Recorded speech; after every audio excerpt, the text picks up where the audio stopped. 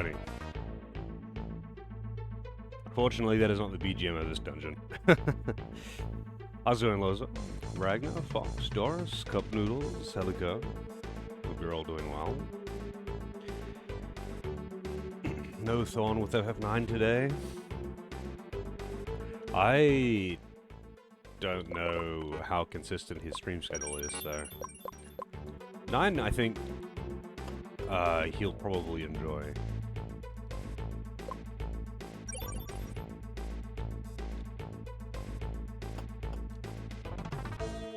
Alright, now I totally forgot what I was doing.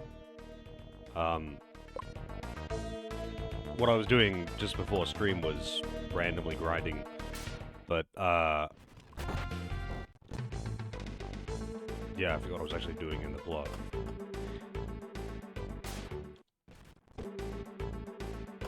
So let's see. I think this is just the closest nearby area that I could reach to grind in. But this is probably where I'm supposed to be. Who knows? I don't know, man. Oh, we got a teleportation maze and loot. Cactuar is the worst enemy in FF15? I don't know. I don't even remember Cactuar was in FF15.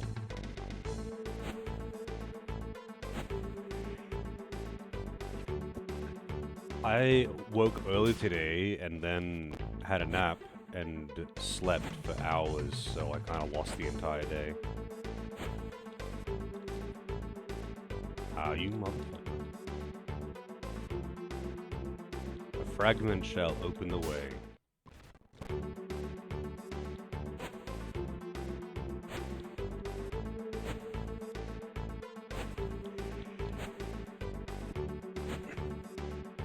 Yeah, that's why naps are traps.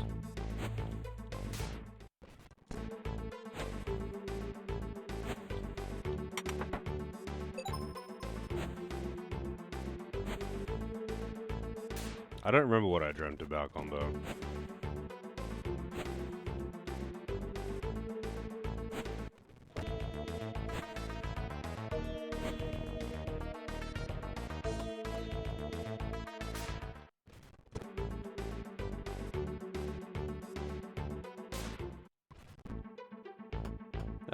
Sure I didn't need any extra sleep, considering how much I've been oversleeping lately. I don't think I needed any extra sleep.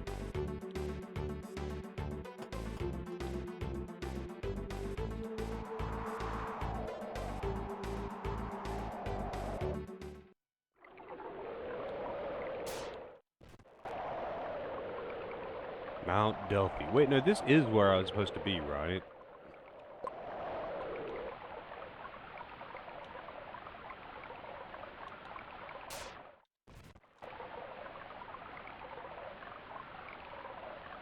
I think I just saved where I did because it was a reasonable enough place to save. Actually, no, that's right. I was leaving the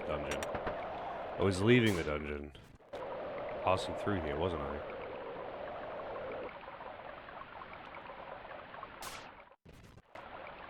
I don't even remember what I'm looking for. Goddamn. I'm in danger. I got a fake chest, and I also got a raid. Kai with the raid. How's it going, Kai? It's going dip. Welcome in, raiders. How's the SMW? Did you start on a new hack or something?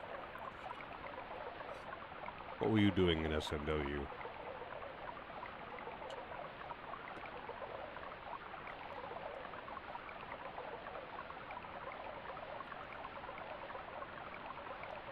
SMW is the best. I really like watching people do SMW hacks. Doing SMW multi-world. Oh, I see. Yeah, I gotta try out that, whatever that multi-game rando thing is called. I gotta try it out. I want to try it, with Dark Souls 3. Because I know it's supported by it.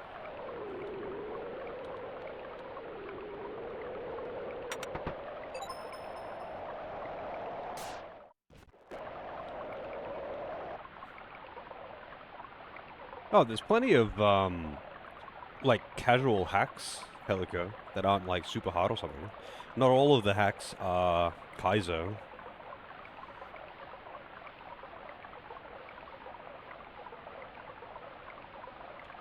You had a Dark Souls player, nice. Wait, who was playing Dark Souls?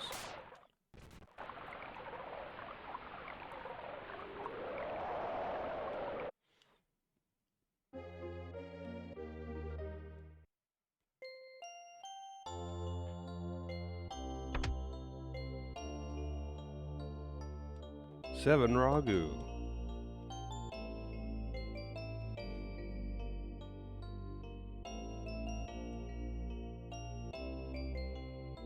Yeah, sure, why not? Okay, maybe I just entered that dungeon. Because I don't remember doing that teleportation maze last night. That whole thing, it just looked all unfamiliar. So, where is my Rudra? There it is.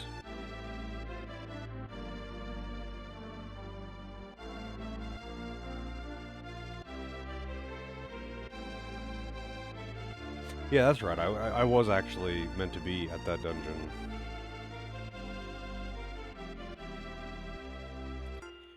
A Link to the Past and Kingdom Hearts 2 Multi-World. A Link to the Past is a pretty entertaining rando to watch.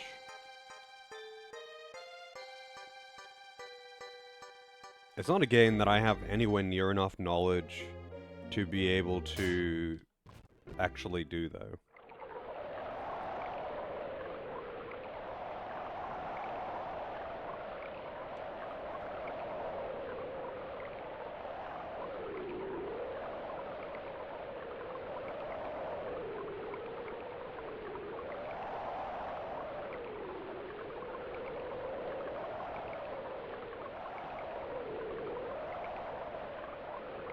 Yeah, I was curious how they would handle it for like Souls integration, right? Because Dark Souls doesn't need very many key items, and you can shuffle around the bosses all you like. It doesn't really make any difference. Like, obviously some bosses are going to be hard in certain areas, but yeah, it doesn't really matter that much, right?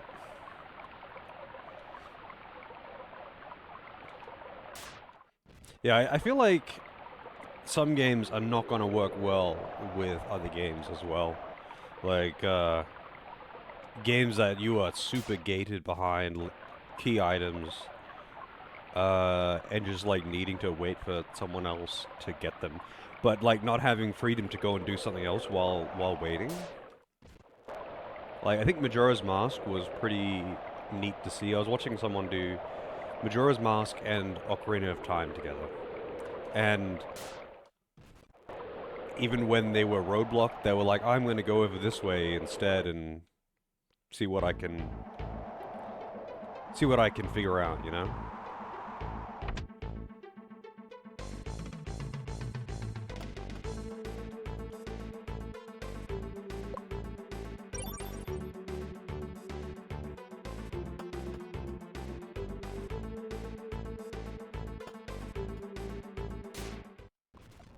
I definitely think that there would be a lot of kinks that need to be worked out with it as well, though. But some games I feel just won't work very well together.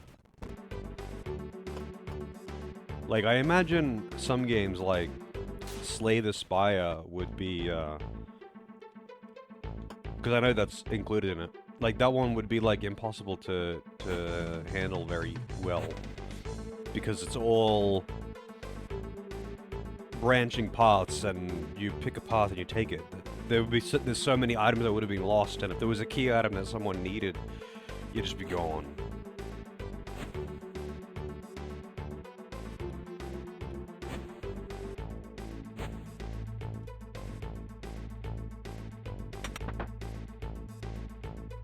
Light sword.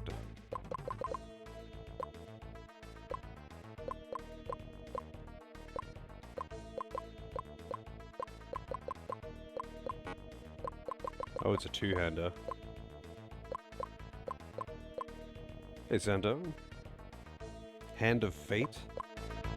Why does that game sound familiar?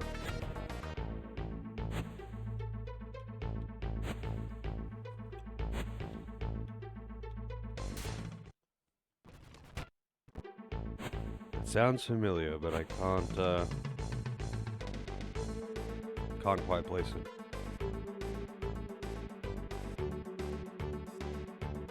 Okay.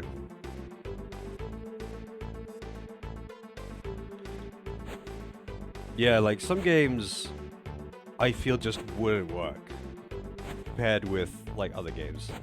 I mean, but then some of them would work really well together. But the thing is, I think the whole like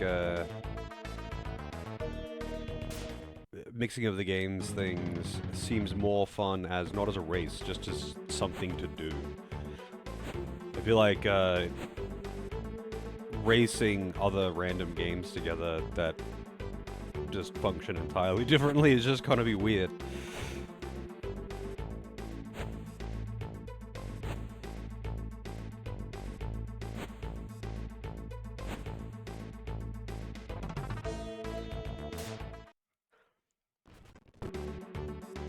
Fragment shall open the way. Inserted the Sora Stone. Wow. I was here before. I get the feeling I'm probably gonna have to fight this guy.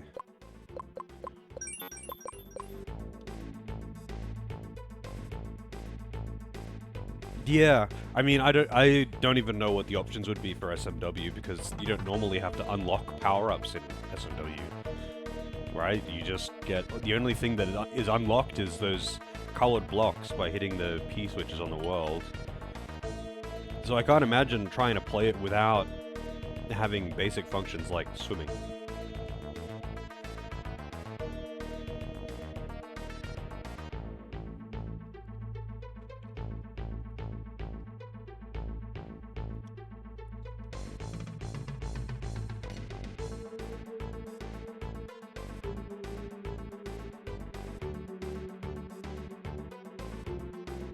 Let's see, Hand of Fate. Action role-playing roguelike deck-building game. Action role-playing roguelike deck-building game. That's quite a combination.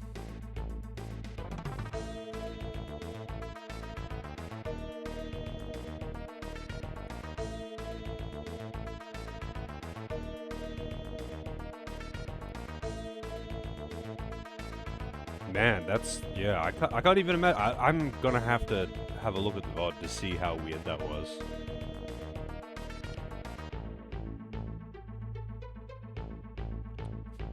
That seems so weird.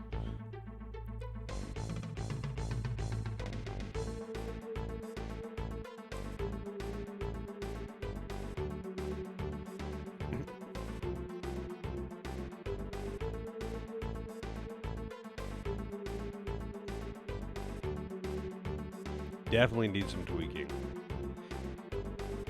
Yeah, I imagine like certain games would have had way more testing and tweaking in this than others, right?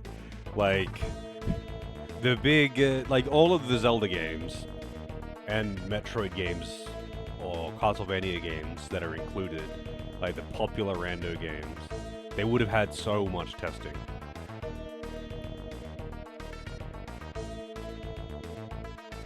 But all these other ones, I don't think they would have had a lot of testing. There's a lot of games in the list. Like, when I was introduced to the, when I was introduced to Archipelago, or whatever it's called, the multi-world rando thing, I was like, wow, that's actually a lot of fucking games that are included in this. This is way bigger of a project than I realized.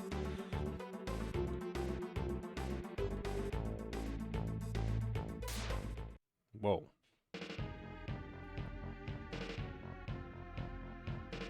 He is weak against water, and he's got Dongman vibes going on. He has definitely got the same kind of creepy grin.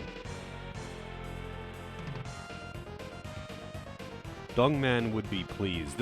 If he was a lizard man, this is what he would look like.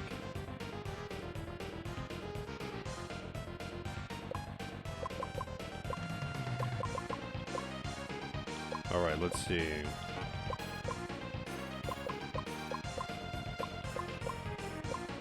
water.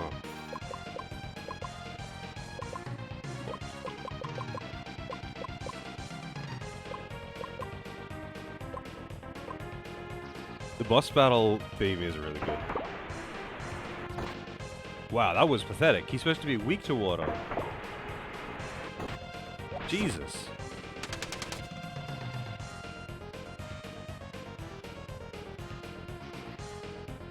Wait, did I misread the thing? Let me check this again. Yeah, it says he's weak against water. Magic does not work well against this foe. Okay.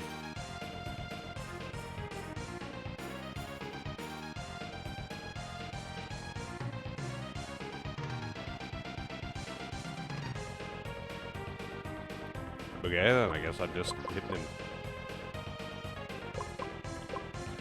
Do I have the strength up? Yeah. I don't know what element the weapons I'm using are. I'm pretty sure the scythe is water.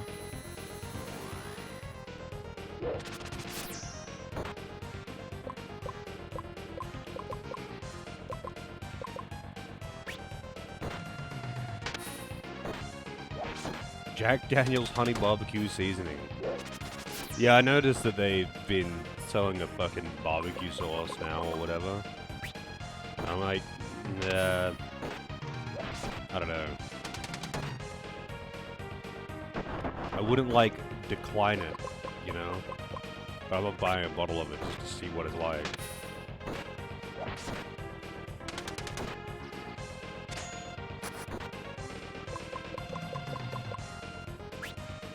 Oh, they're doing a spice as well? Alright. Leave luck? Well, you get some good rest. I know it's, like, late as fuck for you. So, I'm surprised you're still kicking. But, thank you for the raid, and have a good rest. Whoa, shit, I almost dropped my controller.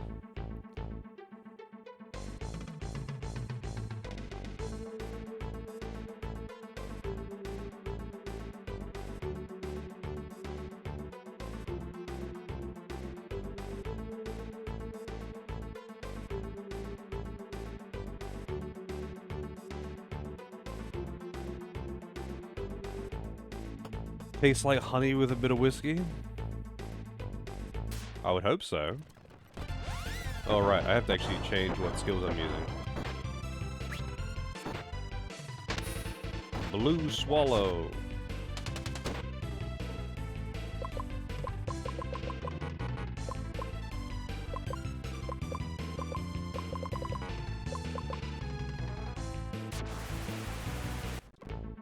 Alright. Serlin. I bet actually. But it's safe too, because I killed a boss. Yeah, I think it'll be a good watch.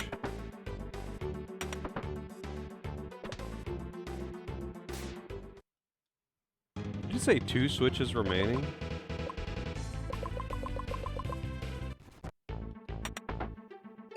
Amrita. What does that do? Recover HP and MP. I see. Elixir. No switches remaining. Oh, I see. I can only walk over a certain amount of them before it will make me leave. There's a save point down there.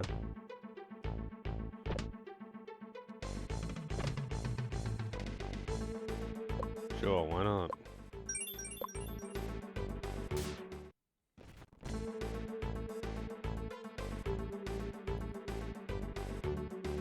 I wonder if he'll use the Moguri mod or just play... Oh no, he won't be able to. He's playing on Switch. Everything he's doing is on Switch. It was like the issue with 8.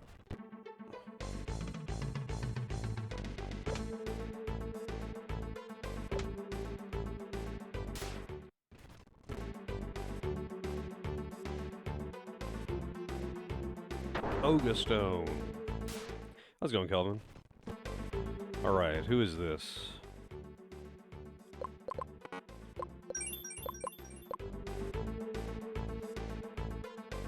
Let's take a look. Scrolling down. This is Gaia, not Gaia. No weaknesses. Who are you?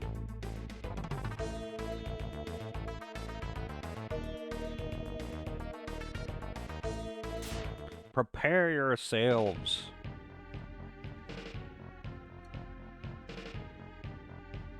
Gaia.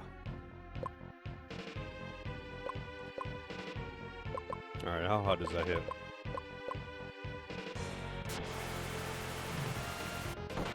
Nothing. Wow. Doesn't resist anything. It's just another boss where I guess I have to use basic attacks. Wow, that hits hard.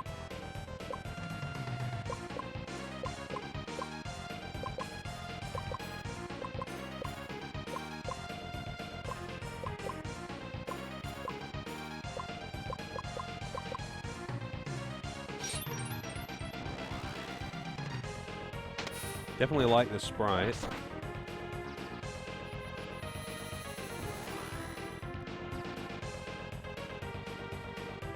Pekihaparu. Wow, I've never seen that one. That hit really hard.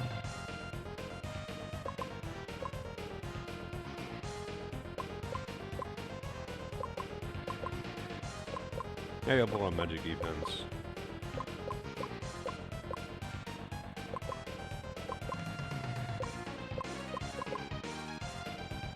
At least this boss doesn't seem to always outspeed me.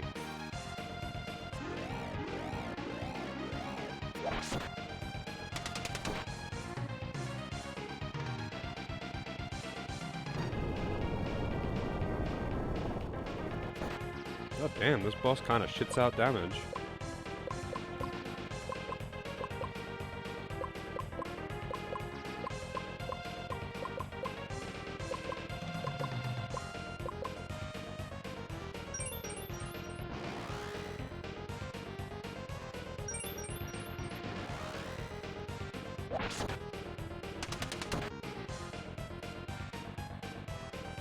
Unades.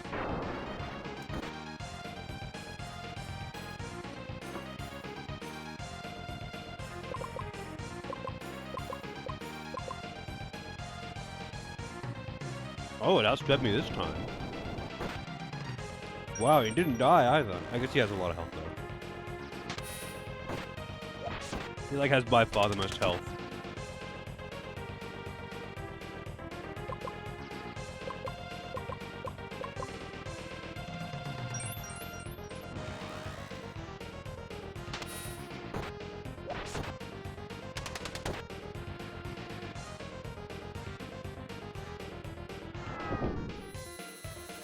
I just like the look of that spell.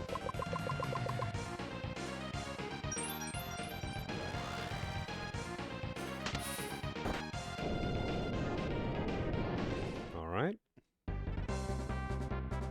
Good amount of experience, no one leveled.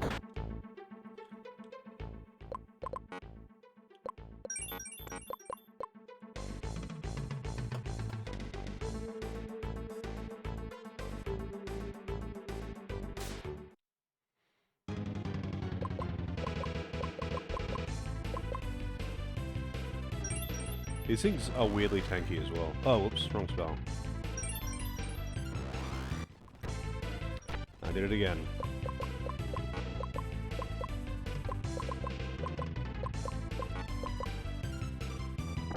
Thorquake! Well, that did not actually do nearly as much damage as I thought it would. Oh, they do take, like, normal magic damage. They just have a lot of health, I guess.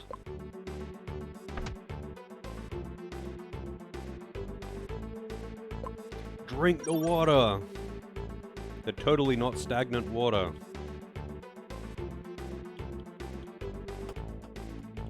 Oops.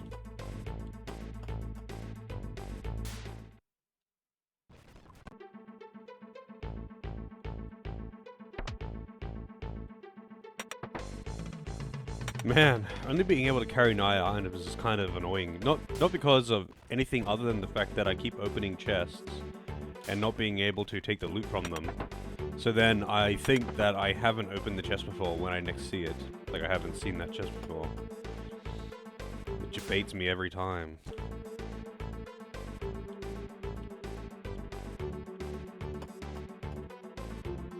Oh, the other side was a save point. Well, I don't need a save point, so...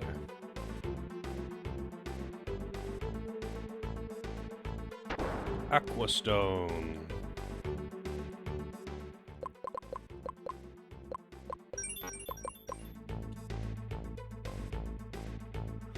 Dampty.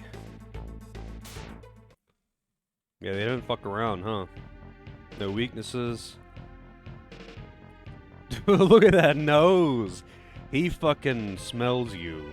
He smells you coming before you even think about coming.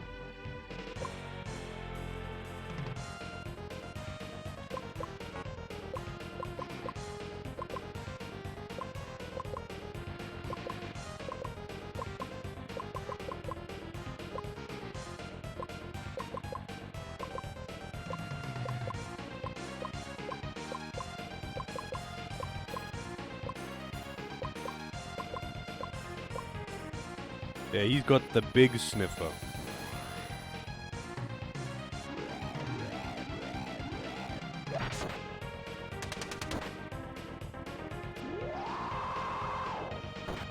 Okay, that hit really fucking hard.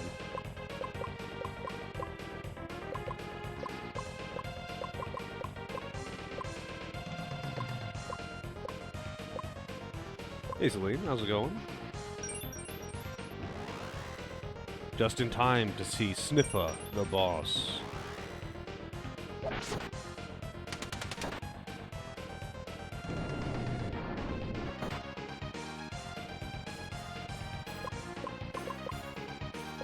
See, I wonder how hard he hits with, I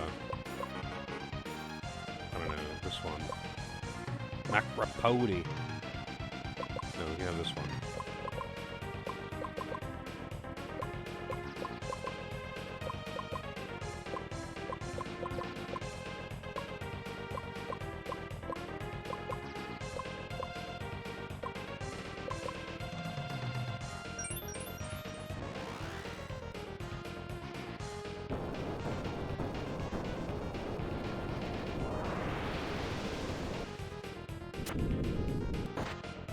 I mean, it's alright, I guess.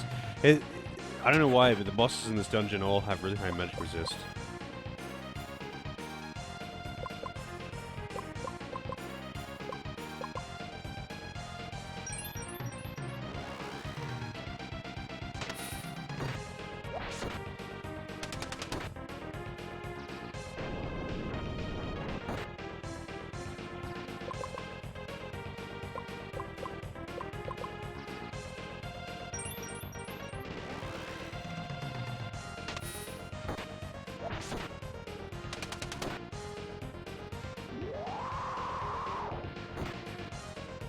Damn, that does so much damage.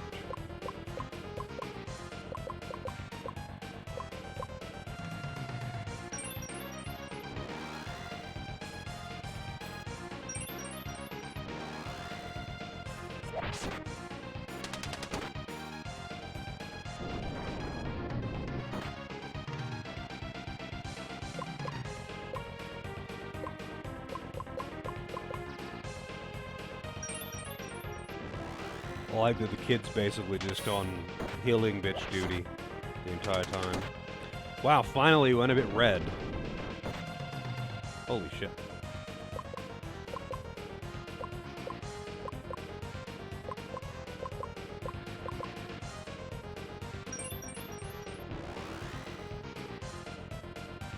Even though he's a competent attacker.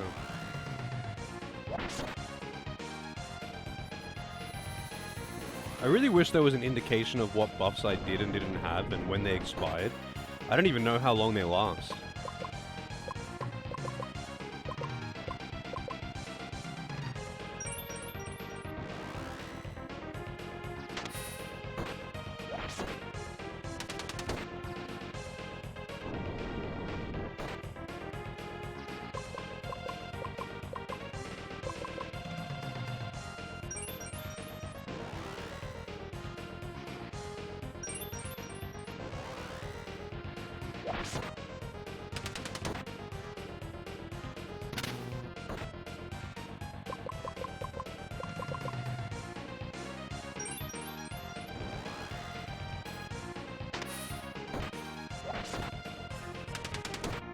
He's got to be close to dying by now.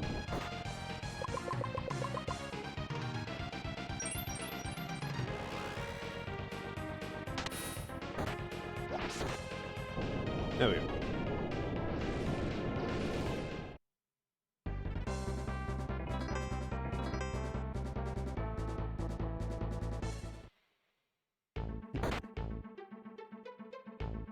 Alright. I know there was a jar not far back, but I don't remember where it was, so...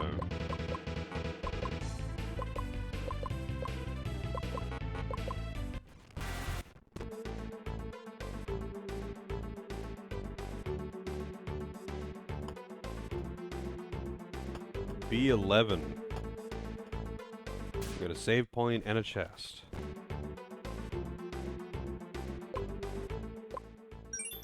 Pretty generous with the save points in this dungeon, not gonna lie.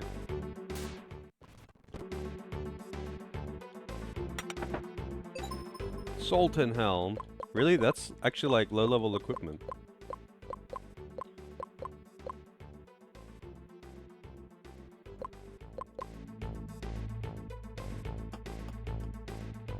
Oh, well, there's the next boss, I guess. A human Rudra. Hang on. There was another path to take back here, and I want to see what's in it.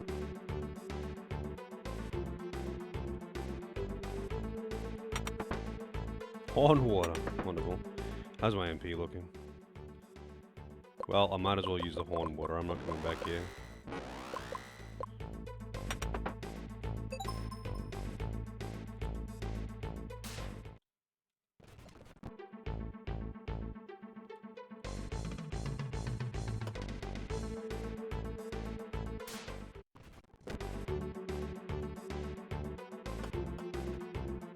Alright.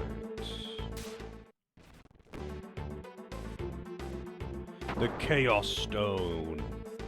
Alright, let's see. Who's this asshole?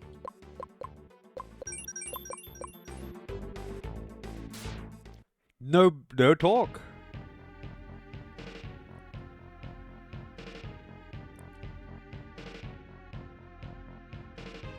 Guess the dialogue was in battle. Sizo.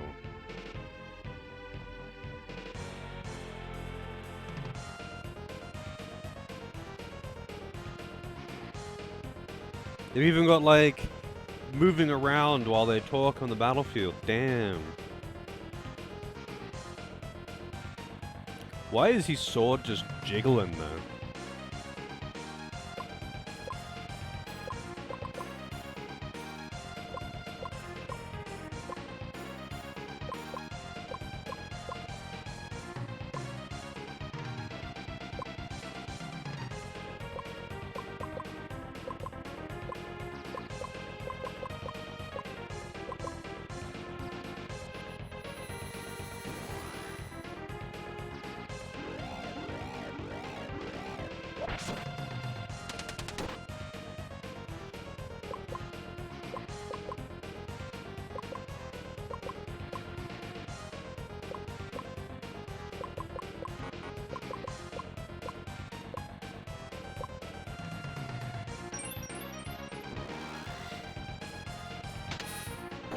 Money on account?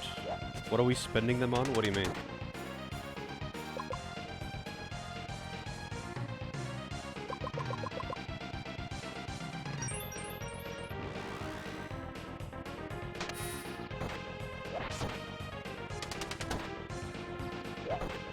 He certainly isn't doing a lot of damage. But then I guess he's probably got like a big fuck-off attack that just hits everyone for 300 damage.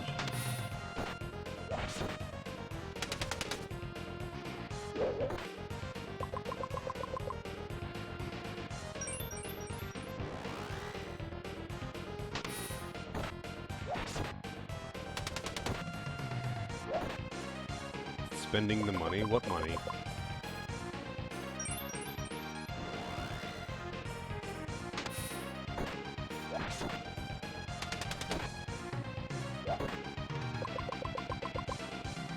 Like, just spending... Like, are you saying that you just got your paycheck and you were deciding what to spend your money on? Like, I assumed you were talking about, like, just something video game related.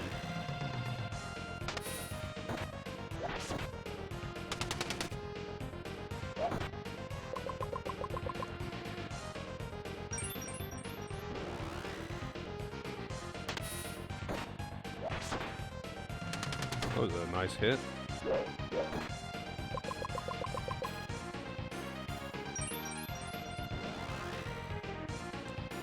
I guess the answer to the question is, what seems like the most useful thing to buy at this moment?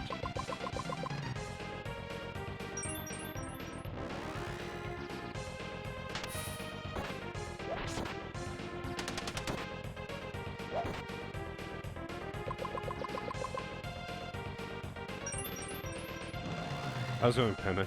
Yeah. It's actually the first thing that came to mind when I noticed that the money was called Ragu.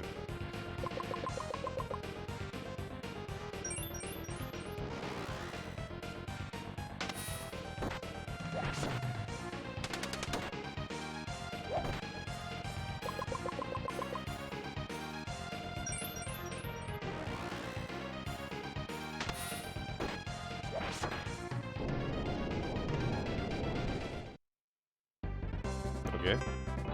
He was quite underwhelming.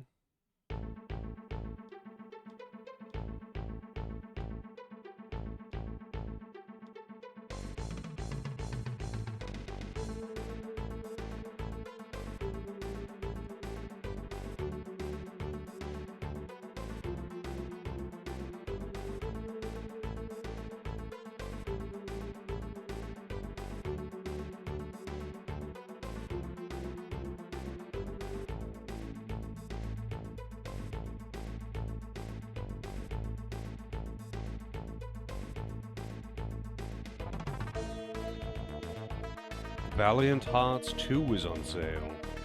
Have you been eyeing that one up?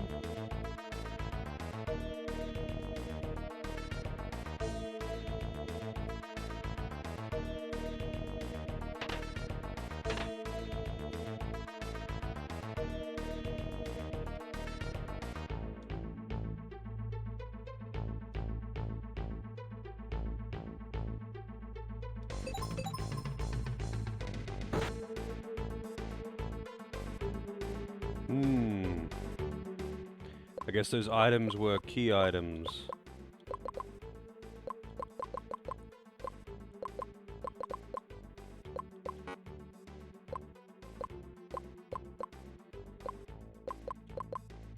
Oh wait, no, let's take the shield off.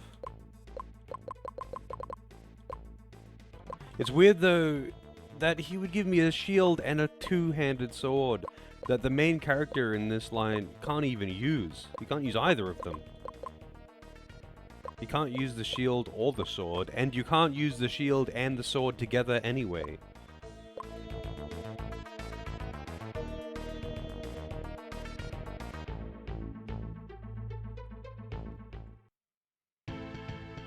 No shit. New location. Oh, probably should,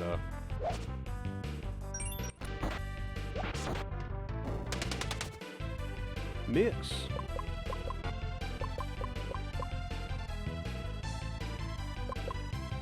Yeah, no, and it's kind of weird how, like, most of the swords in this game, almost all of them, not actually all of them, but most of the swords in this game are two-handed, and you can't use them with shields. There are one-handed swords, and he's using one at the moment, but, like, the main character here can't actually use two-handed swords, or all one-handed swords, actually, and he can't use heavy shields, and the shield in question is a heavy shield.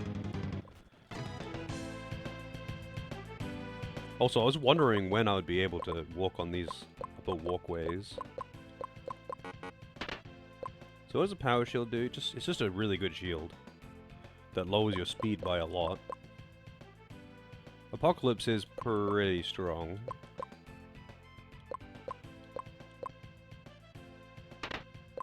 So might as well use it, because it's, you know, it's the plot sword.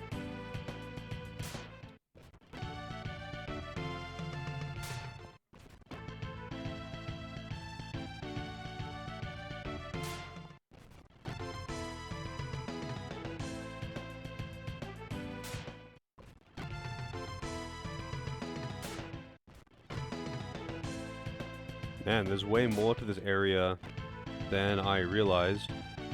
That I guess I will be seeing more of on the other characters.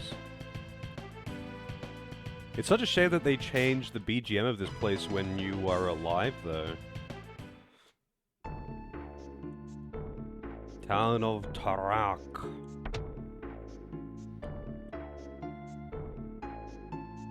$150 Ragu, holy shit.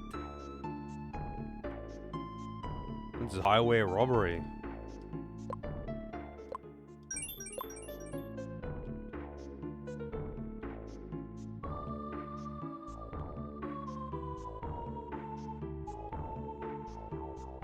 Let's see what the shops here have.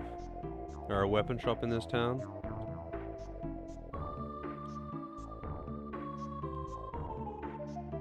Another item shop.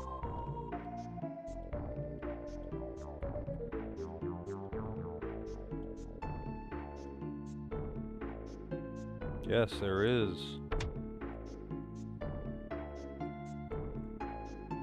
Oh, the money used for the dark blade of a dead god and Tomcat. The cost of inns all over this game is just completely all over the place. Totally fucking random. Like, there is no consistency. It could be like a remote town, it could be a capital city, it could be late in the game, it could be early in the game. You don't know if you're going to be paying 3 gold or 300 gold. And neither of those values are substantial. Like, I've got 108,000. But, like, there is no consistency. It's super weird.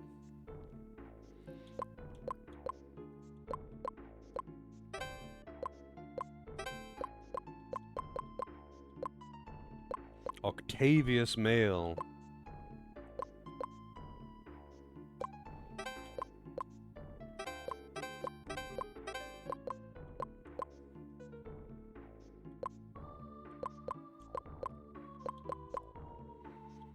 So I don't think I bought any shields. Damn. That is a tiny upgrade. But it's got more resists, I guess. I really wish I could get a hat for him.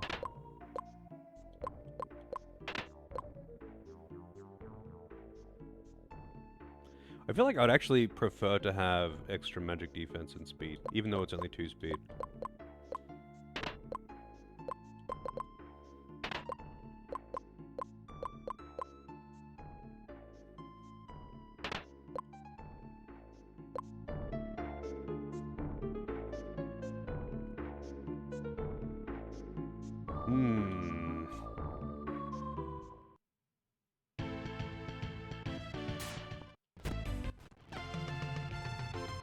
I feel like this is where I'm supposed to go. You have no business here. Be gone! Okay, never mind. That's where I'm going later. Let's go, Heather.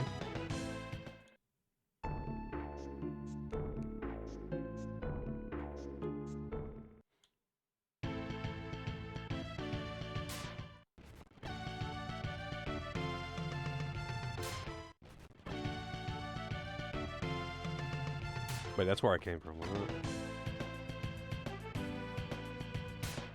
Oh, yeah, there was a teleporter there that's inactive. I came from the south in general.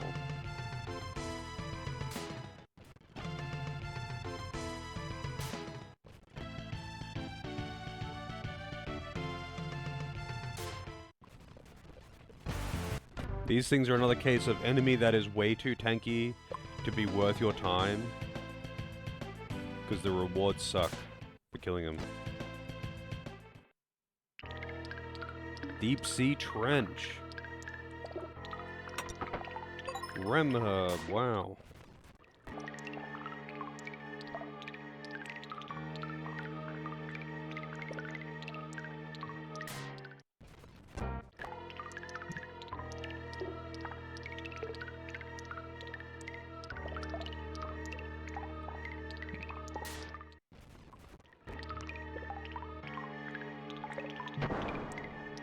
The sound can be heard. Yep, the sound was heard. I could hear that sound.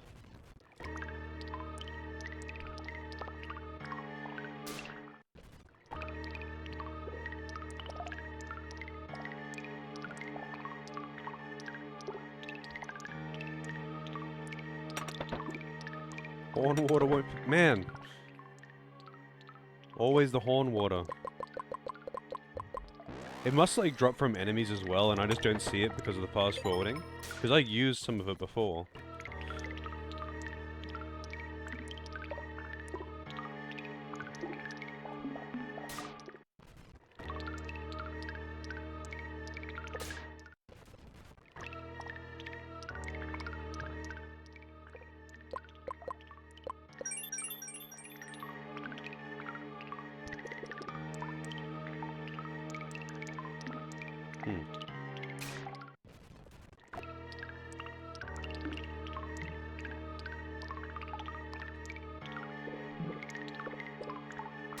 Is there something else that I missed?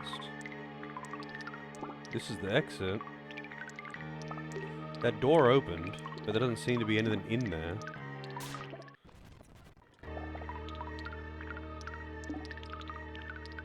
I hit this switch over here.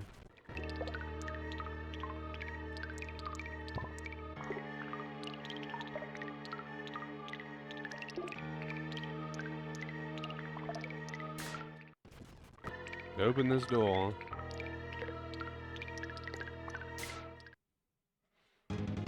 Which seems to just lead to a dead end.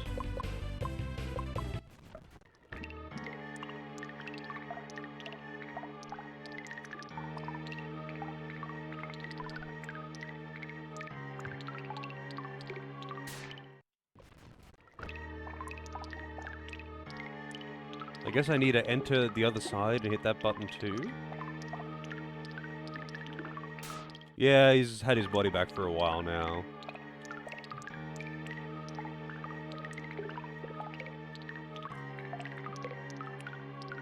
I wonder who the people that, like, he used the bodies of, like, I wonder who they were.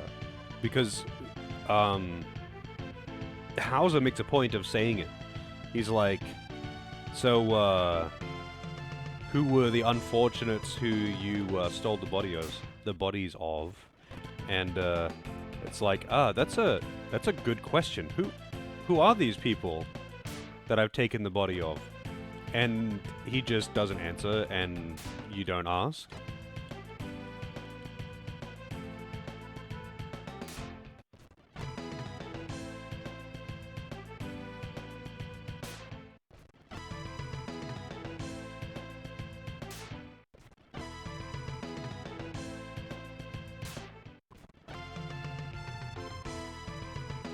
So this is where I originally came in, I think. Yeah, this is back in the ruins. So, like... I'm clearly missing a path somewhere. There must be a path that's, like, in a wall, and I just don't notice that it's a door or something.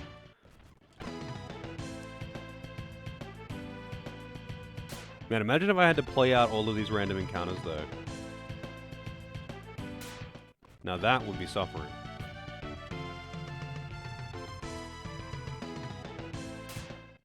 There's just so many of them. It doesn't matter that they're not very quick, like, not very time-consuming. Like, there's just so fucking many of them.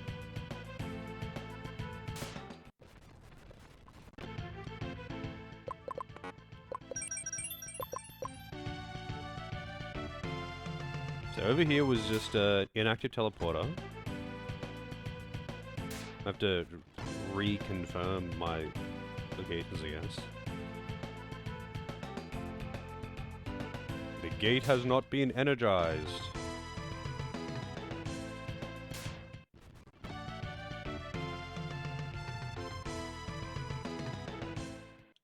Is there anything else that I can do in this town?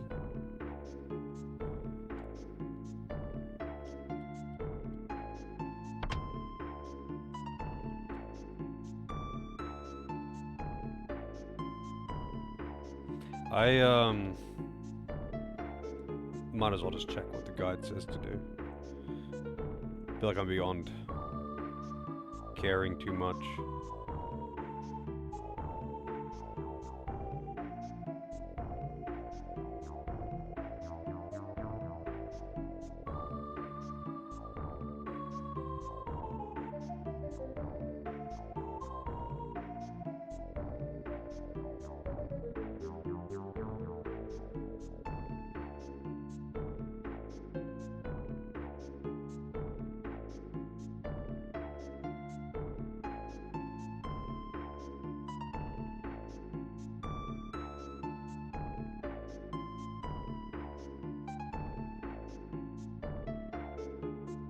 Oh, okay. Gotta go to the bar. There is actually a story trigger in this town. Where the bar is, I don't know. Actually, I think this is it. It's the one that looks... Yeah, looks like a, item shop, but it's not an item shop.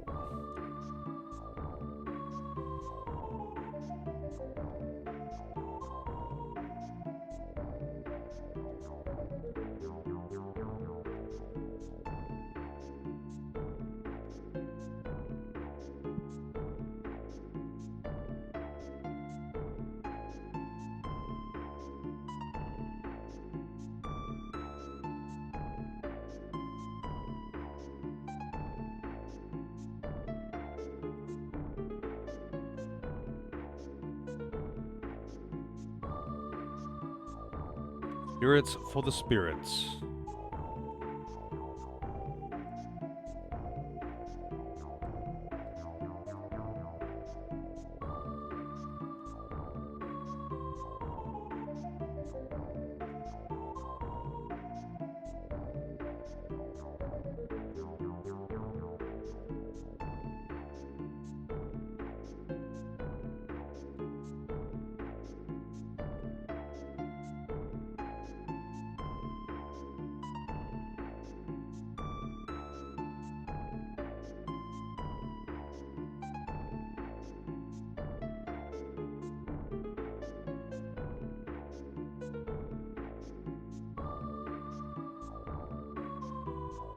Oh shit. Foxy? That's her name? I mustn't have noticed that last time I encountered the party.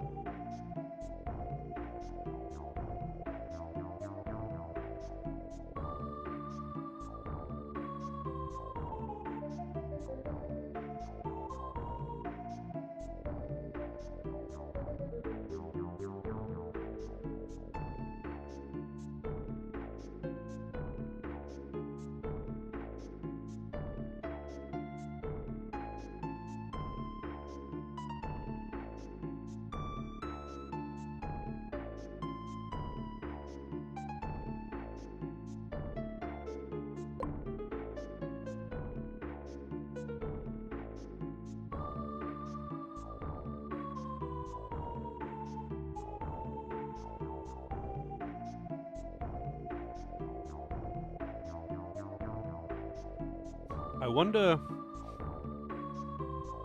like, what, if that matters, if I give them both or not. Everywhere.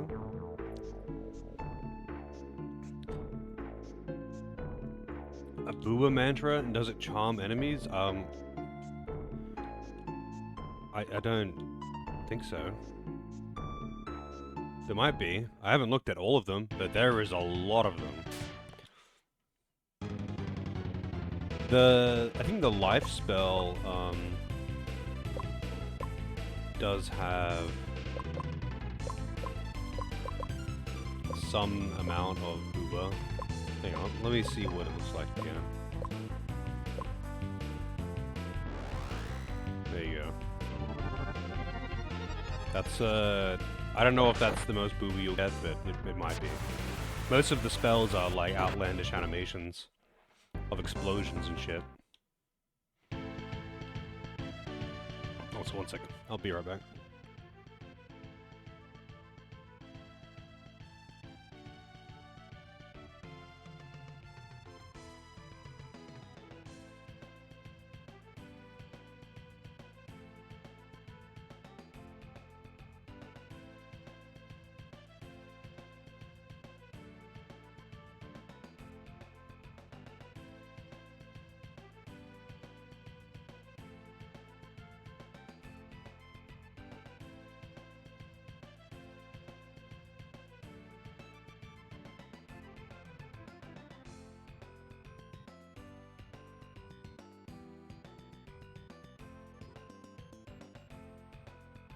Alright.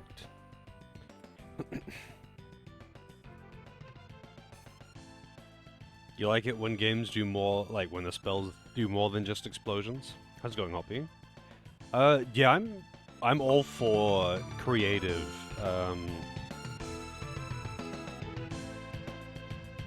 like creative spell animations, but I don't like it when they are just like so abstract that it's just like, okay, that cinematic had nothing to do with what I just did to the enemy. Edvids, hello?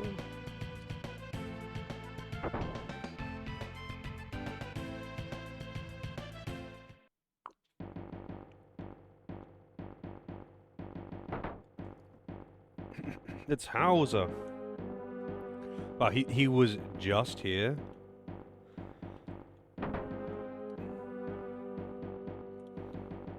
Nope, I can't reach those.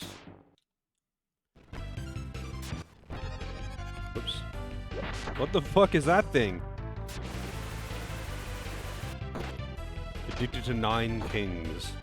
Well, I mean, I don't really see that as a bad thing if you're having fun with the game.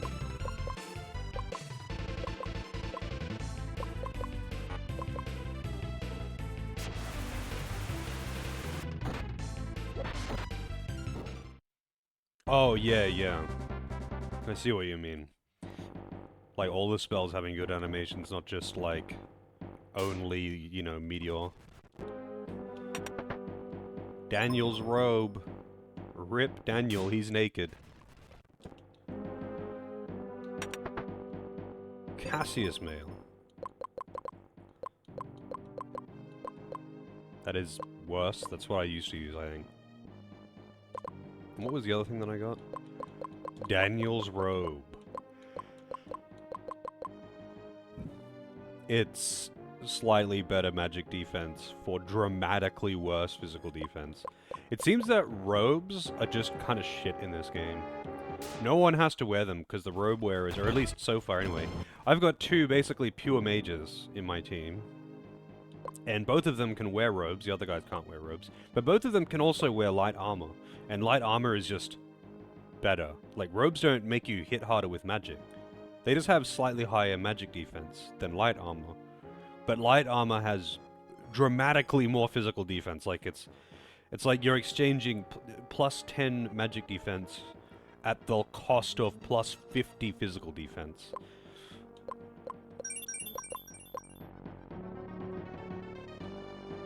Have the characters all joined up? No. I don't think the characters do all join up, actually.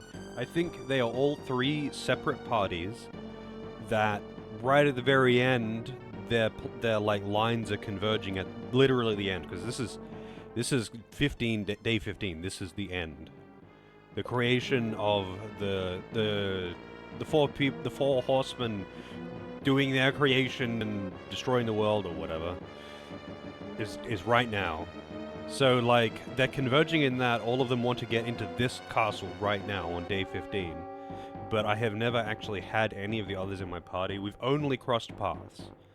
Like, I've crossed paths with the others, but I've never actually interacted with them as party members. I should actually see how much EXP I get.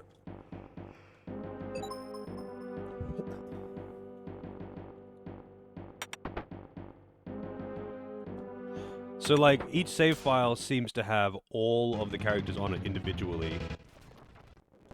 Ooh, that was, closer than it should have been. So I'm assuming that after I beat this, I'm going to be given the choice to go with the other characters. Like, pick the next one.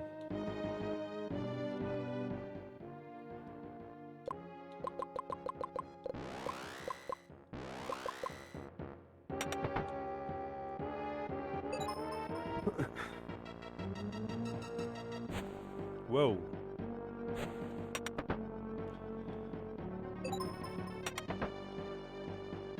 Oh, God damn it, man.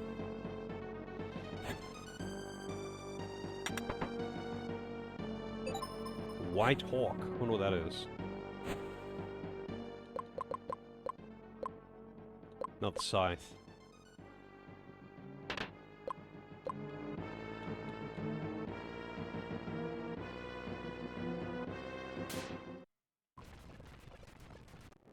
Those guys are not worth fighting.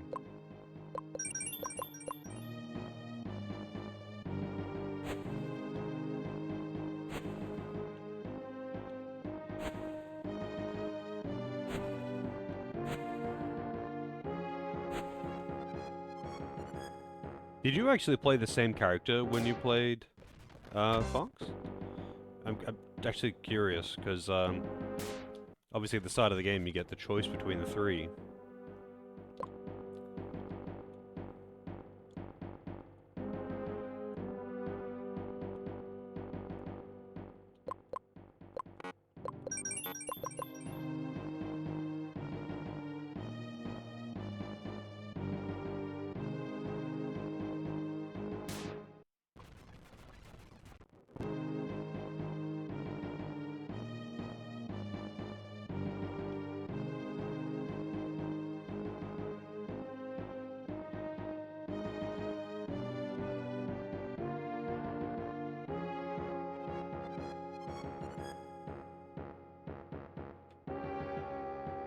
Thousand.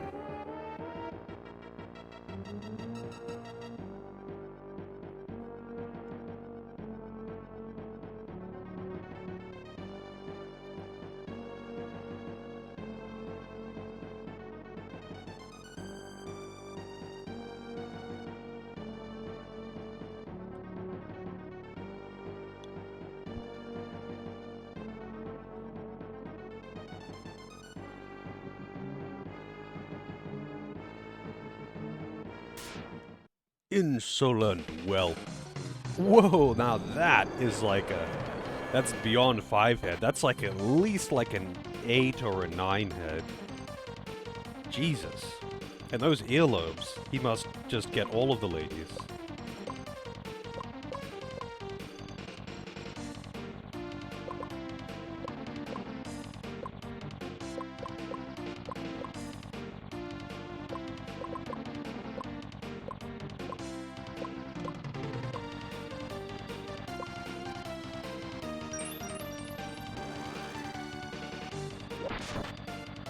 Wow. Apocalypse Blade fucks him up.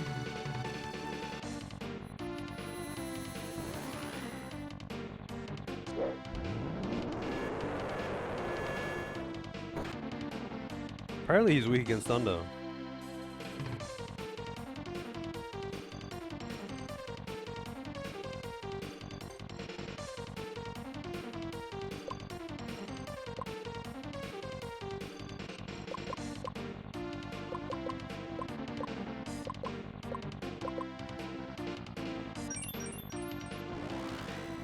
Started Doom Eternal yesterday, getting wrecked. It might take a bit of getting used to the dodge, but you will notice that there's like no enemies that have hit scan weapons.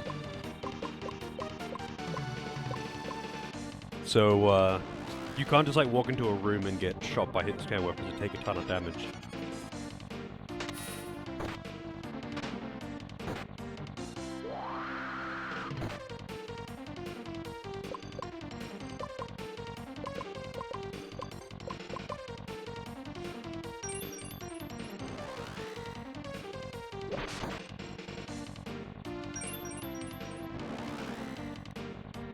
Yeah, just wait till you try the, like the bonus challenge room things.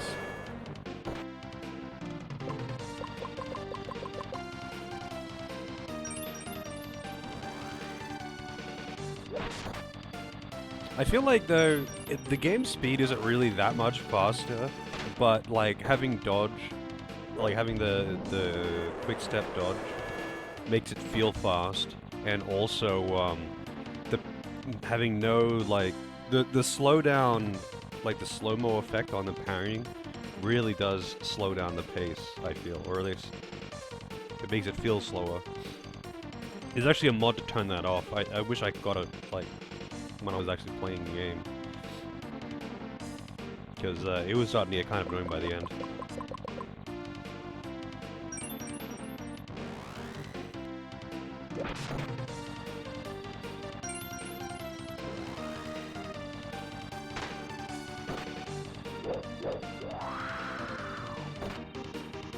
Jesus, That's all the damage.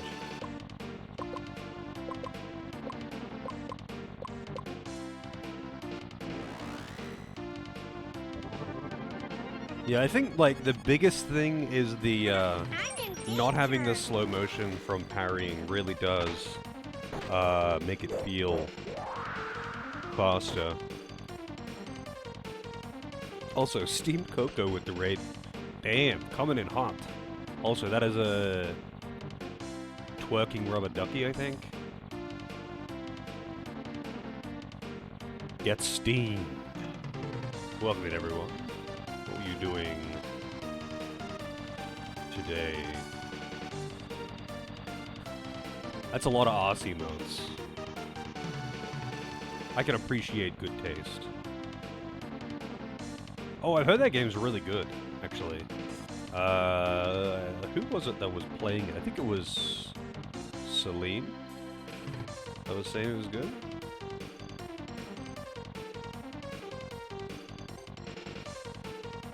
But I have not played that one. I think my brother might have played that one too, and I just never got around to it. I'm not sure. But you've come in at a good time because we're like right at the end of the game. And things are getting... Oh shit, I used it on the wrong guy. You know what? I'm turning turbo off, so I can't accidentally mash like that. Yeah, this game is a bit odd. So it's got like 3 characters. I guess a little explanation. This game is the last SNES game that Squaresoft made, and it's totally different from Final Fantasy in many ways, but like at the start of the game you pick a character to play, and all 3 of the characters like has their own party and story within the world over the course of the 15 days that the story takes place in, and the parties are all kind of working towards a similar objective, it seems, but you don't actually team up with them, you just kind of cross paths with them.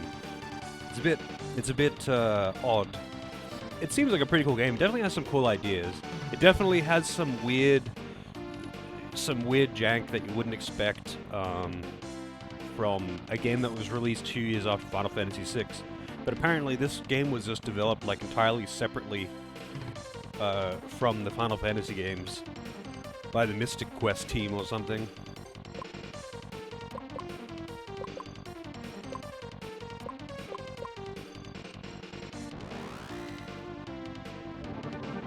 Music has been pretty good too. There's been some really good tracks in this game.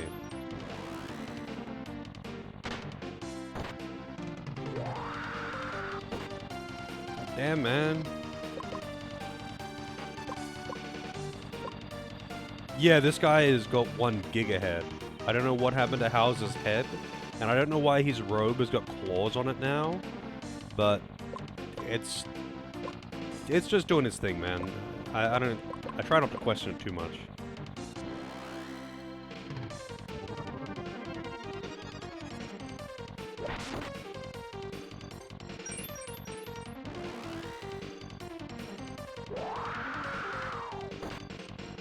The magic system in this game in particular is pretty cool.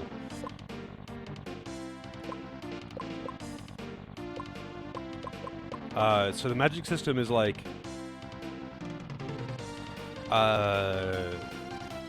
you write your own spells into the books, and depending on how accurately you get the names, you kind of create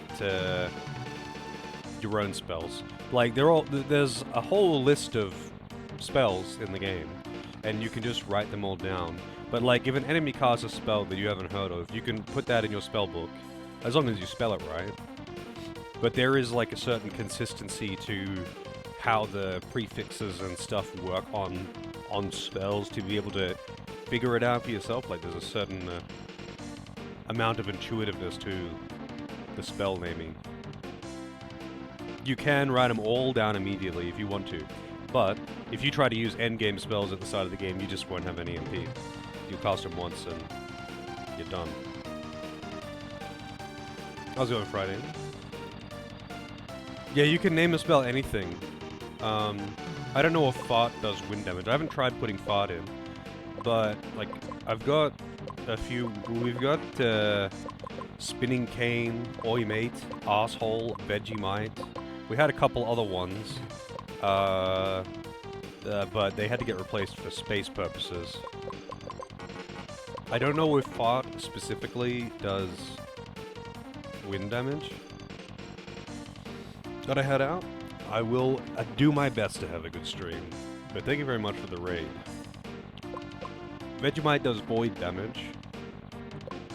Well, Dees does wind damage. That's an actual spell in the game, though. That's not even like a meme. Dees.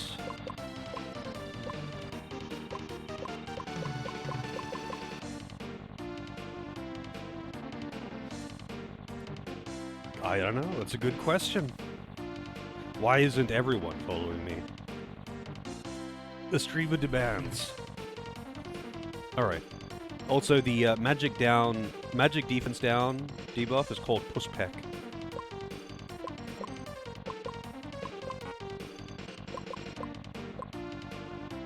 And yes, all of these names in this list, these are actually the real names of the spells. These aren't memes.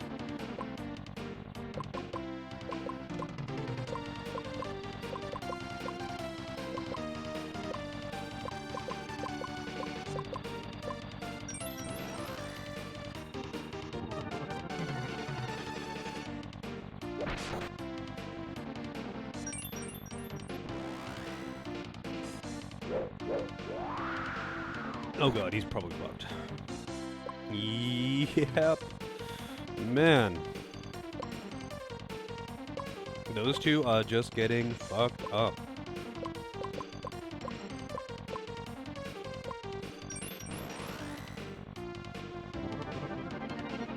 Yeah, it's a cool system. Like, there is, like, when you talk to NPCs around the world, they'll tell you the names of spells, they'll give you hints. Yeah, he just can't survive.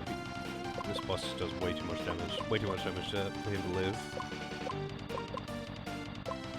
Actually, what is he weak to? Let's see the guide. I think he was weak to wind or something, right? He's weak to thunder.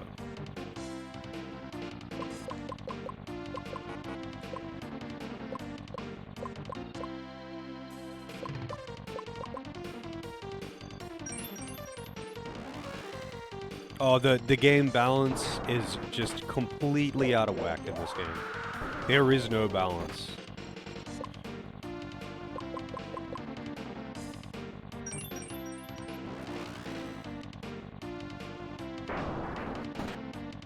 Especially with, like, the last few bosses have all had, like, attacks that will hit for, like, 10 damage, but then they'll also have attacks that hit the whole party for 300 damage. But before that, like, there was none of that up until the last, like, I think 4 bosses now have had that. Before that, bosses were just moderately strong. That was it. But then they just hit this point, like 4 bosses ago. Like, the enemies in the area are all the same, you know, same pacing. But the bosses themselves will just have that one attack, maybe 2 attacks, that hit really fucking hard, and then the rest of it's normal.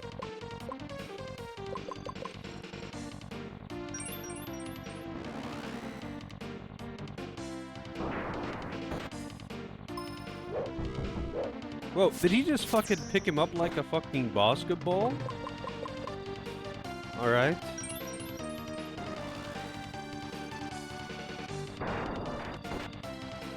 Look like that one dude from Star Wars? Yeah, actually, I don't even know the guy's name, but... Well, actually, no I do, I suppose. But I know who you're talking about.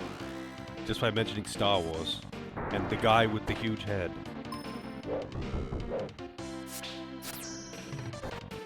He doesn't seem to hit these two actually very hard, so I could very slowly kill him like this.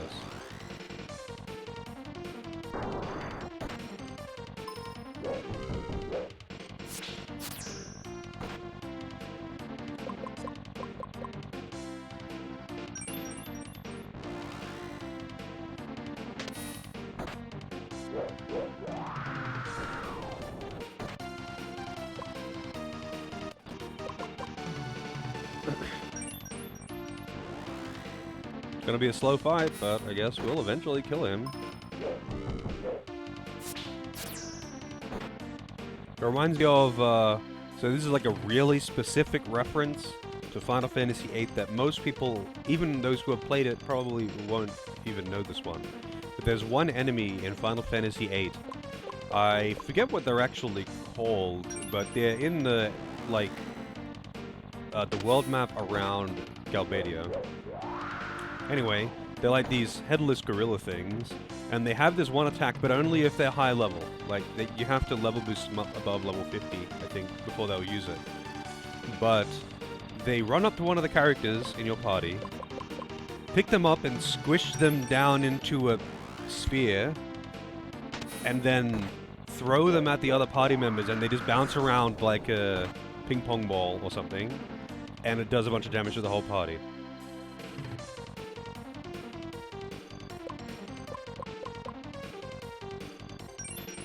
Wendigo? Yeah, I think that's what they're called. You really don't see them very much in the game unless you're specifically trying to farm steel pipes. But usually, if you just have enough steel pipes without having to go and farm them. Yeah, the attack is so dumb.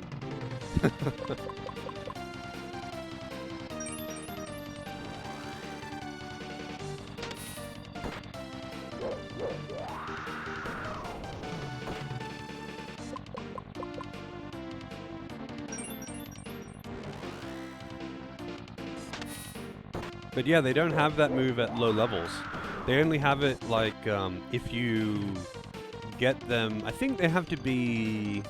I think they're considered a normal enemy, so their brackets are 1 to 30, and 30 to 60, and then 60 to 100. But I think as long as they're over 30, they should have the move, but they might need to be over 60 or whatever.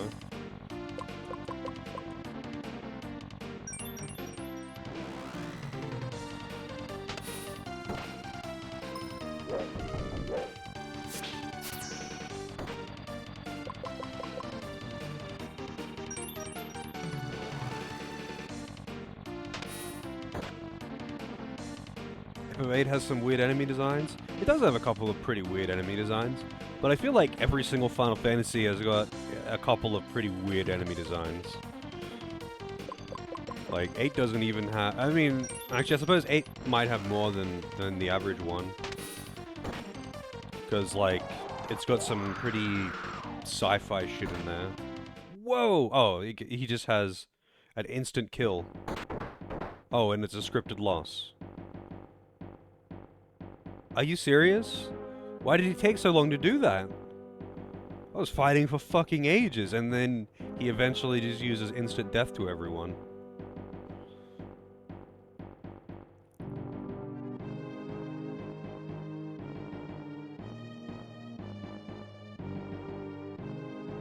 I don't know, I don't think the level scaling really has any impact on the game, to be honest.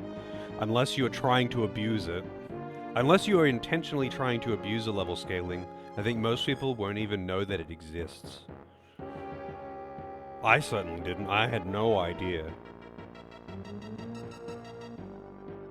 Yeah, it could have been that. It could have been that I did enough damage and that triggered it.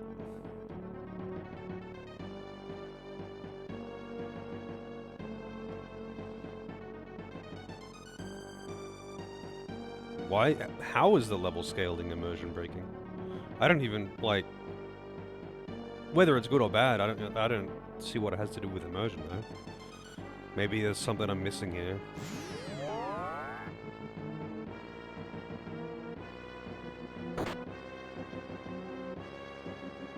Well, body's stolen again.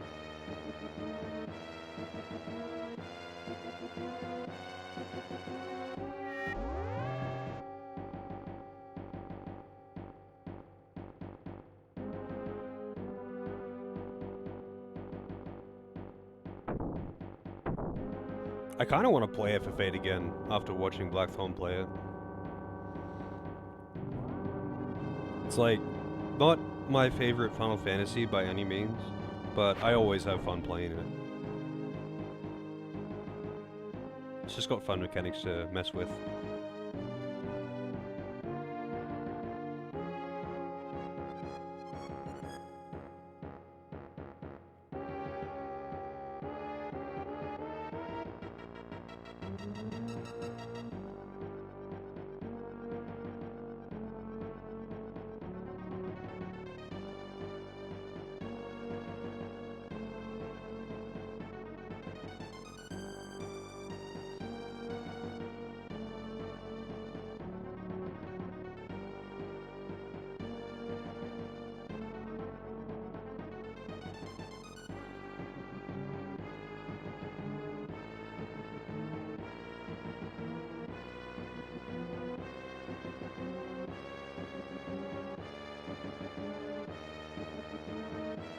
That's like really, really specific of a thing though, Hoppy. Like, you would have to be intentionally going out of your way to like encounter this issue. Like, it's one of those things where like you would have to be grinding excessively and actively not participating in the junction system in any way for that to even be noticeable casually.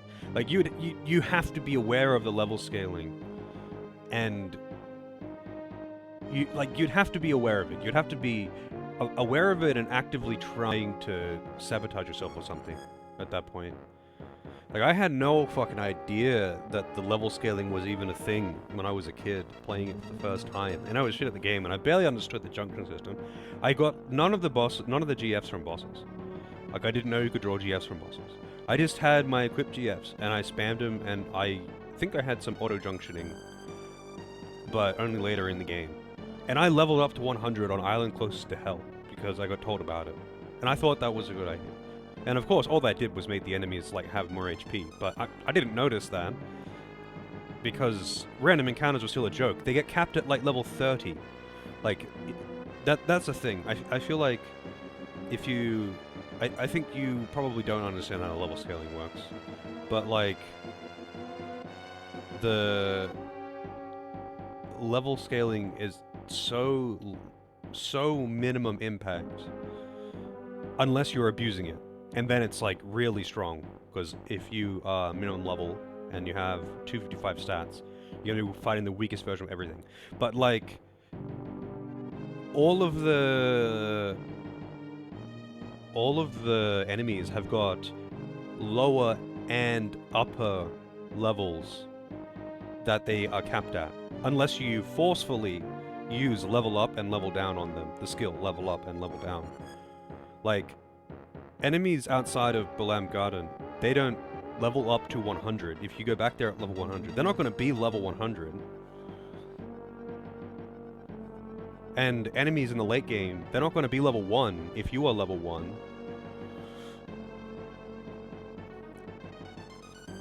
Certain items don't drop anymore if you are too high. Nothing that matters, I guess, unless you really want M-stone pieces. Wait, what were you trying to farm that was gated by that you couldn't just buy in a shop? I'm actually curious. But that's, like, also really, really specific. And nothing important is gated behind low-level enemies.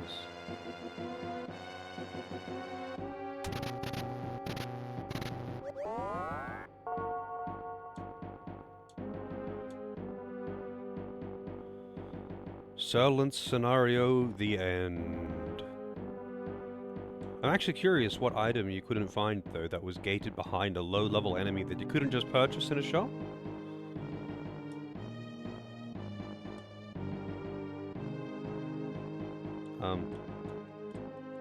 Is it gonna do something? Am I just meant to reset? Okay, no. It just took a really long time.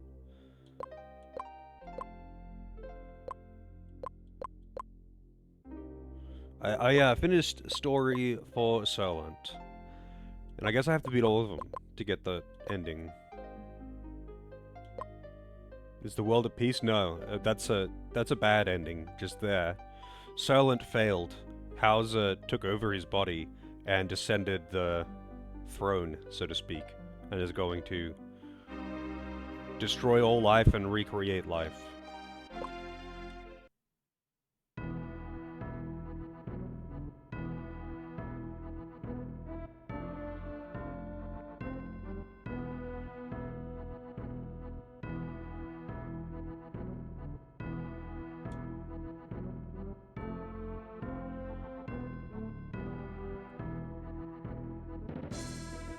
Doug!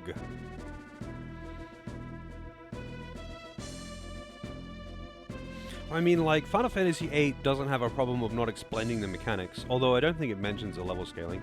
It's more that it info dumps you really hard at the start of the game, where you have no context of how any of it works. They just dump all the info on you, and then they send you out with, you know, 20 mechanics that you've had info dumped on you and just figure out how it works. Not that any of it is really complicated or anything like that, but because they dump it all on you at once, a lot of people just don't actually retain any of that. They go out, they draw like 2 fires from a bite bug and go, wow, this is bad.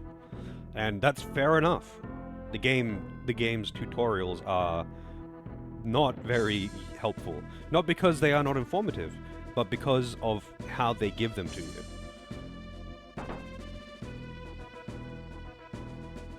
Wait, this is the 2 guys that you take the body of as Serlin.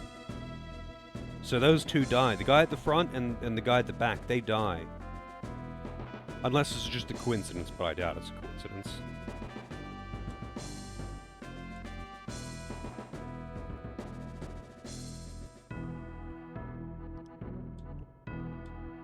Rostam and a cultist.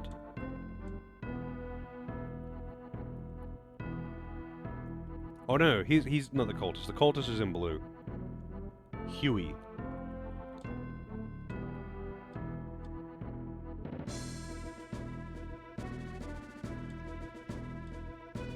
So both of them die, and Foxy doesn't. So I'm assuming that that cultist fucks him up or something. Yeah, I feel like 12 eases you into the gambits fairly well. You don't actually use them for a while, like at all. You don't have access to them for a while. And you have to manually control so you know how the combat works for at least an hour or so. And then it introduces you to simple gambits. And then you get control of your full party with your own control over the gambits. Like, they ease you into it pretty hard. And, I can imagine why, really. Okay, so I do not have the items. I don't have the mantras of the other characters. And I don't have the items of the other characters. Good to know, I suppose. So, I wonder about chests, though. Do the chests that I opened on Serlant, do they stay opened on other characters? Because it's all in the same file.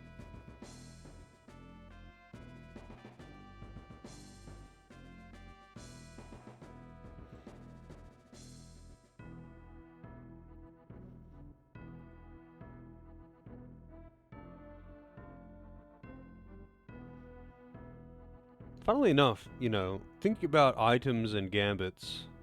items and junctions and crafting and whatnot in FF8. I think the only time in any of my playthroughs that I ever had to level an enemy up or down for items was Adamantoises, leveling them up. Because you could get the adamantite item from them. Just regardless. But you, would get more of it if you leveled them up to 100 and then killed them. Or mugged them or whatever.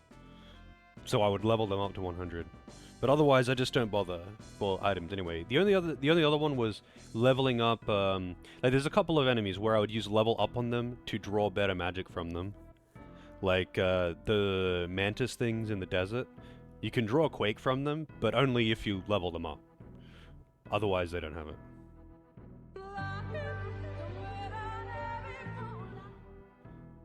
Text for yesterday. Celine with the resub, thank you very much. Tax for yesterday. What tax? I didn't know I was taking tax. I mean, I've always taken tax. Everyone should be paying tax.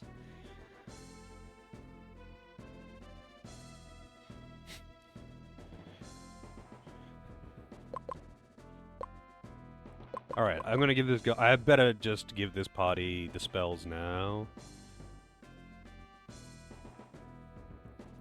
I can try fart. Actually, let's see. Oh wait, I can't. Oh wait, that's the wrong menu. That's why. All right, so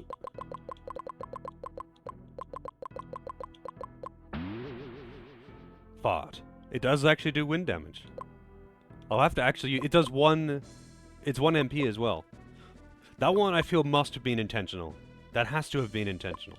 If it's a 1 MP spell, and it does wind damage, I'm gonna have to see the animation.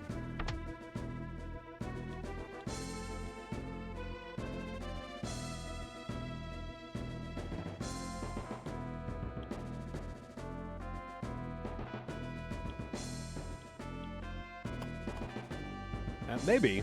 I know, like, I got stuck in a few places in FF8 when I was a kid. It took me forever to find the White Seed ship.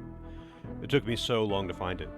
I just was looking for it for ages and then just gave up and came back to the game like a week later or something. And eventually found it somehow.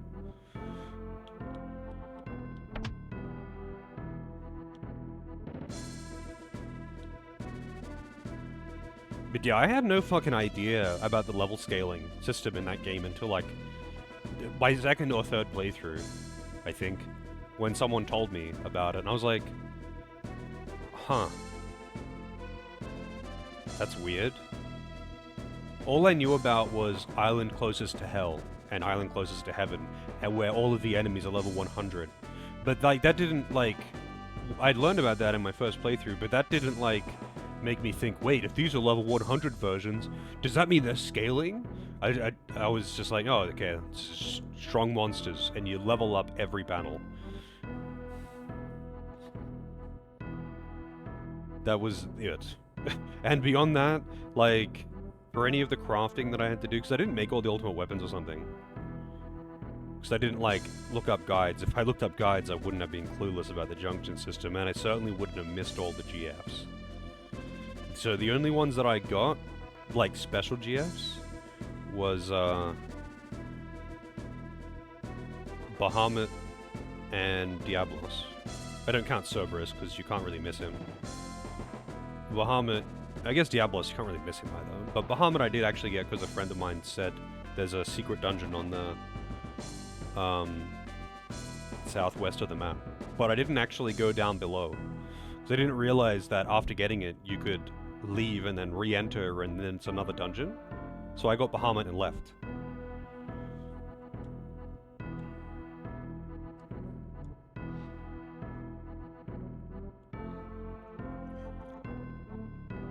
You know what's funny though? The amount that you draw from enemies and from draw points is based on your magic stat versus the spell in question.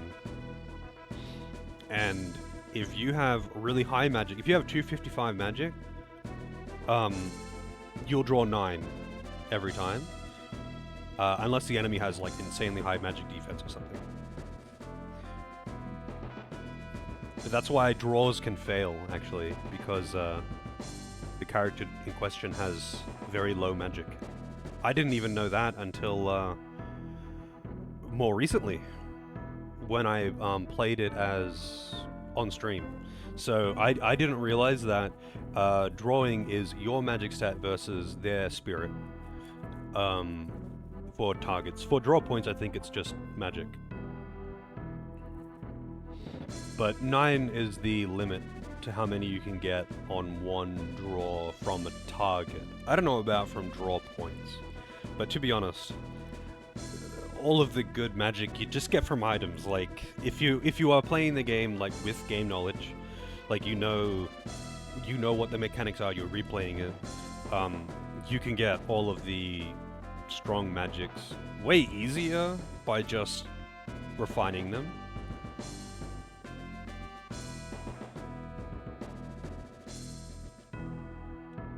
Like, all I do is make a setup for 3 characters and that's it. Switch them around. Switch them between characters, that's all. Once it's set up once, it's done.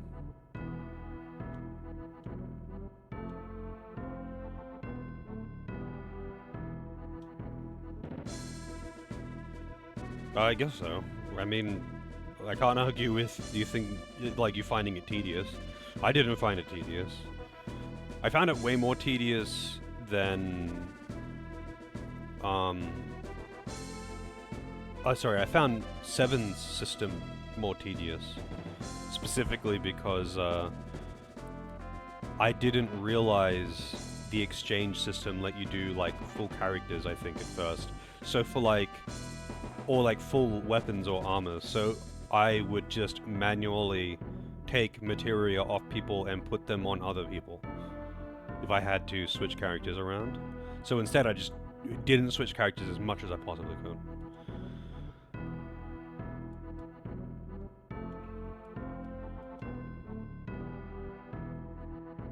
Yeah, Trails in the Sky definitely had some kind of tedious management, but that was also, like, in all of these cases, I feel like that, for me personally, the tedious level is pretty low. It's more the limitations that bother me than, like, how long it takes me to do the menu. Because it's not like you're constantly changing characters in any of these games.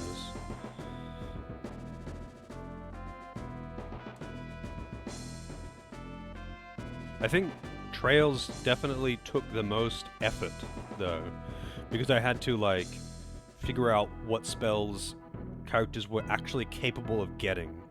That was a thing.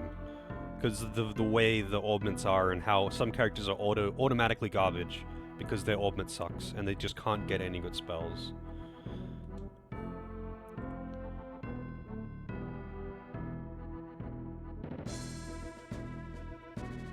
Digimon World 3, honestly, other than the gym in Digimon World 3, I don't really remember the nuances of the mechanics. I kind of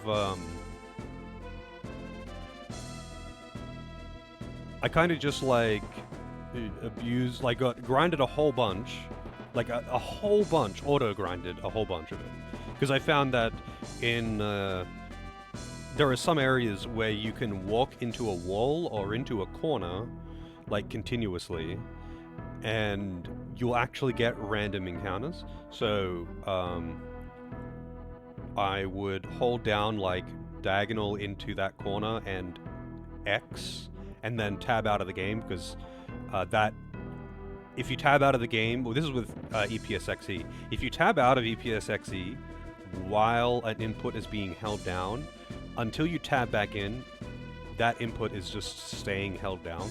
So I would just set it to walk into a corner at turbo speed, doing basic attacks, and then went AFK for like an hour.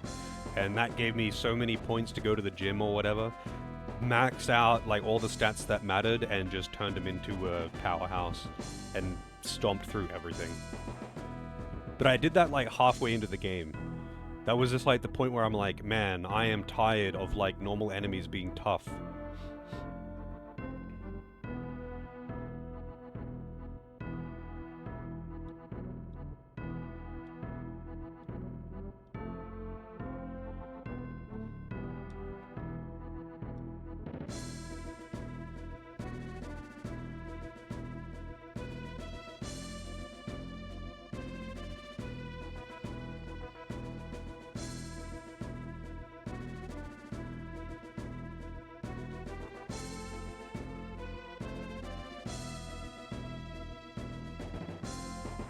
Honestly, I have no idea which Digimon are good and bad in Digimon World 3.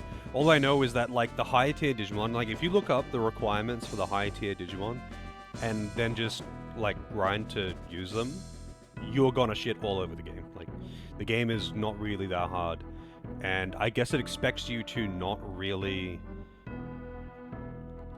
like, figure out how to get the best Digimon. So the game is kind of balanced around pretty mid-tier or low-tier. And if you actually get a good one, if you take the time to get a good one, or follow a guide to know what stats to raise, you will probably just shit all over that game. It ain't easy. It ain't easy to get OP. Sorry, it ain't hard, and it ain't hard to get OP. I don't know why I said easy.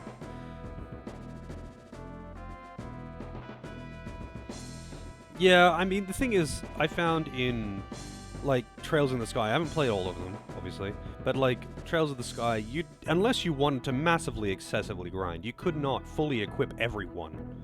And you didn't use everyone either. And most of the time, some characters are just going to be behind and whatever. But, like, unless you wanted to grind a lot, you are not fully equipping everyone. You do not get nearly enough of the gems or whatever to, like, buy all the good spells. And you just don't get enough of the good augment things, or whatever they're called. Like the Baterias. You just don't get enough of them. Because some of them, like, you'll only get one of or whatever, I think. But the good ones are really expensive. I feel like, yeah, I kind of agree with that. I feel like the end game should be balanced around high, mid, or high. Not max, just not like actually min-maxing it to the extreme.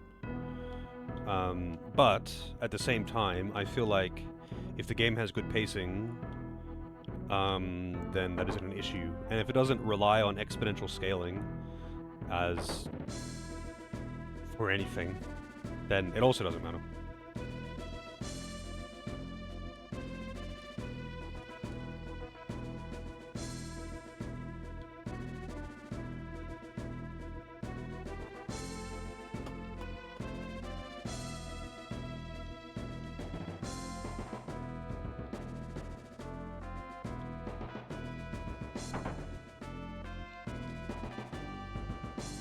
I forget where they said they were going, so I'm walking around randomly until I find him. I was not paying attention.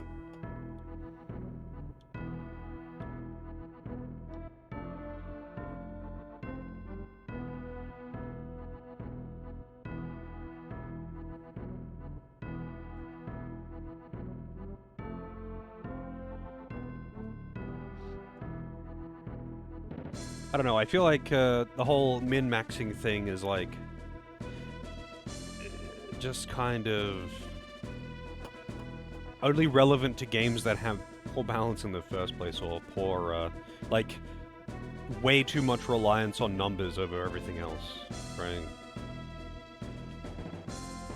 And if the, like, Final Fantasy X is really bad for this. How, like, you know, you start the game hitting for 100 damage, and you end the game hitting for 100,000 damage multiple times in one action. And there's just big jumps in power, and the main story, the gap between the main story and anything post-game is massive. It's a fucking canyon, and it's just the only way to handle it is to grind. Like, that's it. Granted, there are OP ways to grind if you have the knowledge, but it's just so weird to me. Games that start at 1 and end at 100,000 tend to have pretty fucky balance. Yeah, but Penance is also a terribly designed boss fight.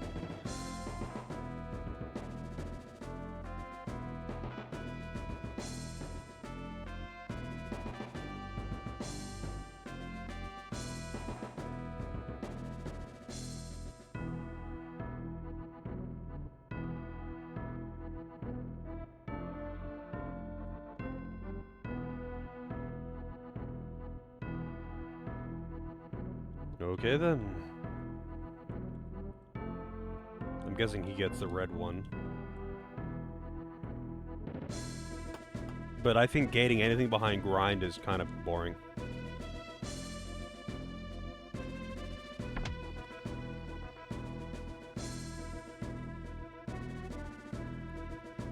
I don't want to go to the cell.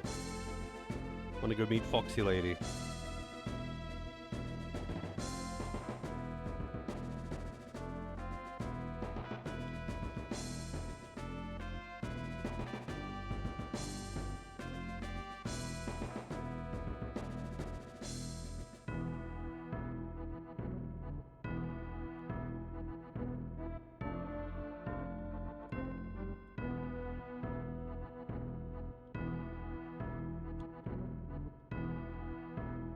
I mean, some people just like to grind, and that's why there are grinding simulator games.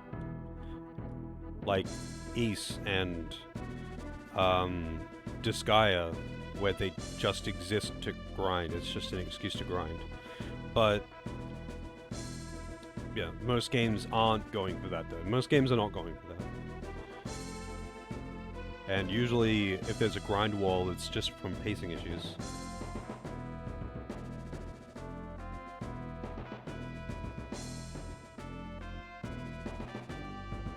In East Origin, I had to stop and grind before, I think, only 2 or 3 bosses in all my playthroughs. But, like, if you are slightly underleveled, you will do literally 1 damage. Yeah, in the old ones. I haven't played the modern East games.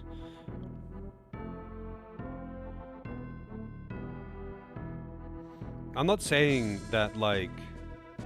I'm not saying that it's mandatory gameplay. I'm saying, like, the grind wall is unnecessary for post-game in that game. Like, they could have just scaled the post-game in Final Fantasy X to be slightly more powerful or about as powerful as the end game, but instead they just put, like, a massive gap between them and just said that if you want to do this stuff, you have to grind a bunch. And that's whatever, obviously, some people like that. But, like, usually games that aren't, like, intentionally just grindy, like Disgaea, they don't usually do that, right? Final Fantasy certainly doesn't usually do that. Like, level is a big factor in damage calculation, at least in the old East games. I have only played old ones. I haven't played the new ones.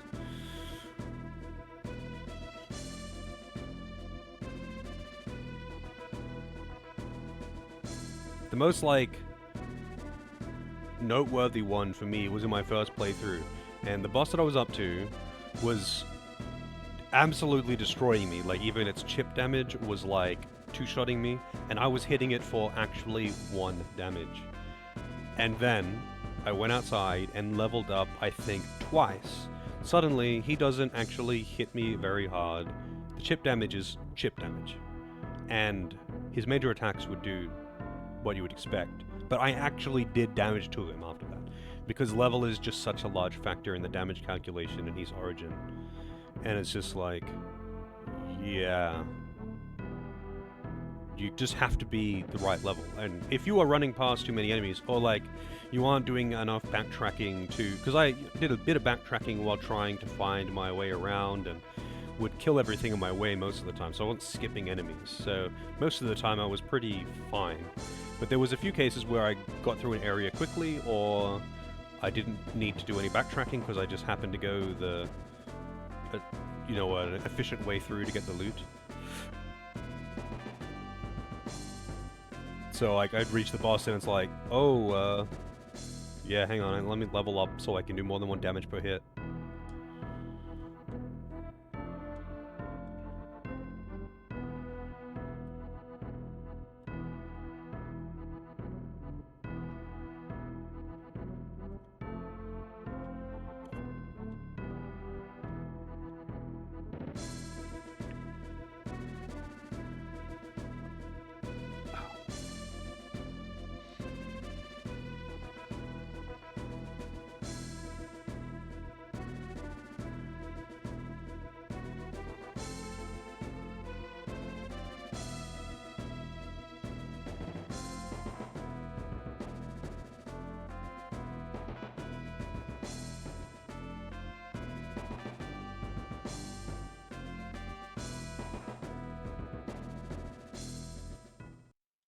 The prisoner escaped.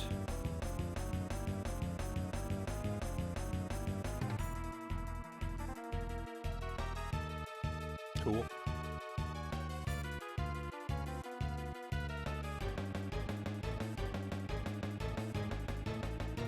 I feel like having level as a factor in damage calculation is also kind of silly. Like, I understand that it's, in a way, like, sometimes it's used as a way for, like, to aid struggling players who are just stuck on a boss and they just want to level up just to be strong enough to beat him. So, like, you are not necessarily gaining a lot of levels, but it's just enough to maybe give you an edge over a boss, whatever. But it's also, I think, more often nowadays used as a means to force you to actually upgrade your equipment and spells and stuff like that.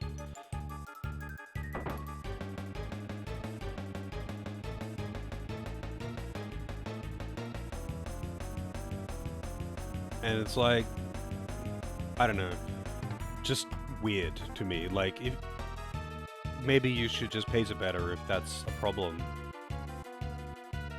Like, I understand having some kind of thing like that, or being able to grind to get past something is just a thing in RPGs. There's nothing wrong with that. I just mean, like, it goes both ways. Even if they had good intentions to make it so a few levels above is enough to give someone who's struggling a push, it can also mean that being a few levels below makes something unbeatable.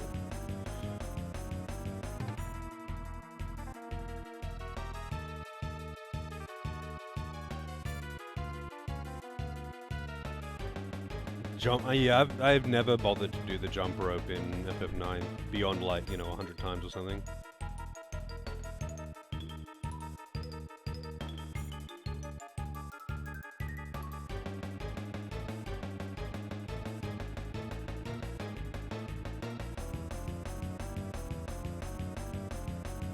That's, like, actually one of my biggest gripes with Final Fantasy IX is actually Excalibur 2, but at the same time, like, I think the existence of it is silly, because the only way to get it is by skipping out on so much else in the game. But at the same time, it doesn't do anything. Like, it's just a strong sword, but it doesn't actually make Steiner any stronger.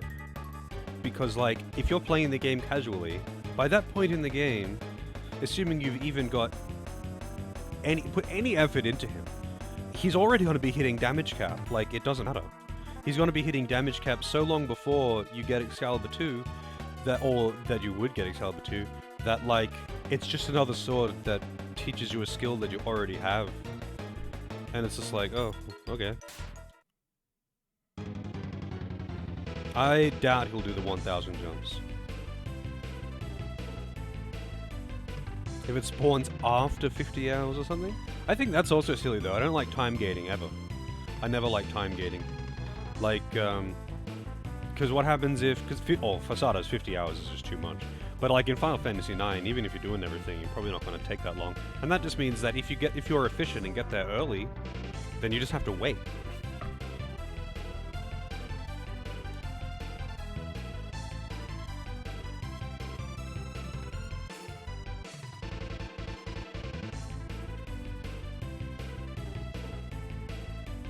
Is that actually the reason why they put Excalibur 2 in? Like, it being there doesn't have any negative impact on the game, but it's just like, its existence is pointless. It's the only way that you can reach... Actually, I don't think you even could get it on the PAL version unless you open the disc tray during cutscenes for that glitch.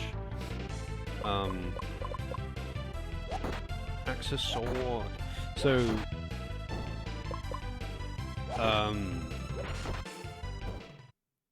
its existence is kind of just silly and pointless. It's a reward for getting there really early, I guess, but you don't need it, and you can't get it if you're playing the game casually. So, but if you're playing the game casually, you don't need it. Like, you just don't need it at all. By that point, casually... Like, by the time you reach that... Because you get it, for those who don't know, Excalibur 2 in Final Fantasy IX, you get it... It's a hidden item that appears in the final dungeon, in the room before the final boss, behind a pillar that you can interact with, and it's just the strongest weapon in the game for one character, but it only appears there if you reach that point in the game in less than 9 hours. And... it's strong, like, it is stronger than his other swords. It doesn't teach anything unique. It doesn't do anything unique. It just has high attack on it. But... it's 12 hours? I thought it was 9. I thought that was the meme. Anyway, it doesn't matter. I've never bothered doing it because it's so pointless. But, like, the only way to do it is by basically speedrunning the game. Mashing all the dialogue, skipping everything that you possibly can, doing no optional dungeons, and getting to the end of the game in a very short amount of time. And it's like, wow, cool, I guess if you speedrun the game, it's a pretty strong weapon to have. But if you're speedrunning the game, there are way more OP things than just hitting for 10,000 damage with Steiner. And casually, at that point in the game, like when you reach the end of the final dungeon casually, you could be hitting 10,000 damage with like half of Steiner's kit with any of his weapons. It doesn't matter. Unless you just didn't find Excalibur 1 and needed to learn the spell that it teaches you or something, you would not need it. And even then, you would still just be able to get it, right? I don't think it's one you can miss.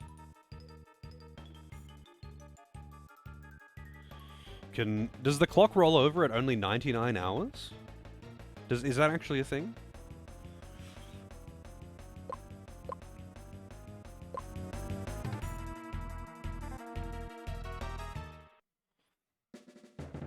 I thought it would have to be 999 to roll over, not 99.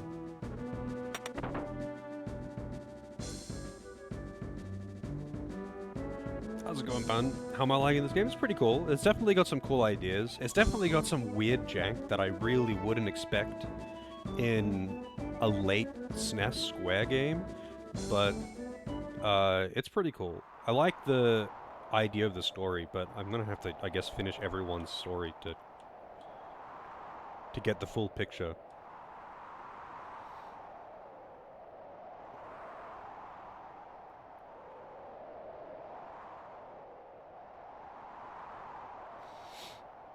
I would expect 999, not 99.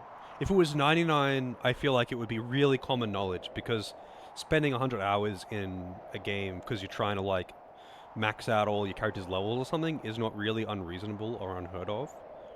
But spending 1,000 hours in a game is very unheard of, unless you were playing it multiple times, but that isn't 1,000 hours in one file.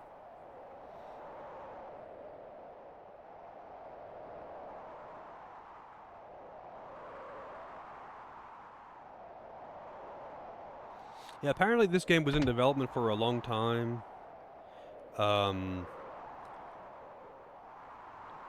By the Mystic Quest team or something, and it just ran complete, like, the development was totally separate to the Final Fantasy games.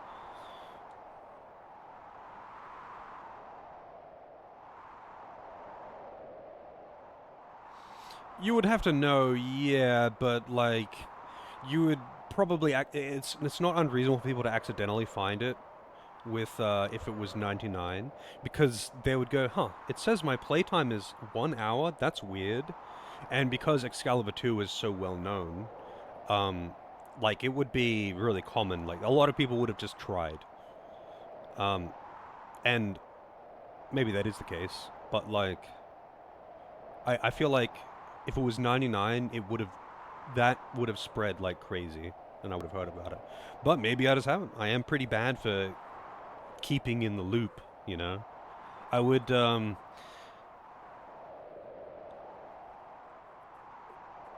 be surprised if it was 99, but at the same time, I would be, I guess, not really that surprised.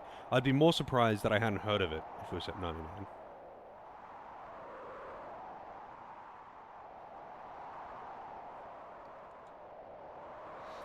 Especially, like, if someone dumps 100 hours into that game, like over 100 hours, they're gonna probably know about Excalibur 2.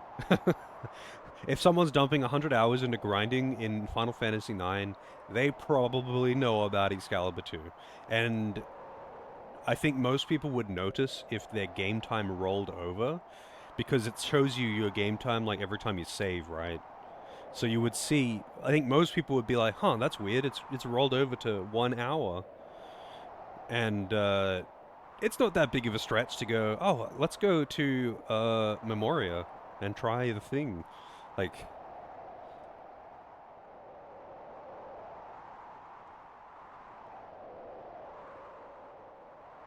Cert.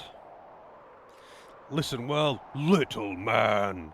This jade is now mine. The glorious legacy of our creator shall bring you splendor. Why is this guy talking like this?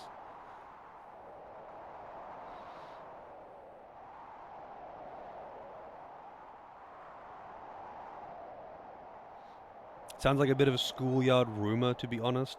I don't know, like, for Final Fantasy IX, when I first played that even, I knew about Excalibur 2, because I was told about it from the guy who loaned me the game so I could play it. But, like, at that point, you know, guides were really, really common. And I feel like the whole schoolyard rumor thing was way more common for, like, moderately popular older games before PS1, before home internet was standard, and not every game had, like, not every popular game had, like, a guide. Because there was definitely some prevalent rumors.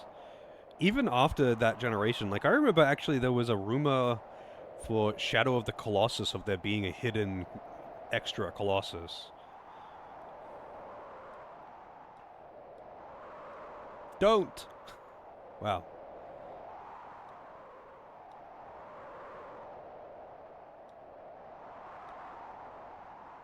What is this?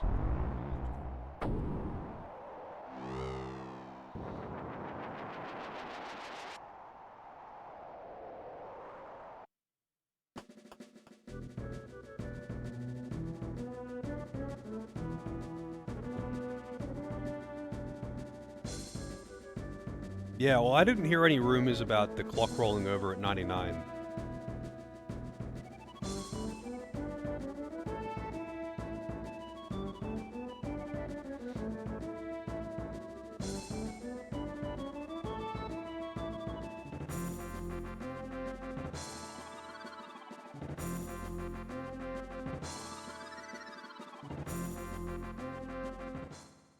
They walk past a save point and a heal point.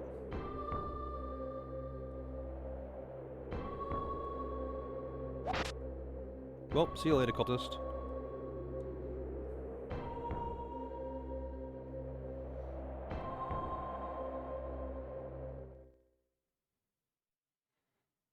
Ah. Giant. What a pause that was. I mean, I know a lot of games do roll over at 99. I know that is a common thing. The only reason I doubt it is purely because I hadn't heard of it for Final Fantasy IX. It's such a popular game that I played so much as well. But, I mean, if I saw it, like, even like a video of it or something, I would definitely believe it. I don't know, I just think I would have heard of it if it was at something as low as 99 in a game that is so popular that people really do spend 100 hours in grinding. Like, a lot of games don't roll over at 99, they just cap at 99. Like, I know Digimon World 2 does that, only because I was watching Santo play it, and his game time was just at 99 the whole, like, for many streams, because the game takes that long to beat.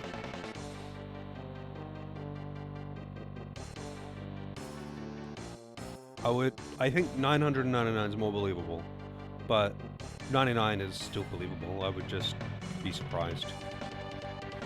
Like, lots of games do it. The clock just rolling over. But usually it's not RPGs, because RPGs are longer games, and playing for 100 hours is not unreasonable.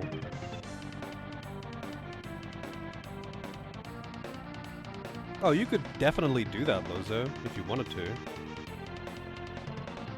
Hang on a second. Let me check something.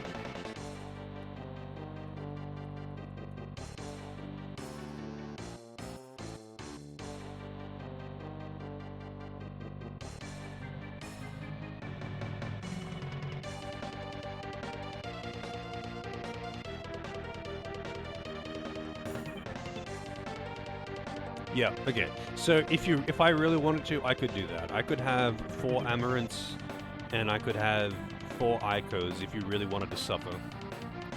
I just decided to check if there was a cheat table for it on the Steam version, and there is. And you can edit your party members, and you can set the steal rate to 100%. If I replay Final Fantasy IX, I'm absolutely gonna mod in 100% steal rate. Fuck trying to steal that, like... Oh, this is all scripted. I'm not even controlling this. So this is where those two die, I guess.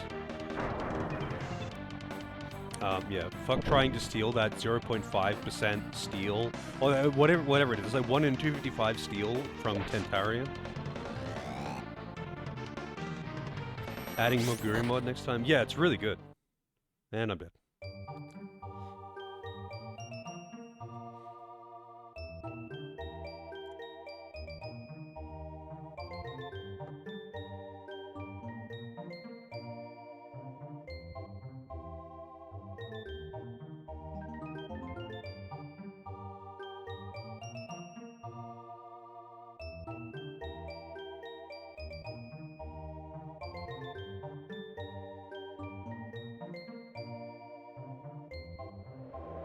Well, that explains the two guys that you control with,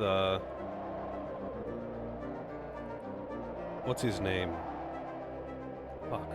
Solent.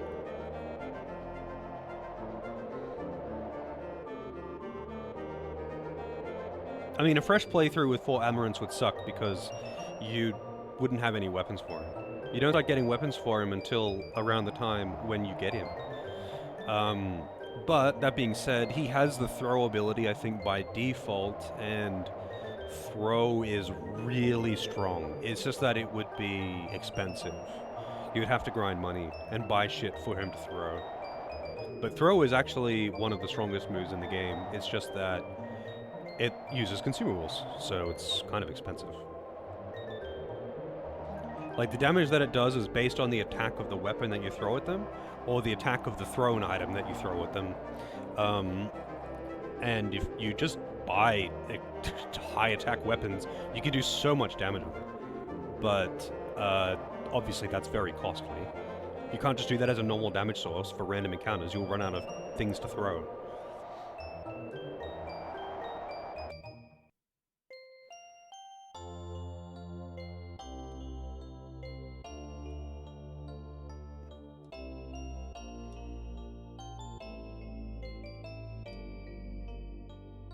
I think you would notice that he's missing an eye.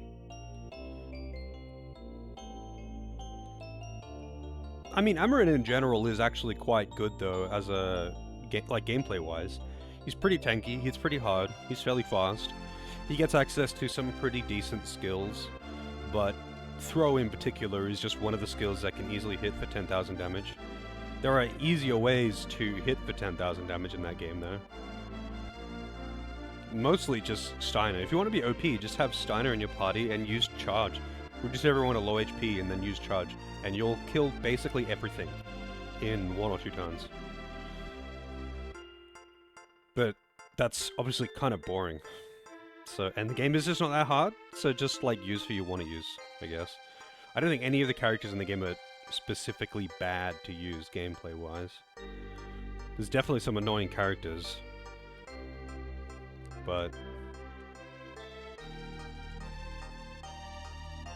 yeah, 4 Quina would be fun. That would actually be so broken. Quina is busted. If you actually take the time to get blue magic, Quina is fucking busted. But also, Quina just hits hard.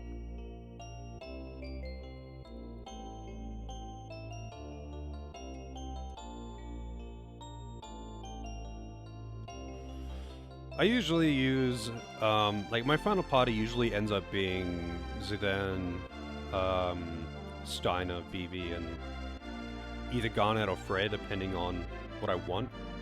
Like, if I want a healer, I'll bring Garnet, but, like, often you don't need one. I'll definitely bring her for, like, Ozma, though.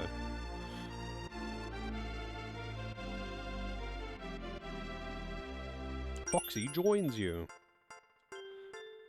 Alright, Foxy, you got more MP. Let's take a look at your stats.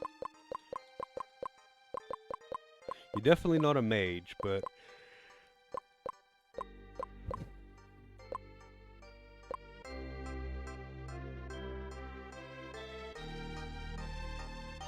Oh yeah, no, Steiner is just OP. He's just the strongest character, it's not even close. He has a lot of abilities that hit, for 10,000 damage very easily. And he's just tanky. Like, and he's versatile, especially if Vivi's in the party. Like, everything about him is just like, please use me, I'm broken. Most of the other characters, if they want to hit that hard, they need a bit of effort. Like, Zidane isn't strong until late in the game. Freya needs to kill a lot of dragons, otherwise she's just pretty strong, right? Anyway, I'll be right back. I'm gonna get a coffee.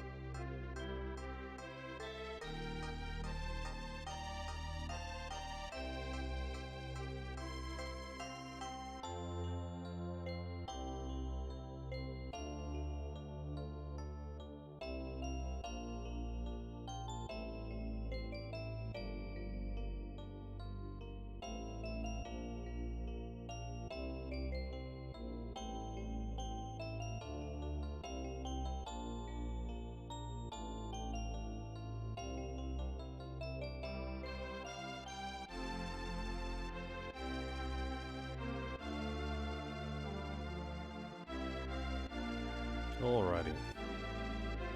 We got it on chat. Let's see. Stein and VV cover so much. Oh, Quina is... If you put effort into getting blue magic, Quina is the most busted character in the game. Hardest is probably 4 Ico. That would probably be the hardest. 4 Ico or 4 Garnet. Probably 4 Ico. Both of them have heals out the arse, though. It's more that they are squishy. They both have access to good offense and good defense. For Garnet, technically, like, if you're doing it from the start of the game, for Garnet would be the hardest. By far. It wouldn't even be close. If you're going from the start of the game. Because Garnet is story handicapped. And until she actually gets access to her summons, she's really weak. She's really, really weak. Whereas Aiko doesn't have that problem. Although I guess Aiko would probably have the same problem at the start.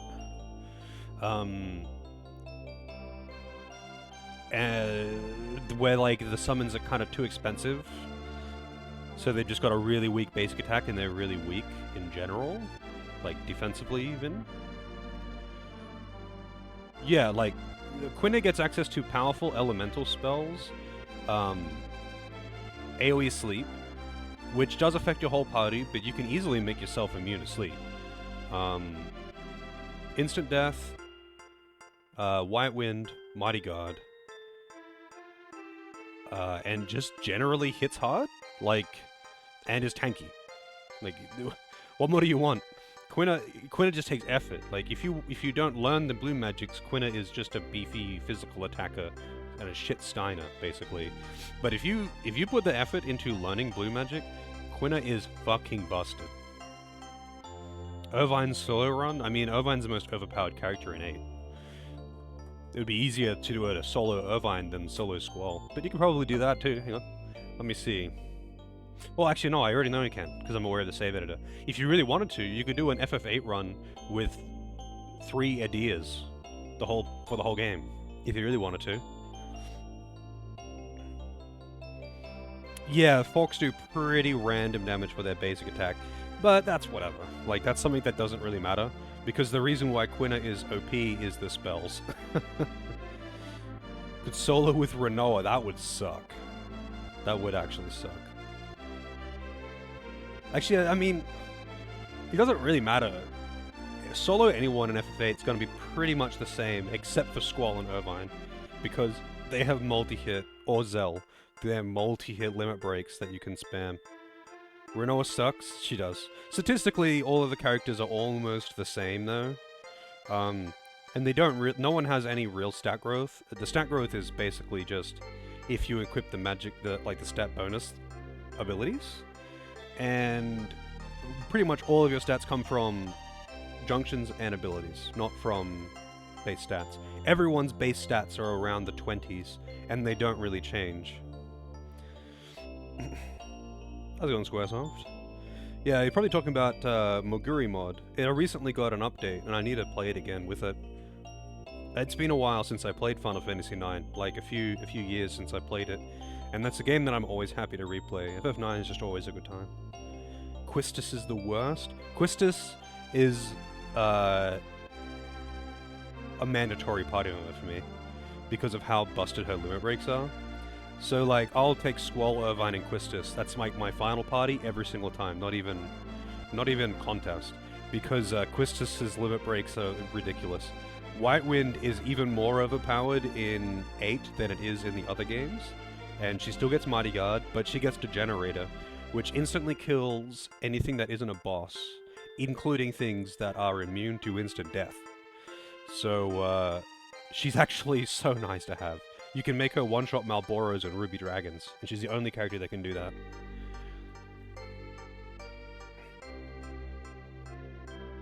Because that would mean that I'd have to pay and accept the fact that modders are making better content than them, Squaresoft.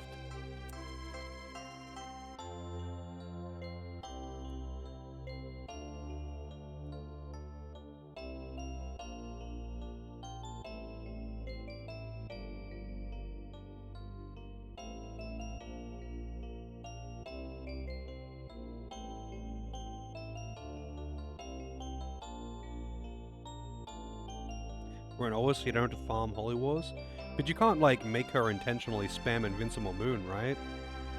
To be honest, if I'm fighting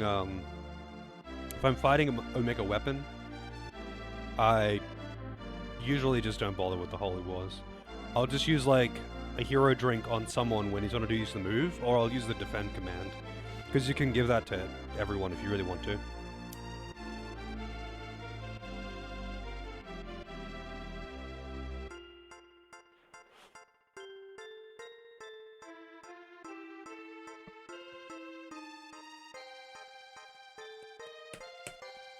Yeah, apparently they're remaking Final Fantasy IX. I don't know. Oh, yeah. I mean, if you're, like, manipulating it so she only knows that skill, then yeah, I suppose. But honestly, the invincibility thing is really only useful for, Omega Weapon. And, like, it's just unnecessary. Like, yeah, you can use Holy Wars and cheese the fuck out of that boss if you want, but that boss just isn't that hard. Like, if you look at the wiki, that boss is, like, totally scripted. The only thing that isn't scripted is his auto attacks, like his basic attacks. All of his skills are always in the same order. So you know when he's going to use his super attack. But everything else in the game just is not threatening enough to need a Holy War. The only limit that she has that's useful is the wings, if you're doing a magic-only build, a magic-only run like I did last time I played FF8. So I did a playthrough of Final Fantasy VIII on stream, like, honestly, probably like 2 years ago. Just as a random thing, and I did magic only. I was only allowed to use magic, and I think I allowed Phoenix Downs, until I got access to the life spell. But I don't think you really had to use any anyway, because FF8 is just like that. It's just not hard. And Renoa came in kind of useful because she gets like a natural double cast thing with her wings, I think. I don't know. I never really use her. But that's late game only. It just depends on the game, Squaresoft. Some games are not worth doing 100%, some are. If I replay Final Fantasy IX, I'll do all the Chocobo stuff because it's fun. I'm not going to go and see all of the random cutscenes and get the fucking... do the coffee side quest, and I probably wouldn't even get all the Stellarios. I'm certainly not going to collect all the Triple Triad cards. If I replay FF8, I'll do most of the things, but I'm not doing all the Triple Triad. I'm not doing the Shumi Village side quest. Like, it's just a waste of time. I've done it all before, and I don't need to do those things again. I'm mostly just interested in replaying the game, seeing the story, and doing the optional dungeons. Optional combat stuff. I'll happily redo the optional combat stuff.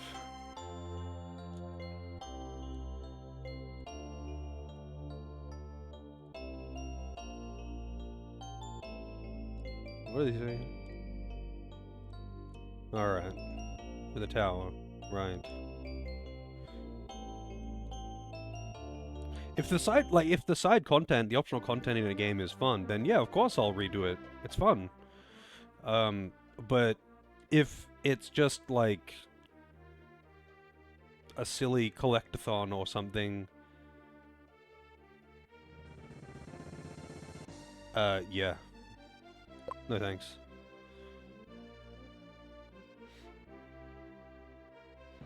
Yeah, there are a lot of ways to make that 1v1 with Wagref, pretty clowny. I like, specifically, having...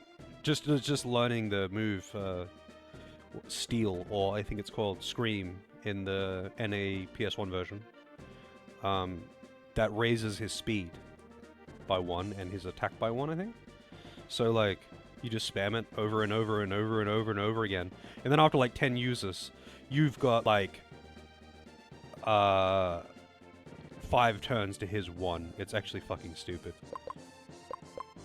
Alright, let me, put in some spells. I'm not going to put in, like, everything this time. I'll put in,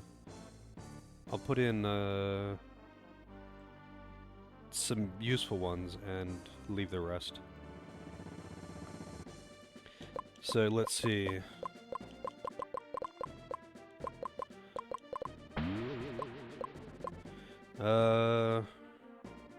And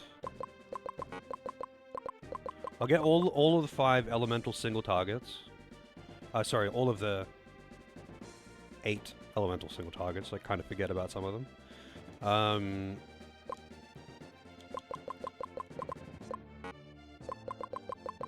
and the OP, oh, the OP, the holy AoE one, the one that costs 1 MP. I keep calling it OP or the cheat spell because that's what the guide says. And I get why they say that, but like they're not that good. They're really just cheap. That's the benefit. They're cheap.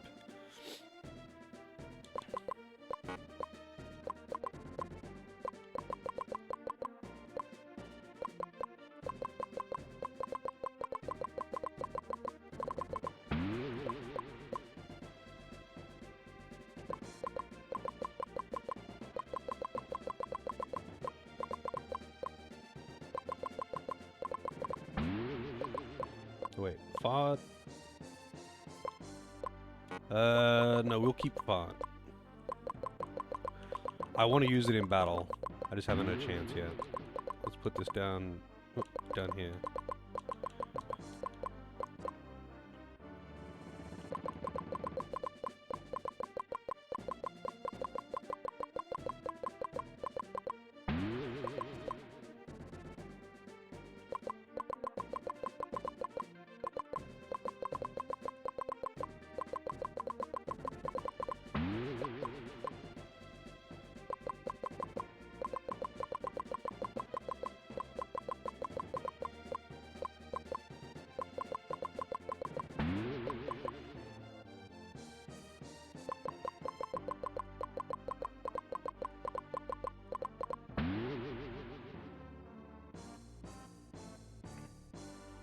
Really, I didn't know. I actually end up not really using summons that much, just because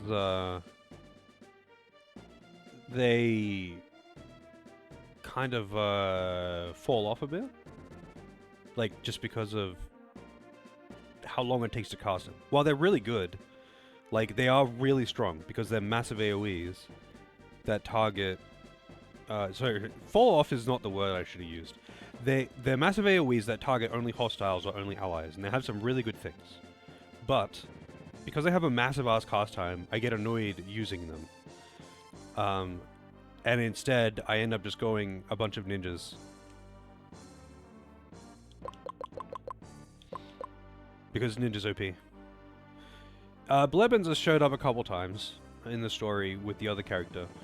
But yeah, the three parties, they don't necessarily reconvene. I mean, maybe in the final chapter they'll fully reconvene and the party will be the four main characters. Sorry, the three main characters plus whoever, but I kind of doubt that, actually. I think it's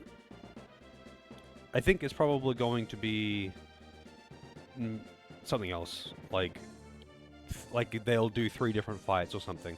They are all, like, plot-wise, they all are following different paths that are leading to the same objective. And they cross each other's path multiple times in the story. But you never actually, like, have them...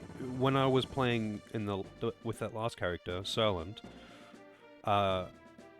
even up until I finished it, I beat his storyline, when you interact with all the other characters, like, I think it was maybe like 4 or 5 times in the game where I interacted with the other parties, they're just basically passing. They're crossing paths. They're not actually staying in the same place. At most, they're just both happen to be passing through the same area at the same time. And they're not really aiming to help each other. They don't really know each other. They just kind of realize at the end that they're kind of looking for the same thing. It's weird how they've done the story, but it is what it is, I guess. I think it's neat. Alright, so this is all of the pure element things. Should have put them on the second page, to be honest, because they're not going to be my most used spells. I just wanted all of them. Sounds like a Suikoden 3 thing. Well, Suikoden 3 does something similar with the main story, right? I haven't finished Suikoden 3. I started it, and I played it for one session, I think, and I was just like, nah, I'm not grinding this much. Because I picked the incorrect starting character. So, get fucked. If you pick that guy first, then you just have to grind a bunch. It's not really like a huge ask, I guess. I would have just had to do... I did the math, and I was like, I'm gonna have to do like 100-something random encounters, and they're quite slow in that game, even with turbo. So I was like, nah, I'm good. And I didn't want to restart with another character, so...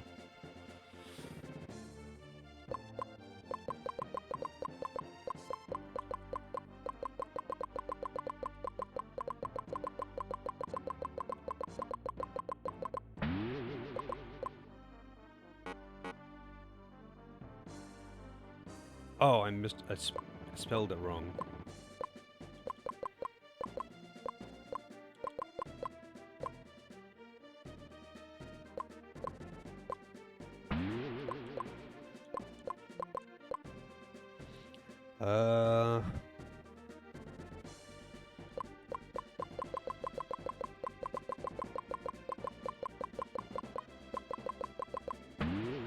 Oops, not ananas.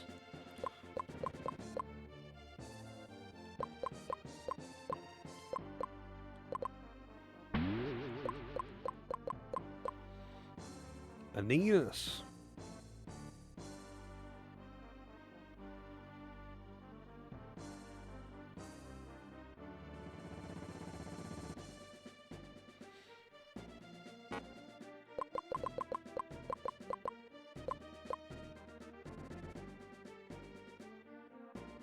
Need protect.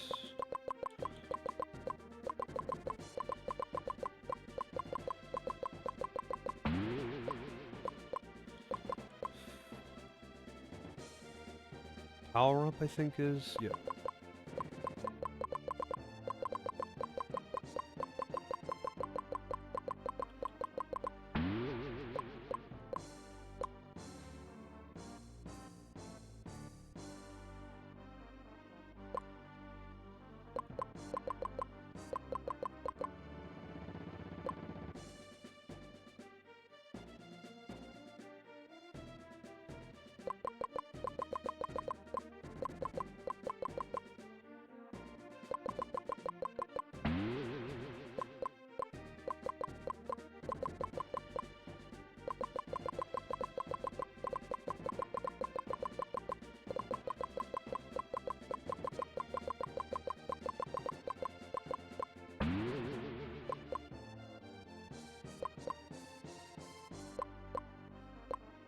Alright. Magic defense down. Defense down. Strength up. Magic defense up. AoE heal. All of the elementals.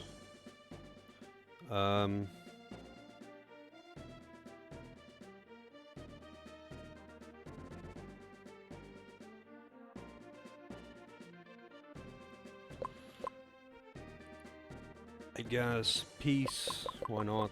Just in case of emergency.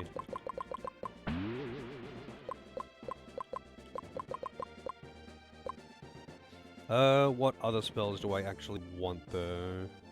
I don't think it's worth getting all of the high tier elemental AoEs from the enemies.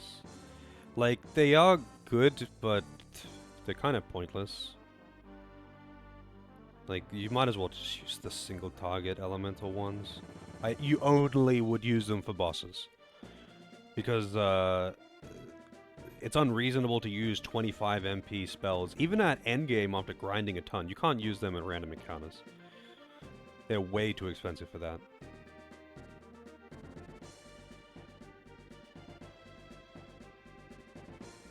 So I guess the only one that I really need is,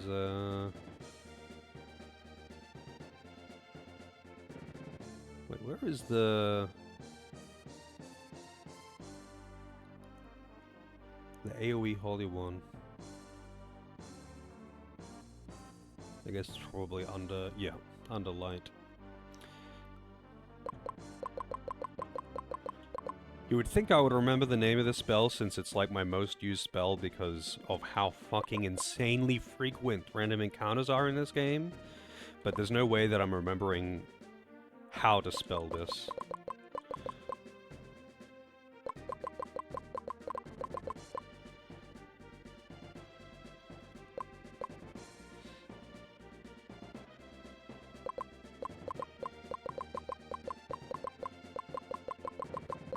Pegniblenus.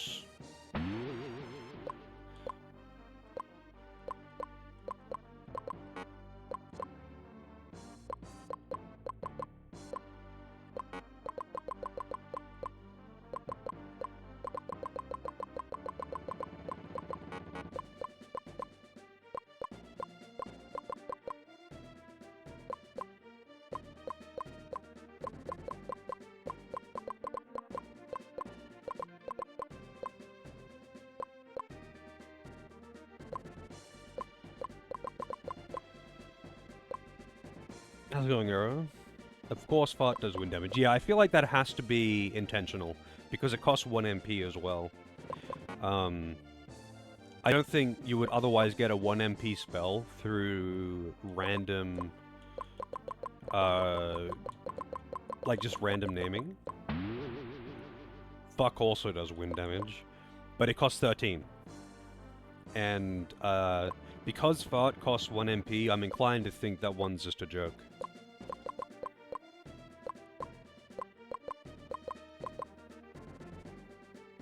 That's weird that the Earth one is more expensive and is AoE.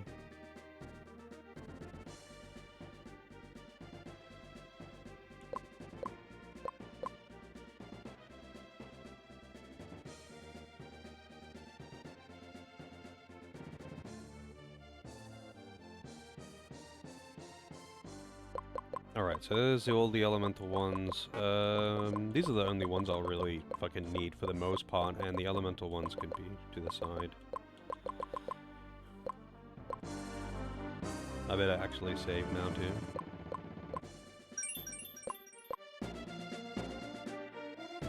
I wonder if you have to do the stories in the correct order to get the good ending.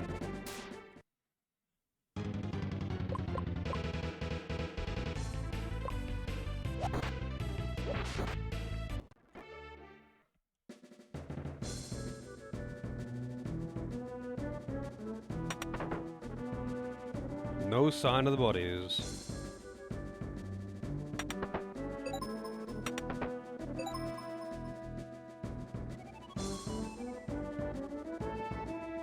Abijah! Wait, I should check how much damage I'm taking when I'm fighting like that. I'm not, like, quite as OP.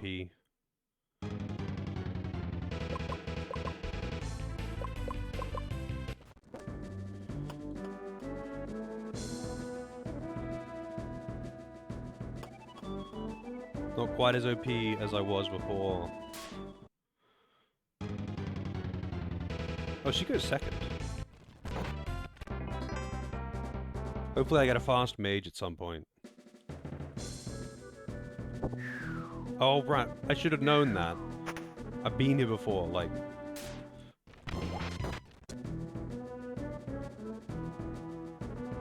Oh, shit.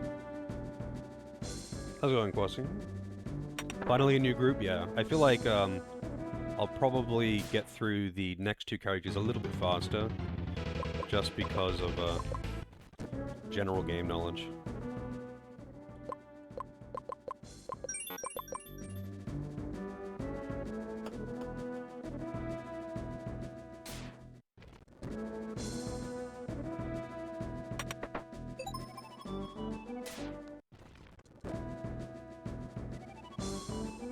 Yeah, well, I feel like this is going to be a pretty different path, though. Like, I don't think this is going to be, like, following the same route in any way. I think they're going to be doing totally different things, and I'm only going to be seeing, like, there's a lot of places that just are not touched when I was playing solo. Like, the giant booba statue. You can teleport there because that's how the teleporters work. But you never go there for anything, and you can't go there for anything. The only thing you can do is loot the chests in the room and teleport through it. But that's a dungeon that one of the other characters will be doing.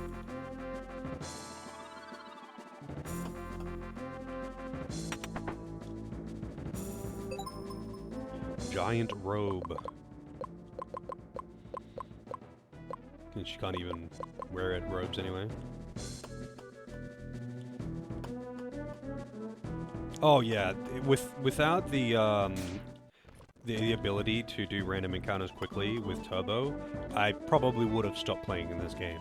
And not because this game is bad, I think this game's actually quite good. But the random encounters are maddeningly common. Like, there's no way. Like, I wouldn't beat the first guy's playthrough until, like, fucking day 5 or something. If not, it would have even taken me longer than that. I probably would have just been running from encounters more. Skies of Arcadia. I mean, I wish you could do that with Skies of Arcadia, but Turbo is not really that good to use on Dolphin for most games, and I think with Skies of Arcadia, it was, I think caused some issues when I was using Turbo. But man, that game is... The combat is just so slow. I liked that game. Skies of Arcadia is... Hey, Huey's Ring. Makes sense now. Skies of Arcadia is a cool game, and I enjoy some parts about that game. But holy shit. It is so slow. It is so slow. Everything about the combat. Not even, like, just pretending that the ship battles don't exist. And the ship battles are cool, but just pointlessly long. But anyway, just normal combat. It's just so slow. They needed to make... I don't think it's equipable, no. It wasn't equipable when I was playing on my other character, at least. But I can check. I'm in danger. They didn't know better? Yes, they did! They did know better. That's a awful excuse. But log with the raid. How's it going? What were you doing today? Shinlog Detsetsu. Baldur's Gate 3. Everyone's favorite. By the point that Skies of Arcadia came out, there had been so many RPGs that had lower and higher encounter rates, and people had played plenty of games. There was plenty of examples. But also, playtesting, all of that stuff. There's no way that anyone playtesting that game would have thought, yeah, random encounters every, like, 10 steps, when random encounters can take minutes to do, even excluding loading into and out of the battles. Like, no one could have thought that there wasn't something off about that. But I bet they just didn't say anything, or were not allowed to say anything because of whatever executive said that they have to do it that way. I know on the Dreamcast it had issues with performance because of it, and you could hear the console making different sounds when loading into battle, like when the battle was about to happen. I mean, how's it going, Nara? Like, that game has got a lot of cool things going on, but holy fuck is it slow. Everything about it is slow. Even the story is slow, but like the slow story is whatever. That's just a thing that you have to deal with.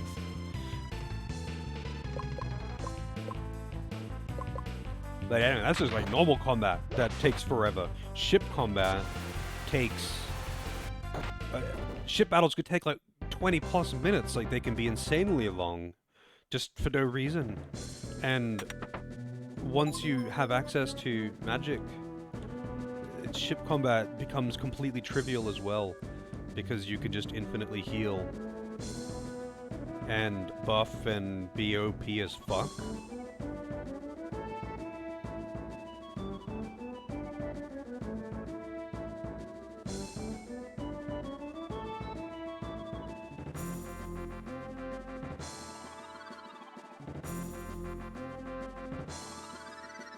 Take care, bro.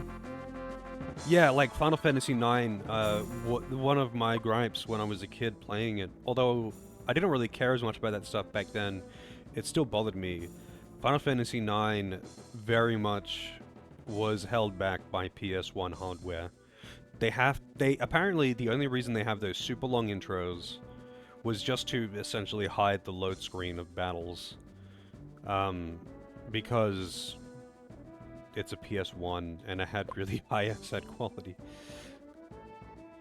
But yeah, if you're playing on Meguri mod, you can actually just remove the intro entirely and just have like instant battle transitions, which is actually so nice. Is actually so nice to have. Wait, that's right. I was going in here to check if I could equip that ring. I can actually equip Huey's ring. Magic defense. Burns with Huey's passion.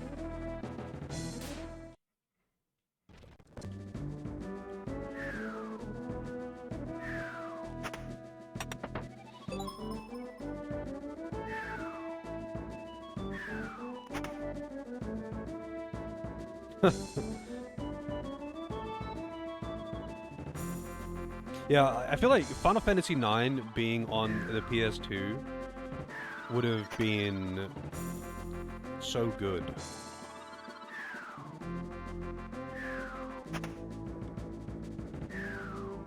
Because so many of its issues... Oh, okay, this just goes all the way down to, like, shit I've already been to. Wait, does this... Hang on a second. Wow, I just realized.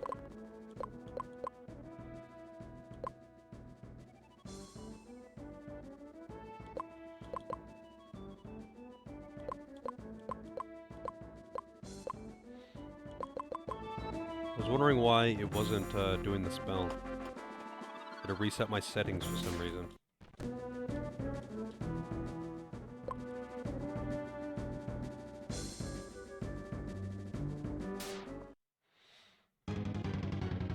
Yeah, I mean, FF9 released really late in the PS1 cycle, and FF10 was pretty early in the PS2. Obviously, they would have been developed side by side. It was probably considered to put 9 on the PS2, but they probably had done too much work or something, and maybe it was too much of an effort, I don't know. Switching to a different system at that point, I think, was a lot more difficult than it is now. But who knows?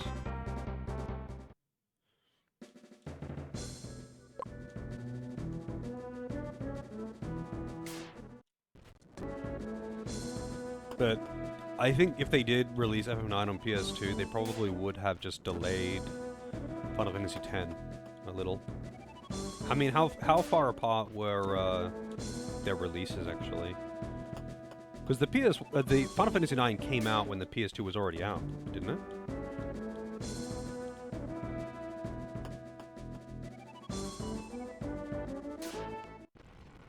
Oh. She's done run out of MP.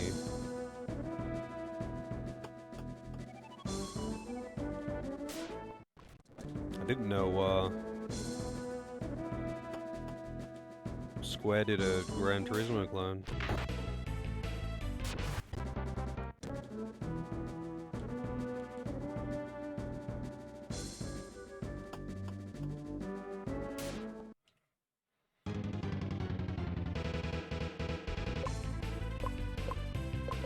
Fucking Tekken Tag Tournament, hell yeah. Actually, I might use this as an opportunity to just grind these two a little bit.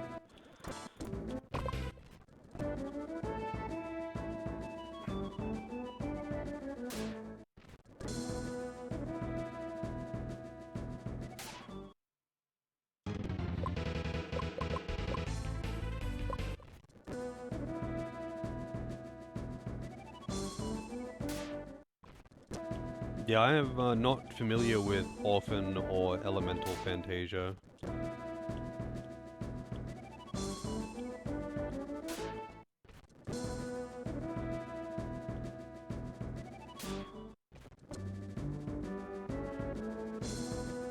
Bear in mind that this is 1996. This game, you mean? I think the thing with this game specifically is not that it's 1996, it's that it's Squaresoft in 1996, 2 years after Final Fantasy VI. But this game is an oddity in that lots of it's an oddity in that it's got some of the high quality Final Fantasy stuff and some of the really low quality Final Fantasy stuff, and its animation is very different and much better than Final Fantasy.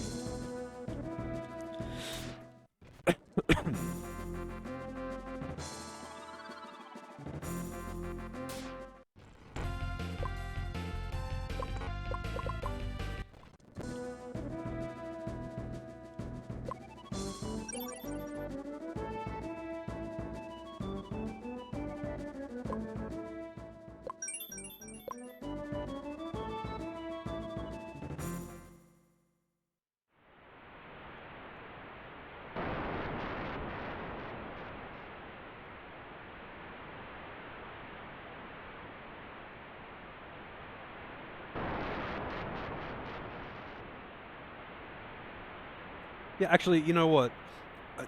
I kind of forgot that the plot started with the long-term effects of pollution and how humans are destroying the planet with pollution. It got derailed from that so hard on Solent when he died. Like, as soon as Solent died, that's it. None of that mattered anymore. This is now about the Rudras and the gods and all of that shit. Pollution out the window. Who gives a shit about that? But up until that point, pollution is the thing that they care about.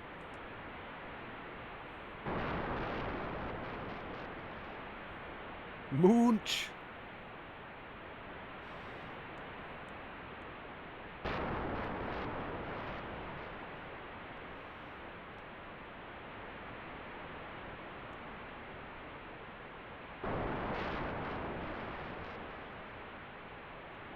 It reacted to the stone, whatever the stone is for him. I guess he's got the red one.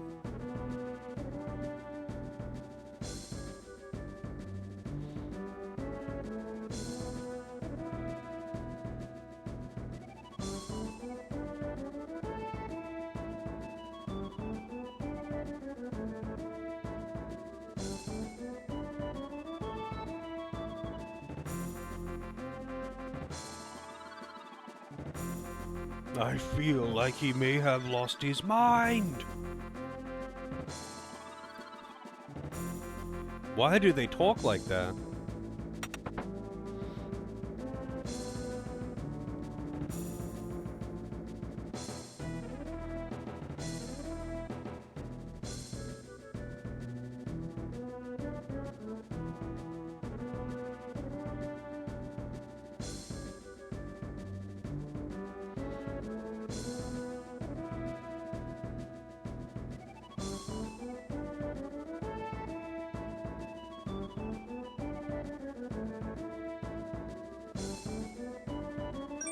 Alright, extra character.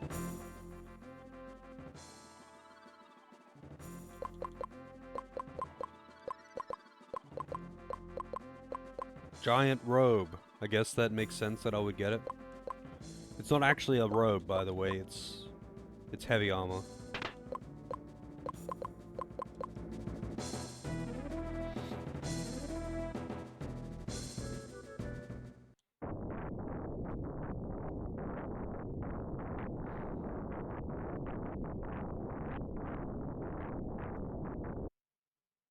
What's going on?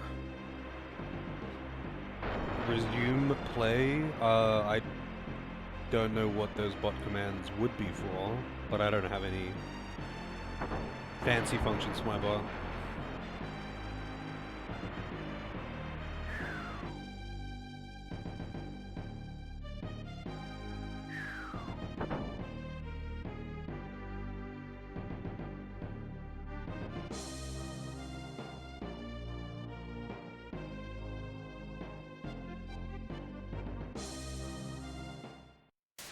Okay.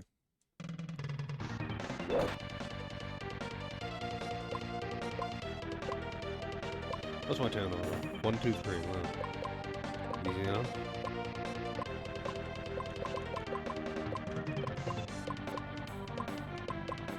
Oh, he's actually a mage, huh?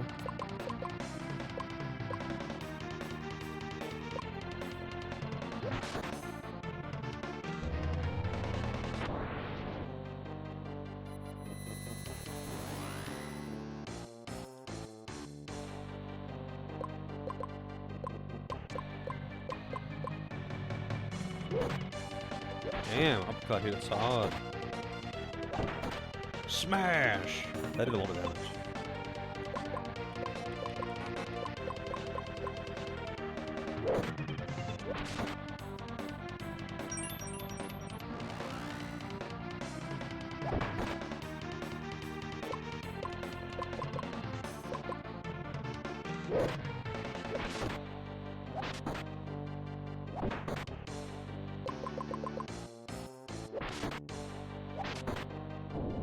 Well, he was surprisingly easy, considering that he was a pain on the other characters. Ogre Mace.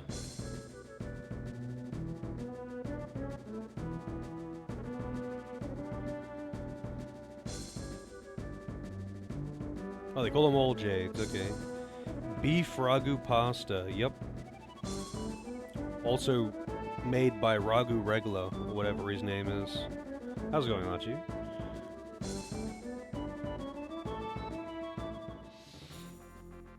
I don't know why the money is called Ragu. And I don't know why it says money Ragu.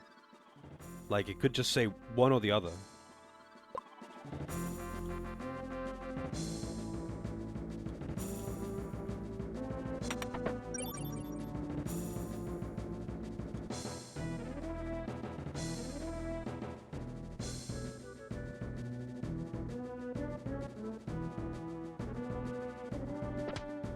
Wow. That's what those buttons are for. Kinda sick, so just trying to chill. Do you know what sickness you are down with?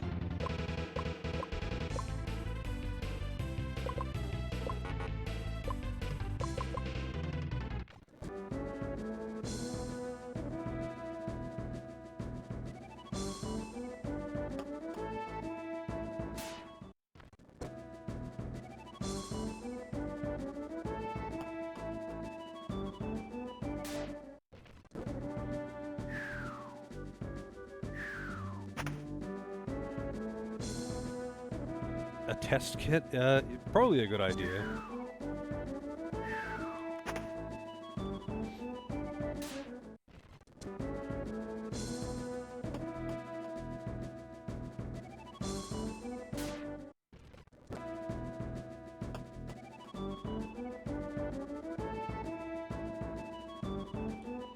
I scared them off with my nudity. Wait, what is that line from?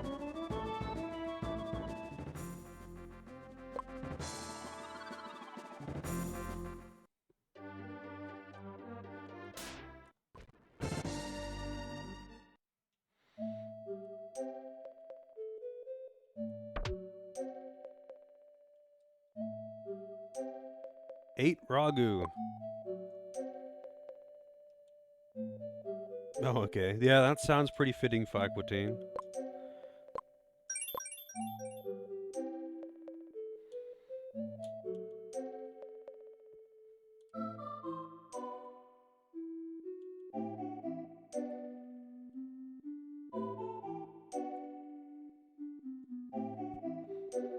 The East Gate.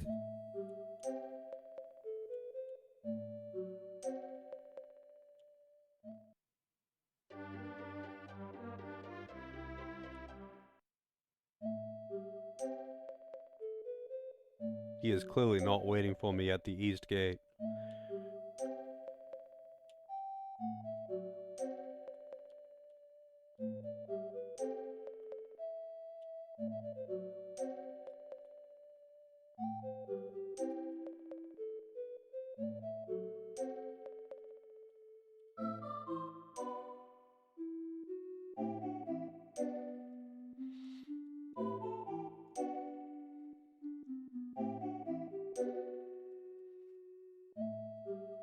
You know, actually it reminds me, I don't know why it reminds me, but like, I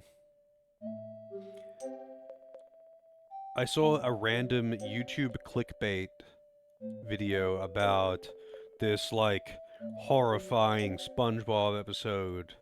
That people are only just getting it now. It's so creepy. And I hadn't seen the episode, apparently. So anyway, I watched, like, 30 seconds of the guy's video about him hyping up how creepy it is. And I was like, fuck this. I'm just gonna get the name of the episode and go watch it myself, and nothing about it was really that weird. It was clearly just a reference to that fucking Tom Hanks movie where he gets stranded on an island. And that's it.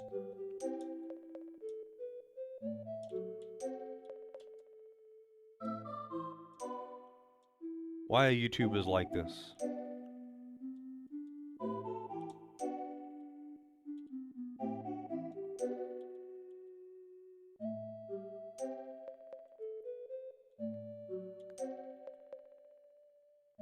Maybe it's just like the fan base trying to make any excuse to make it seem like, you know, it's dark and like super edgy and meaningful.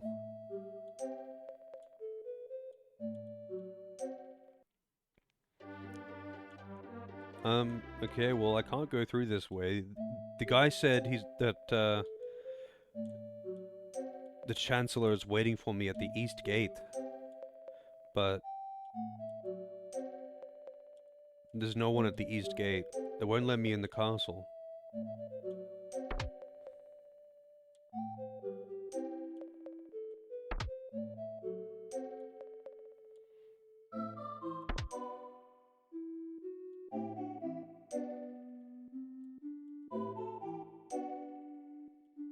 Yeah, I mean, some kind of a trying for it, but SpongeBob certainly isn't.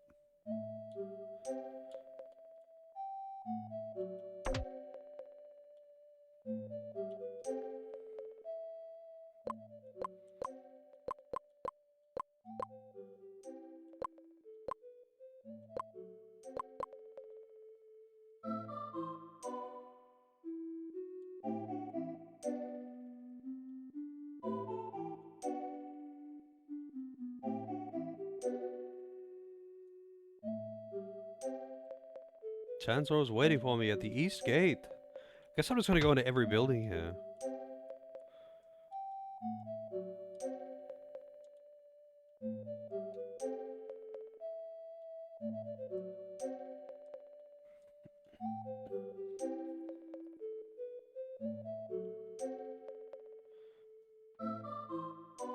No, I mean, SpongeBob has definitely had its creepy moments, but that one certainly wasn't one of them.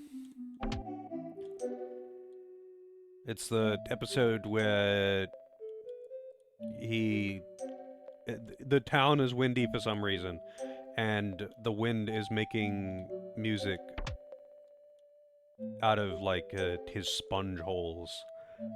And, the jellyfish like it a lot, and in order to evade the jellyfish, he makes a stone statue of himself, or a bunch of them, to, just make the music and let him go to work. That's the plot.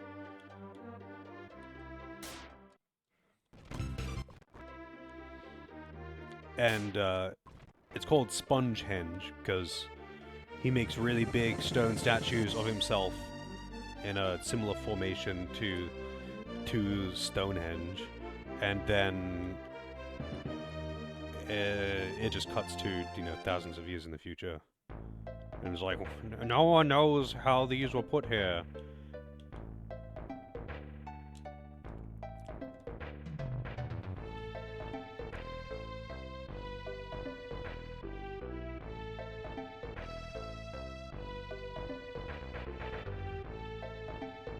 There are way more creepy things that SpongeBob has done, like, eat his own body and shave off his entire head except for his eyeballs and brain?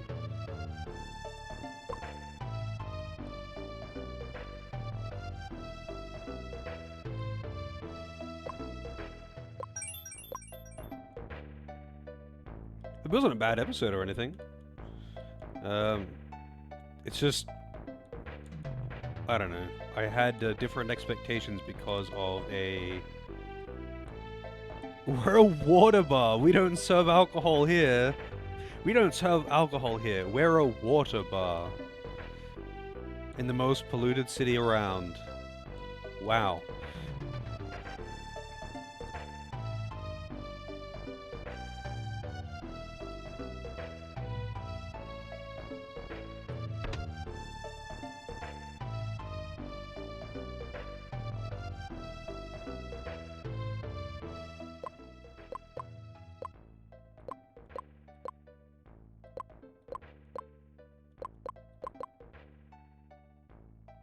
Mad camel.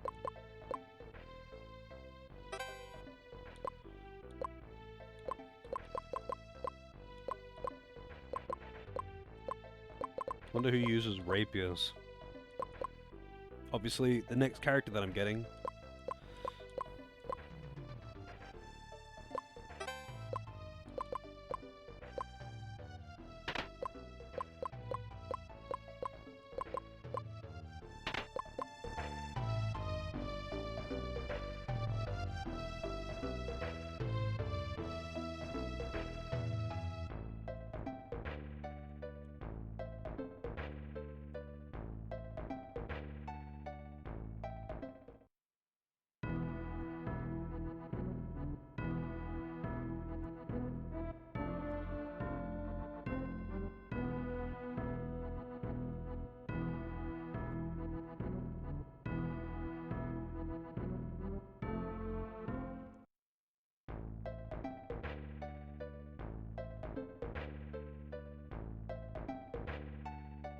Alright, so where is the castle?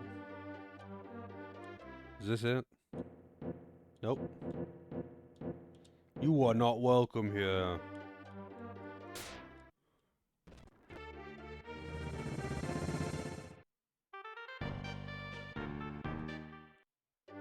No, that's not where I need to go. I said I would leave the giant at the castle until after the tournament or whatever. But I don't know how to get into the castle. And the castle guards say that the Chancellor is waiting at the east gate. Oh, you just had to actually enter from this part. This is not the east gate. Whatever.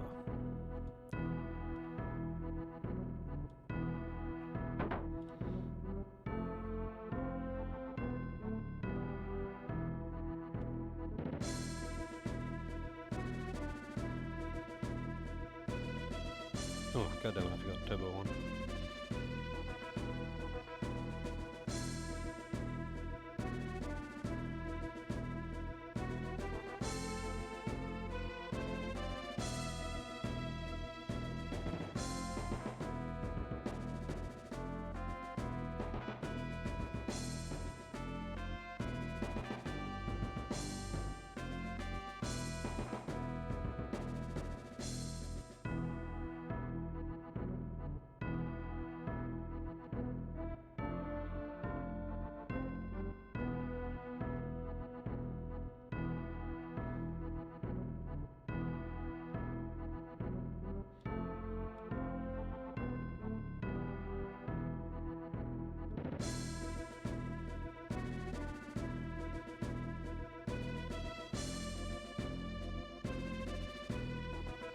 That will be all, Blevins. Don't see bald elves that often? You don't. I think there's a fair few of them in Divinity, though.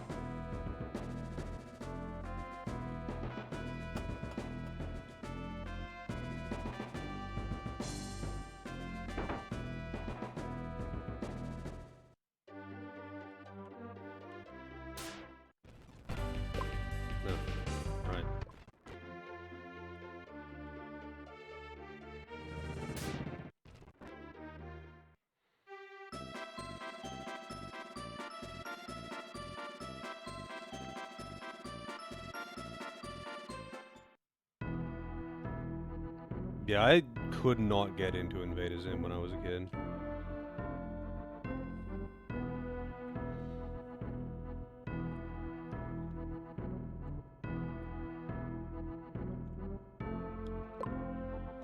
Hey Debuff, how's it going?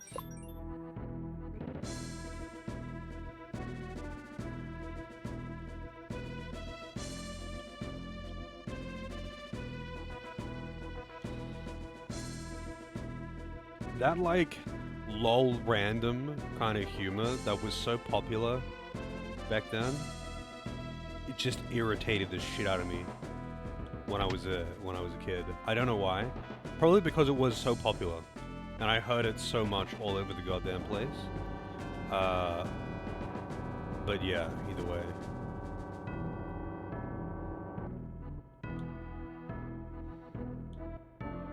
It does, yeah. As I'll ever be. Alright, time to kick some ass, I guess. What are these guys called again?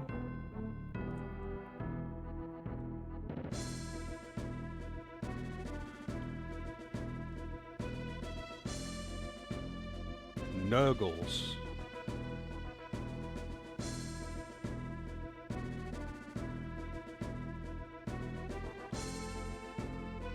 Two one-on-one matches, a 3-on-3 match.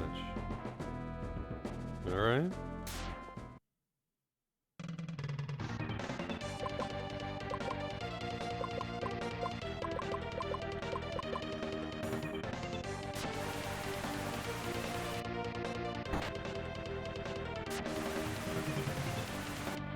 Sounds close enough to nerd, beat him up. Yeah, they got... Oh shit! This is actually Ivy. I'm automatically more interested in whatever these things are. That's what Ivy looks like if she's wearing a full suit of armor.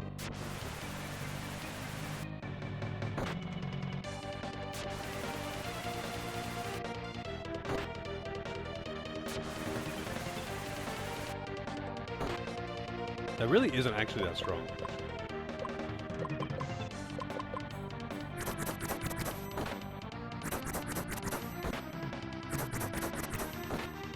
God damn it. She was one that was healing.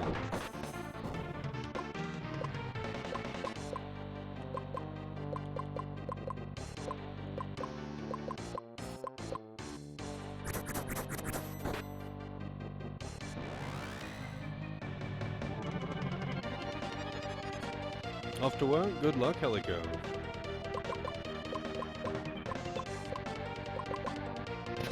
Oh, god damn it.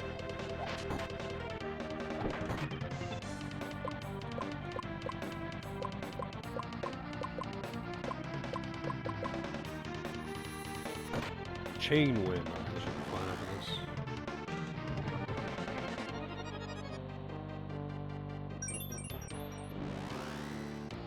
There we go.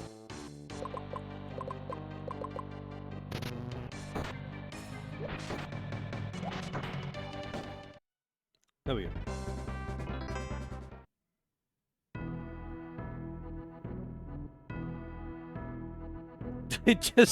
They just combine into one and then moonwalk out of there. That's kind of weird, considering how like most of the sprites in this game are pretty much fully animated, right?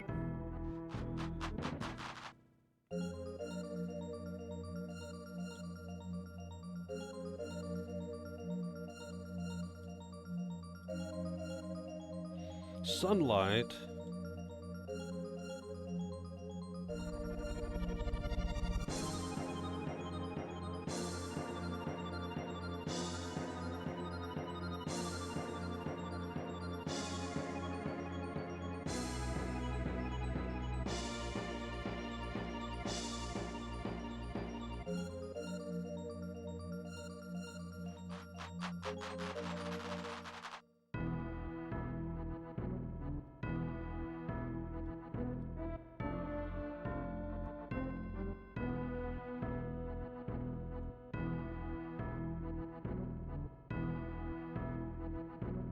$500 Ragu. That's a lot of Ragu. Wait, that's it? The whole thing was just one fight?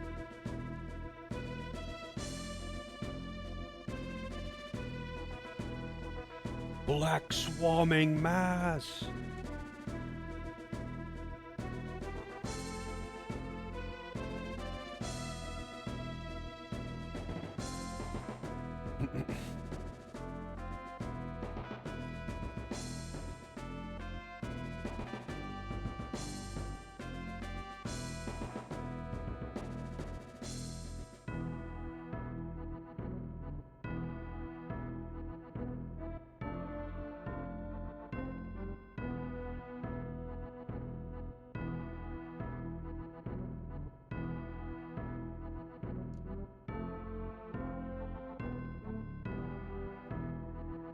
A boat that I can borrow somewhere in town.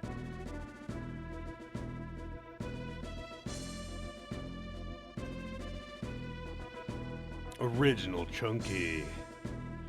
Yeah. I don't think the Ragu brand actually is sold here. It might be. But honestly, I just never buy pasta sauce, so like, I don't actually know. If I'm making pasta, I just make my own sauce.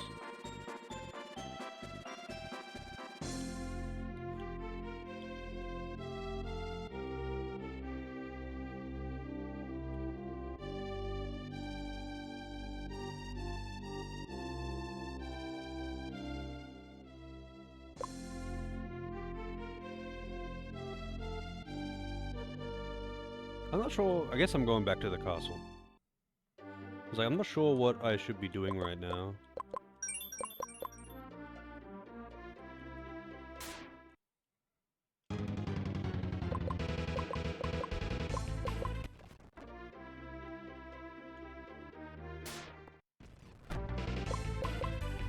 Oh.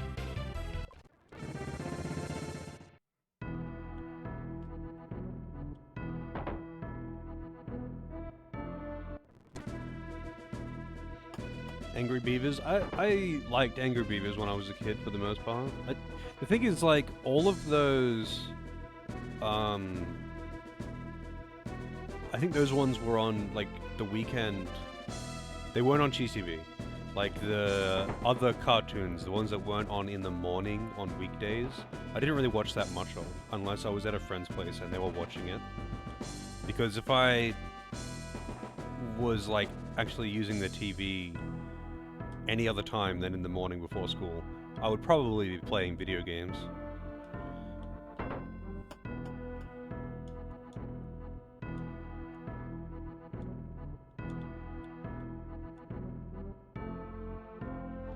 Okay, then I guess I did not have to come back here.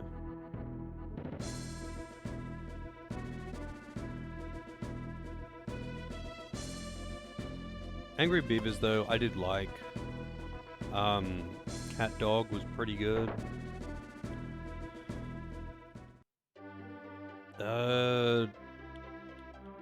Let's see.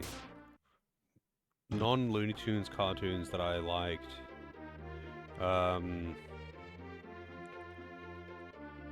Because I really liked Looney Tunes. Fucking, what's it called? Rocko's Modern Life is pretty damn good. I don't know, like, when those shows were, like, airing currently, like, relative to each other.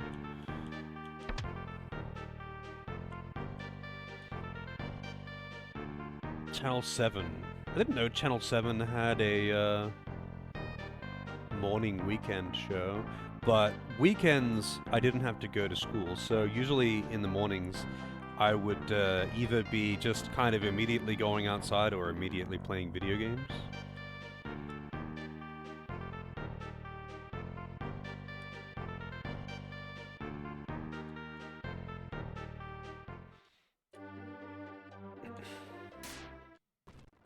I know why I missed both of them. Like, I know Gargoyles and DuckTales, like, I'm aware of the shows, but I didn't really watch either of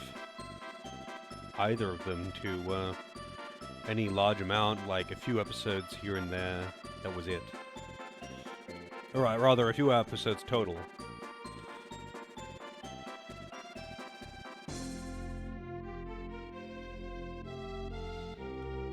didn't know that there was a modern DuckTales reboot.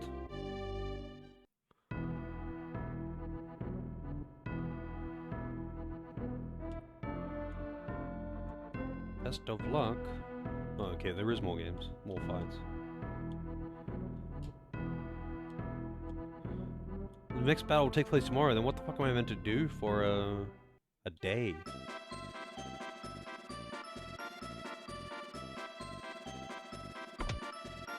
I didn't think I liked any of the live-action Disney shows, to be honest, but I also probably just didn't give them a chance.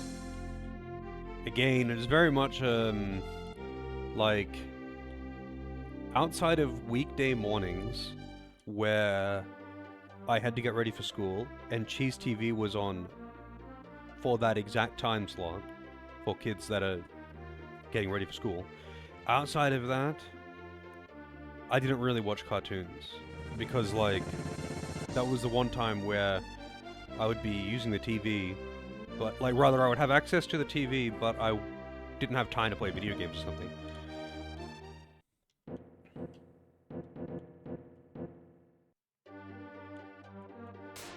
I'm not sure what I need to do. I guess I could just refer to the guide.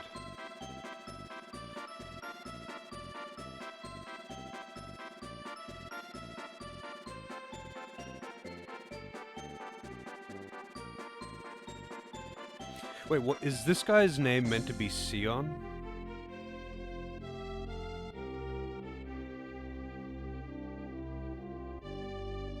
It is, right?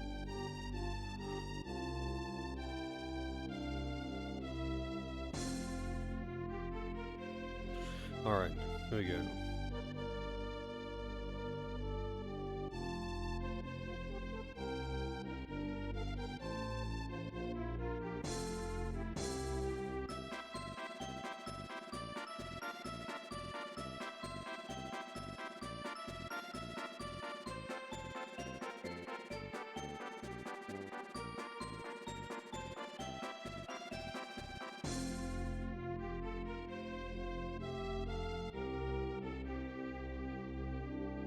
Oh, that's right. He said that there was a boat in town for me to get. Fucking hell. This is how little I'm paying attention now.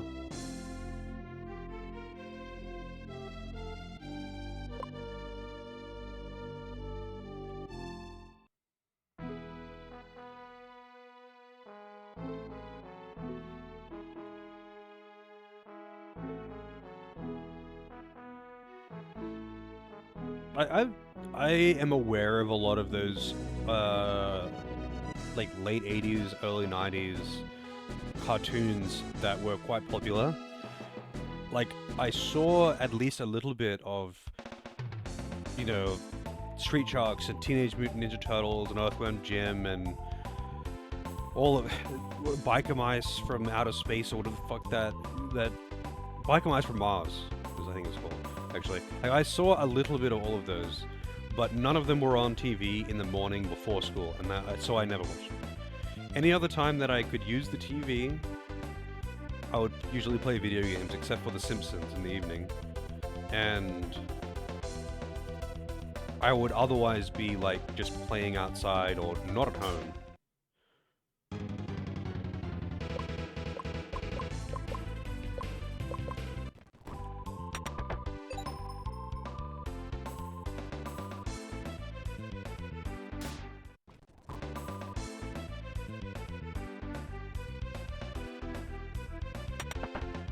Yeah, Remon. It attacks by screeching at you and telling you that it wants tendies.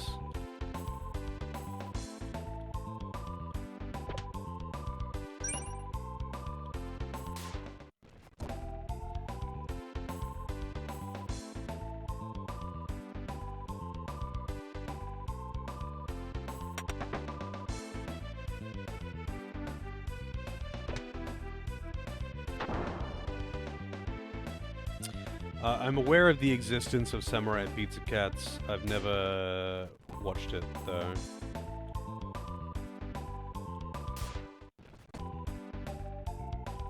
I only learned about it because back when I played World of Warcraft, one of the guilds that I joined was called Samurai Pizza Cats. And I was like, what the fuck is with his name? And they're like, you don't know about that cartoon? I'm like, oh, no, I don't know about that cartoon.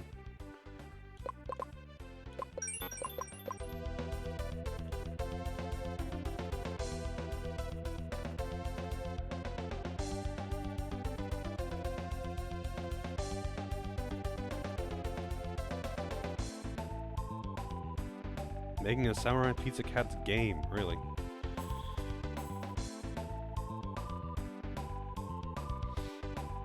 I don't know, there are a lot of shows that I would like to watch for a little bit of history, but finding time to watch hours of TV shows is kind of tough. And, like, there are other things I would rather do with my time. Like, I don't mind watching cartoons or something when I'm on the treadmill, like if I'm just going for a jog on the treadmill. But like, most of the time I watch YouTube videos instead because I'm just simply more interested in them.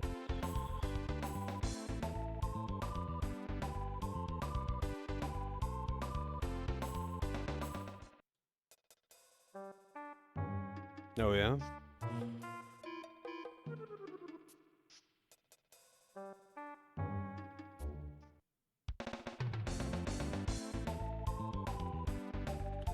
Get to the town of Ompros.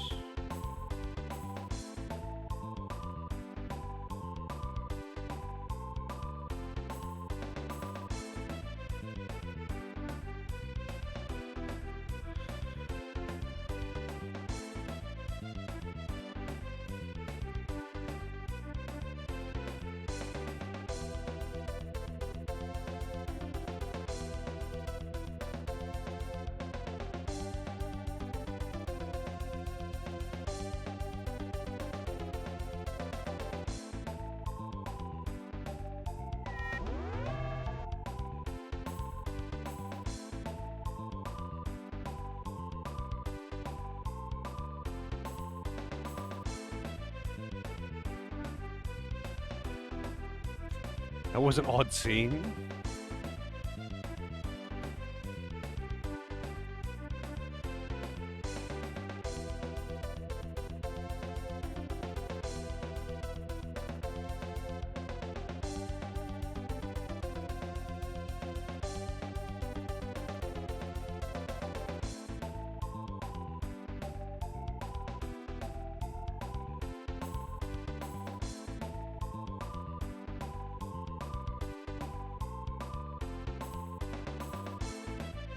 Okay.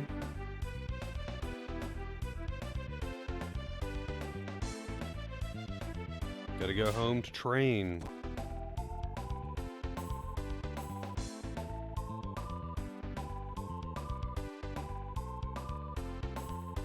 Maybe watching some old random cartoons on Discord sometime on the weekend or something. Could be a thing. I don't know. I've toyed with the idea of doing Discord community watch things, but I would need a pretty good amount of expressed interest, I think.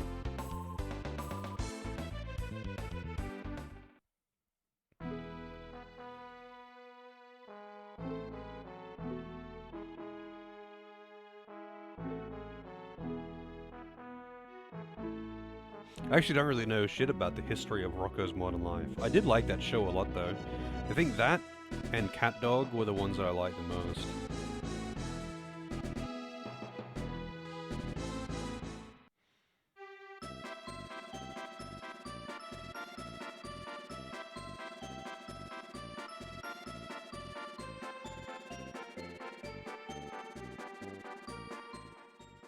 I was gonna say, how am I for MP, but I am not good for MP. I guess I might as well rest at the end.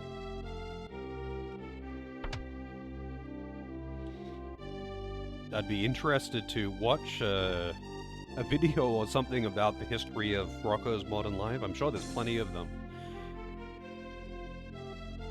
Oh, this is the bar, not the inn, my bad. Or is the inn upstairs? It is! I actually always like watching, well, not always, I guess, but I find that things like the making of or history behind making some kind of media or game, whatever, to be pretty interesting. I used to like watching those. It was not exactly common, but some movies, especially like big Hollywood titles, would have like the making of X movie or whatever.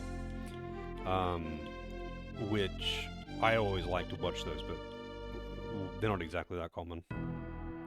Because it'd be like bonus content on a DVD or something like that.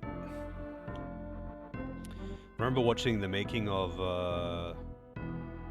Star Wars Episode 1, the first prequel, and like they had like a full making of documentary thing of it. It was quite long if I recall correctly. Although I haven't seen it in a long time, but I love watching stuff like that.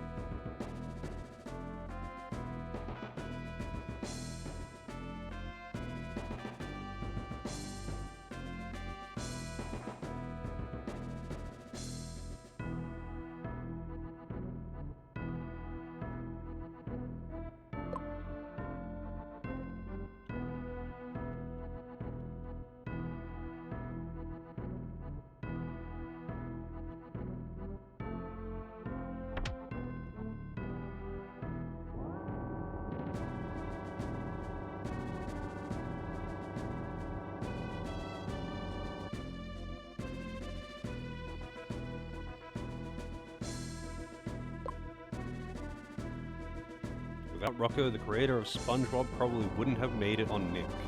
I remember watching a thing about SpongeBob's voice actor. Actually, I don't know. Actually, either way, it was a thing that was related to SpongeBob. This was a long time ago I watched this, but the guy who did the voice of Plankton was saying that voice, because I'm pretty sure it's the same guy actually. I think SpongeBob and Plankton are the same. But yeah, the voice of Plankton was originally considered for SpongeBob. And man, that show would have been very different if SpongeBob sounded like Plankton.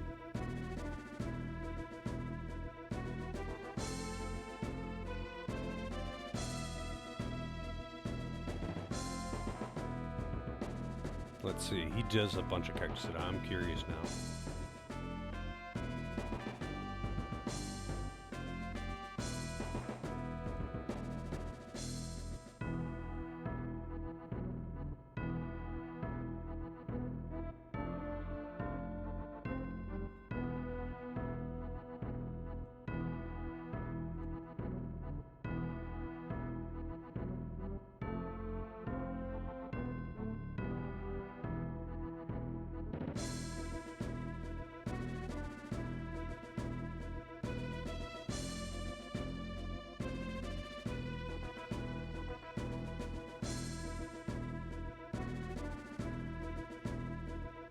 Oh no, they're not the same person.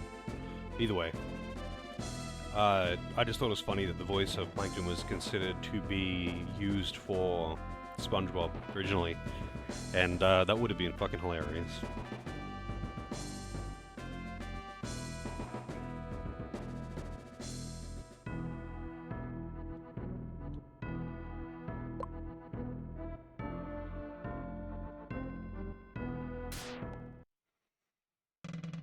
Ooba! It's a recolored sprite that I've already seen.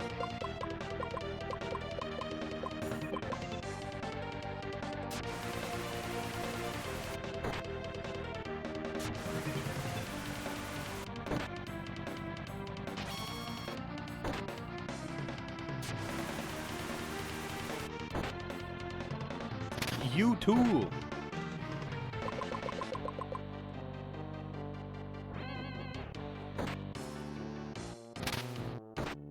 Leave him alone, god damn, man.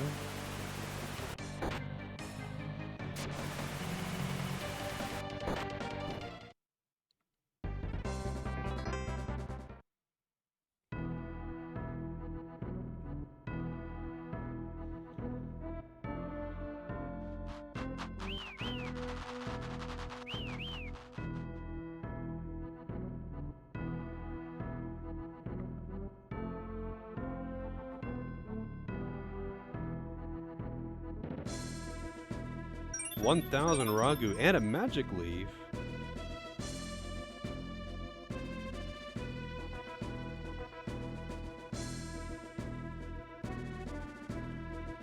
What? How the fuck could they be unaware of it? They're running the tournament.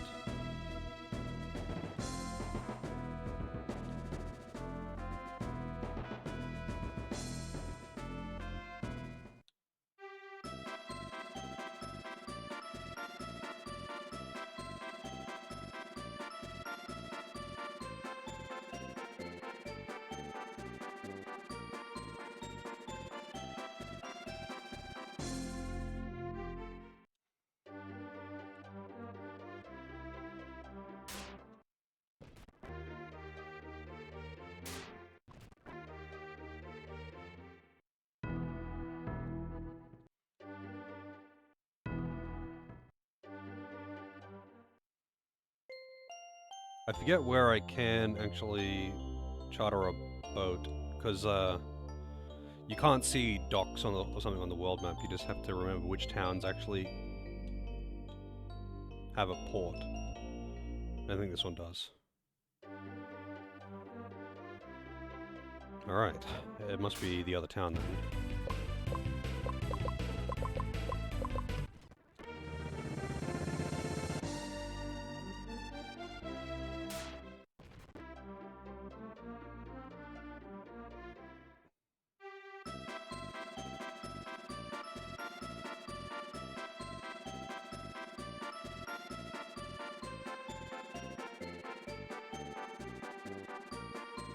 Maybe I can pay the boat guy again, and that'll work.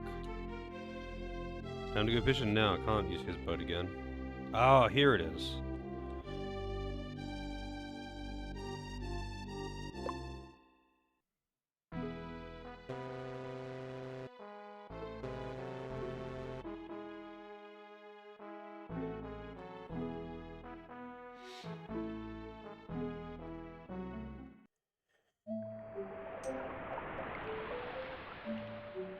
Nurk!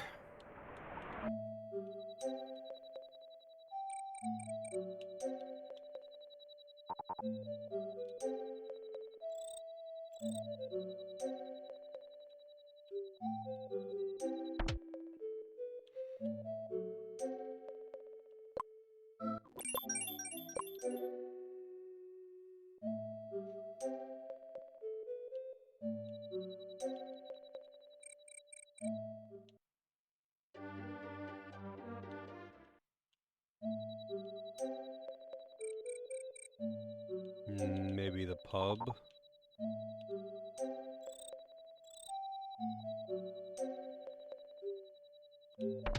Oh wait, no, I remember who this guy is now. Yeah, this is the pathway. This is where their paths cross, I mean. So, I was playing as this guy before. And in this scene, he needs to talk to him about using his boat. And these guys are also actually talking to him about using his boat, funnily enough. But they're going in different directions. They just are crossing paths here at this point.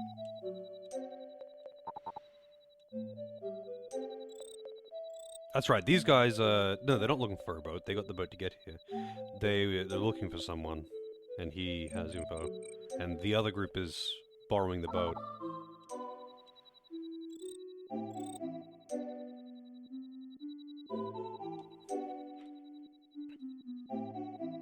Mount Delphi. Mount Delphi you actually go to right at the end of,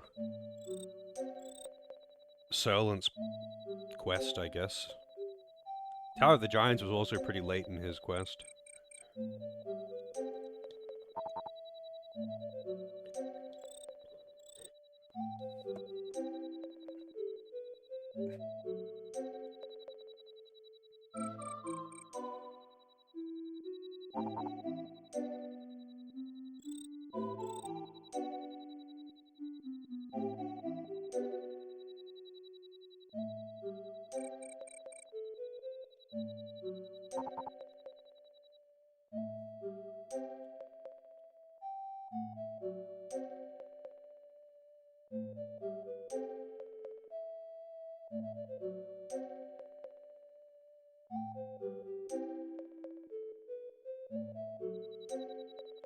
Yeah, they're doing the missing children abducted by the cult thing.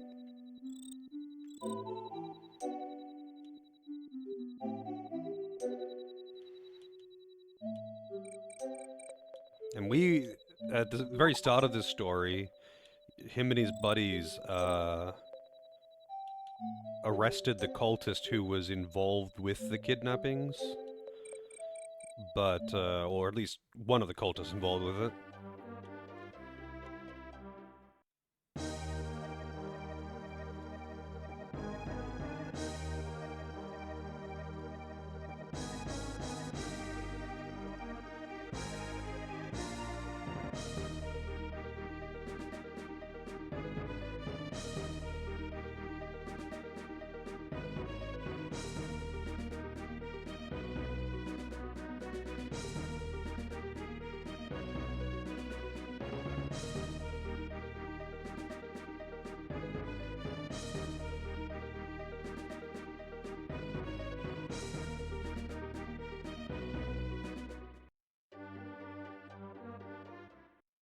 Only Ramalith can, huh?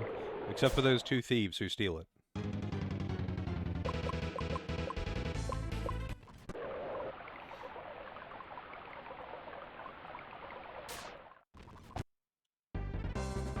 "32 experience, wow.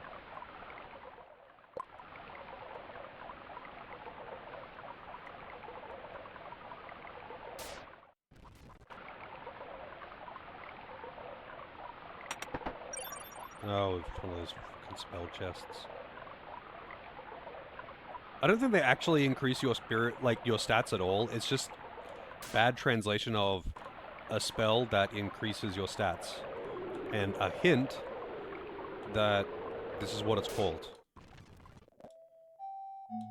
Oh shit! I wasn't watching my health.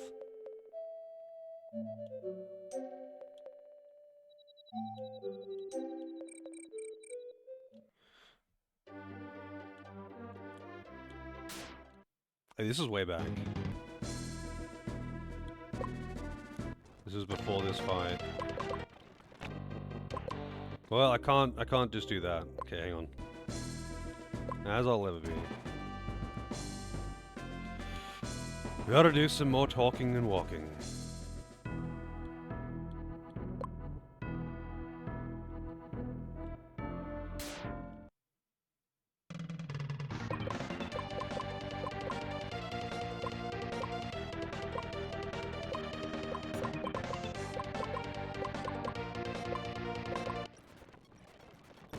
Wow, how did she die when getting healed every single time? I guess they did too many single targets. Alright. Let's catch up to where I was, and this time I'll put a save there.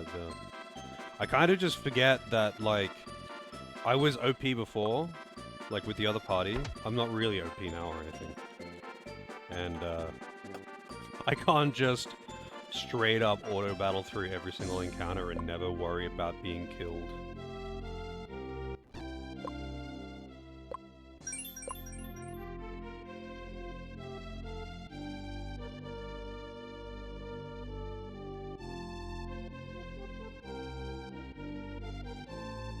Wait, what am I doing?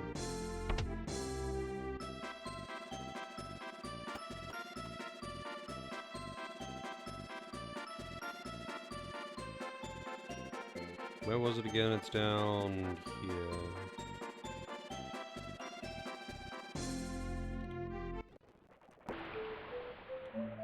Dude, fuck out of the way! Thank you.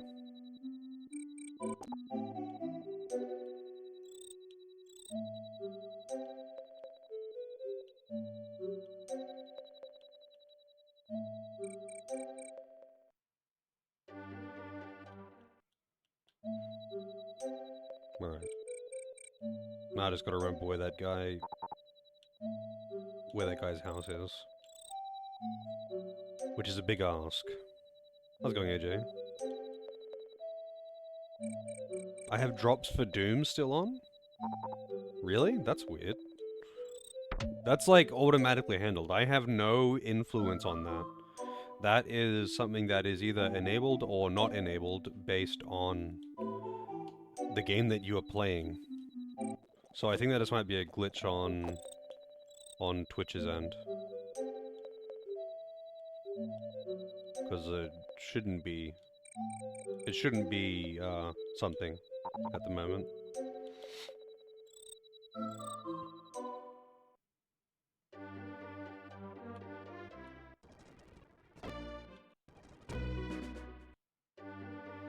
Yeah, like I haven't had it set to Doom for a few days now, so it shouldn't be giving Doom drops. That's just a thing. Like if I'm playing Doom, if anyone's playing Doom, it'll have them, providing that's like obviously there are certain special cases, but for the most part that's just how it works. It's something I don't even I might be able to opt out of it, but I don't think I can. I think it's just a thing that's just there.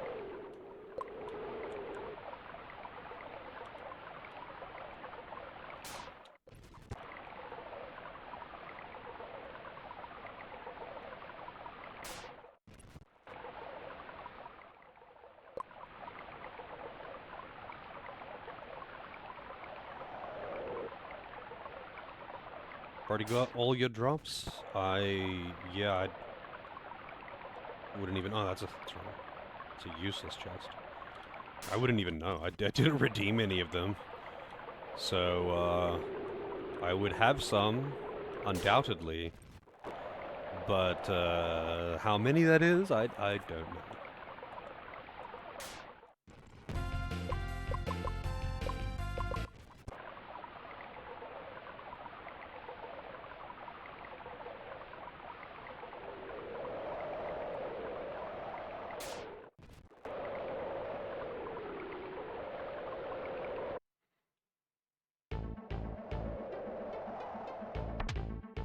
Oh yeah, this dungeon has got like switches in slightly higher places than he can reach. So you could only possibly do that if you have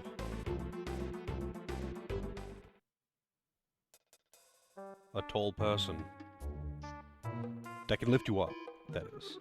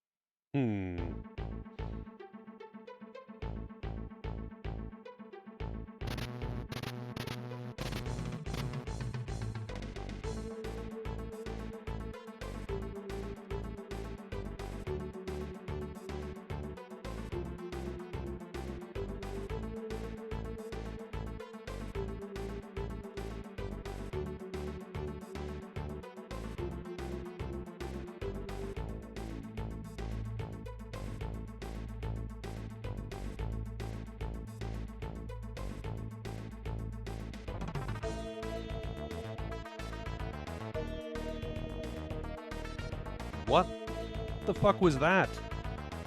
Keep in mind that the main character here in this line is like an extremely skilled swordsman and like known as one of the best in the land, right? He's really good, and that somehow completely fucked him up. All right.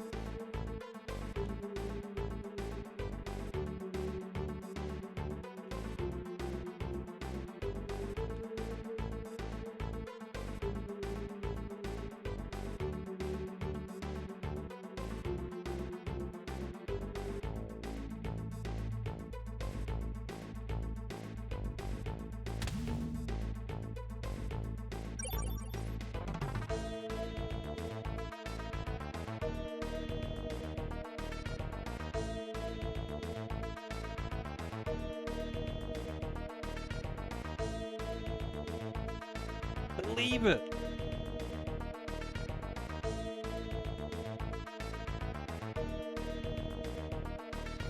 Whisper, whisper, whisper, whisper. Why do they scream every few words? What's with the giants?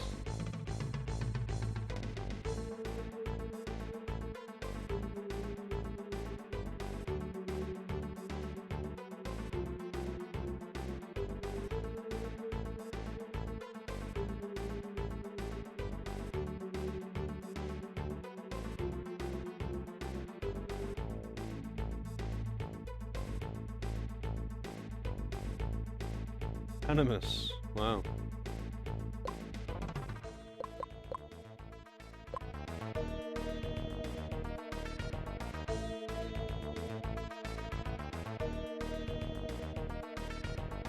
That explains why this room was just, like, empty when I came here on Serlin.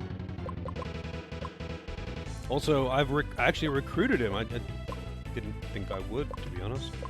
He seems to be a mage type. I should look at the turn order, too.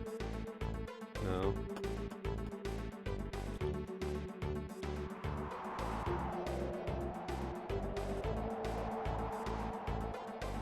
Ah, that door is just sealed. Because Serlin unseals it, I guess. He's dead. Oh, wait, no, I think it might be my options.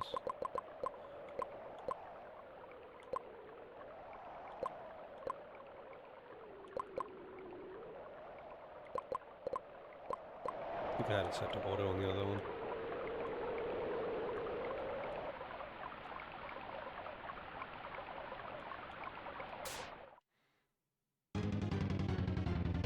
No, it's still actually even in the same order.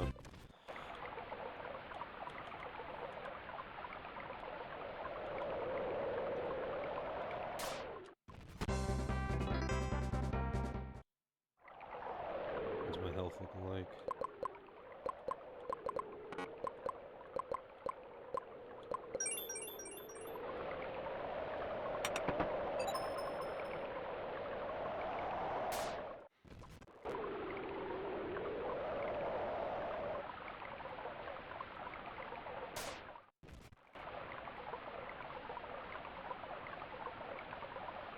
These weird areas that just have loud ambient sounds instead of music.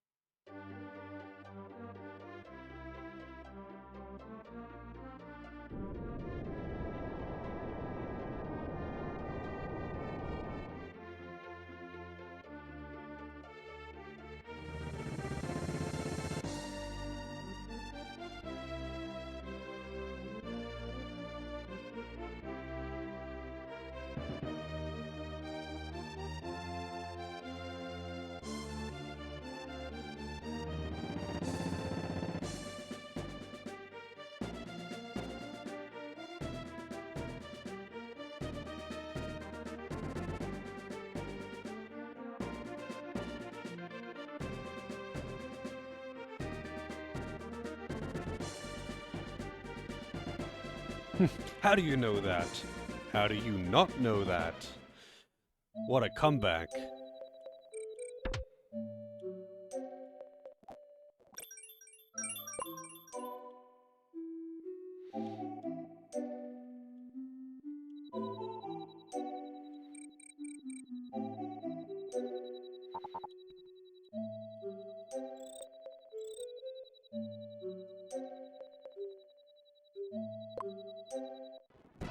Oops.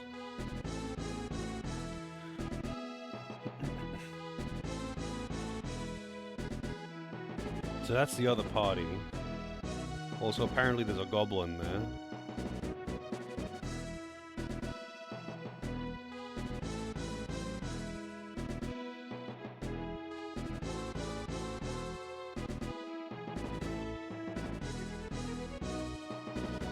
Oh, we've got the creepy old man character.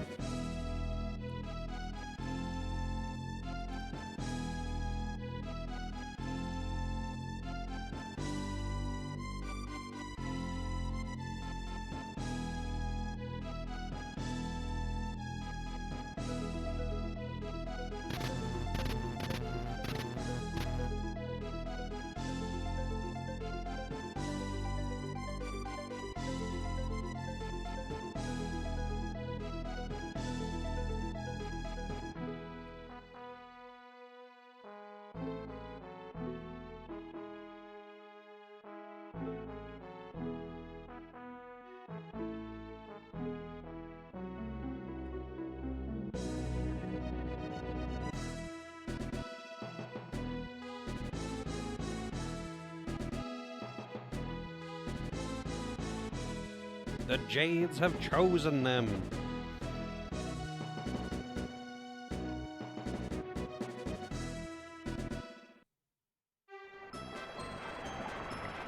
Alright, back to the Colosseum.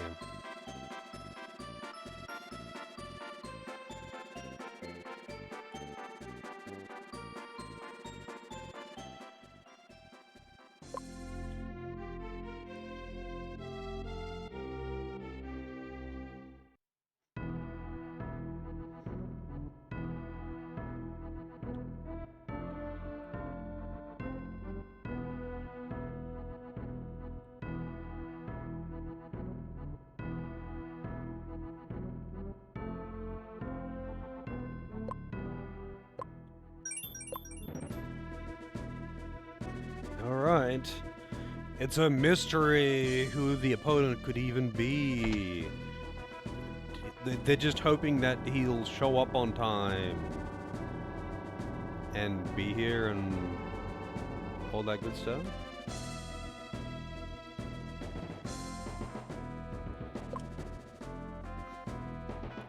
Like, are you fucking kidding? He's just some guy.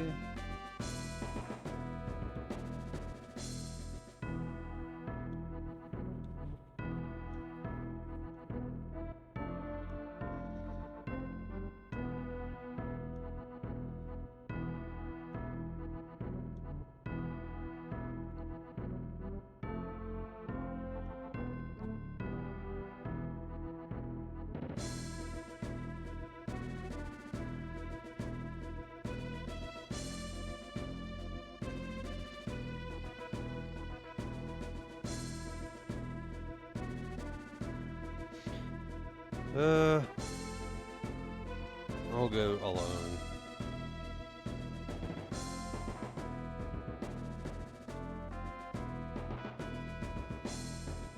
Oh, I don't get to choose.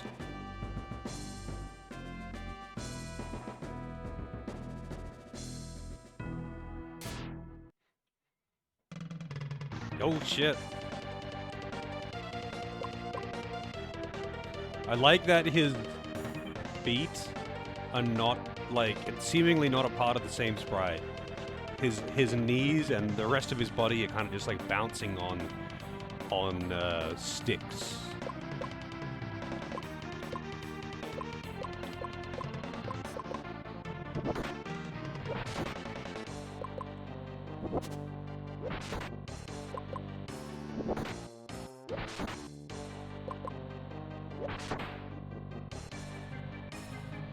Try harder. Middle kick, that did way more damage than the other attacks.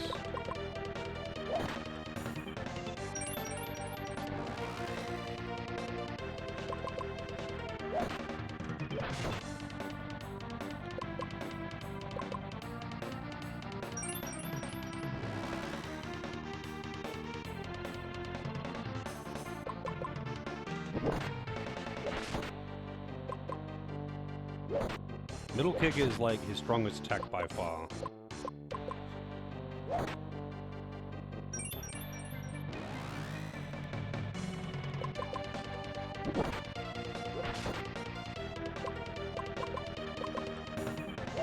That's good.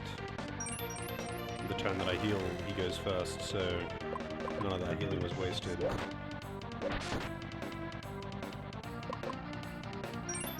Left. He's got heals as well. Fuck you, man.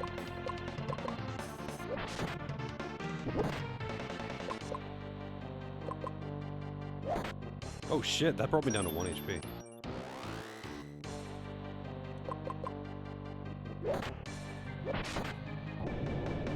Jesus. The turn order becoming so random there. It seemed like I was always going first at the start, and then I was always going second at the end.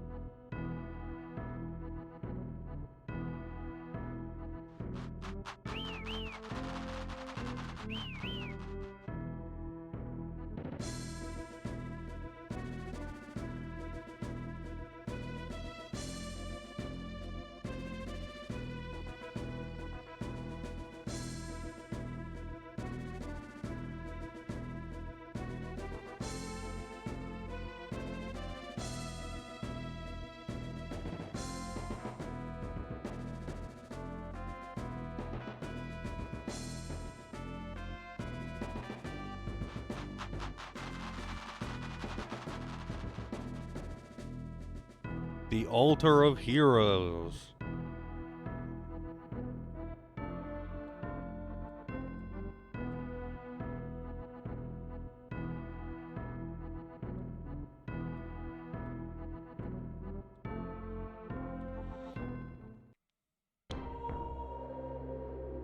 Oh, the eclipse. And then they just all stare at the eclipse. And no one gets, no one hurts their eyes.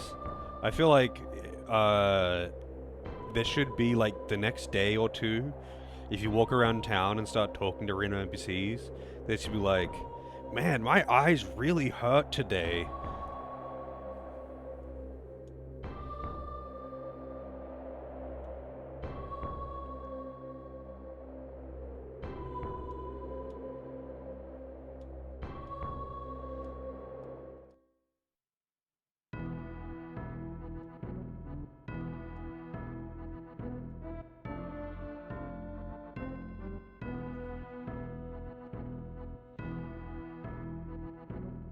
That would actually be a really nice touch.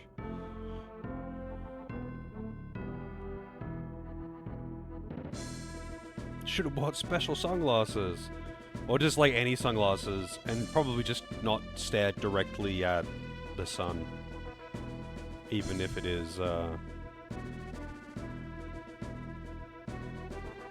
slightly obscured. It's not very good for your eyes.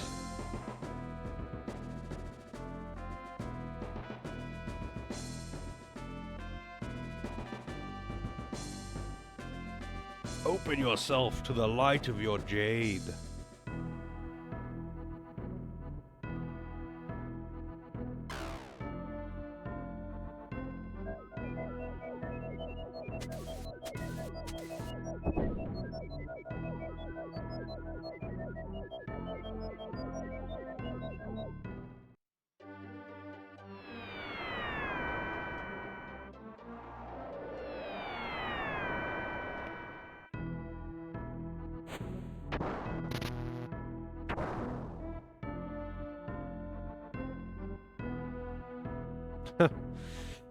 I just remember seeing all of the memes from that eclipse that people were all hyped about a few years back.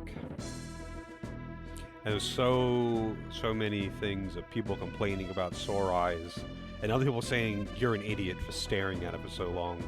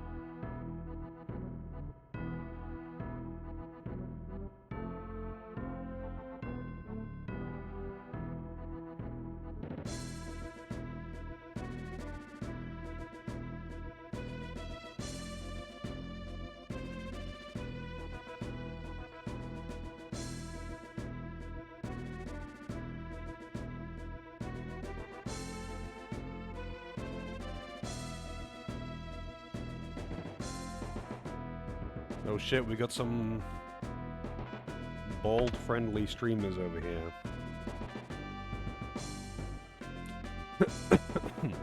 Actually, there is a YouTuber that I watch a fair bit of, Stoic Stick, and he had a video about logical fallacies you can use in arguments, I guess. And one of them was just the bald man, whatever. And it's literally just remind the person that you are arguing with that they are bald, and now their argument is invalid. And it shows this clip of a guy who says some bullshit, and the chick he's talking to just says, "Oh yeah, well, you're bald." And he loses his shit so much. It's just, oh man, so good. So good.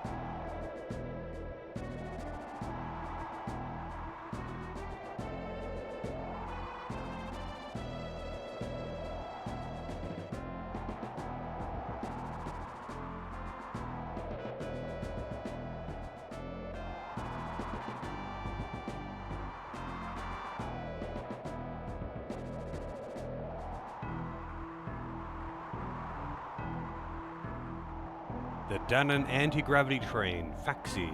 Maybe I'll actually get to use it with this character.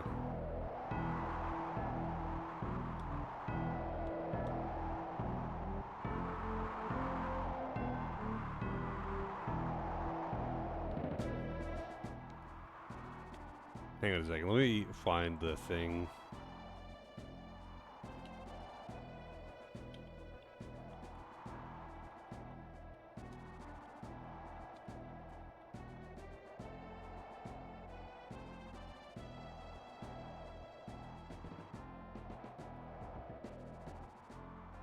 It is a good clip.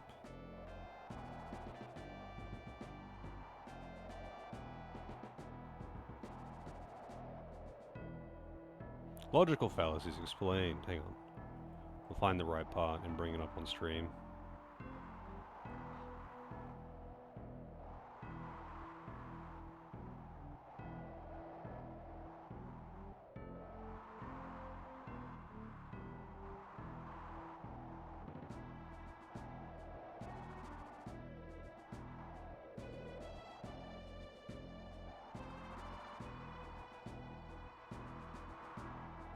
Alright, I think this is the bit. I'll show the whole thing for context, I suppose. Let's see.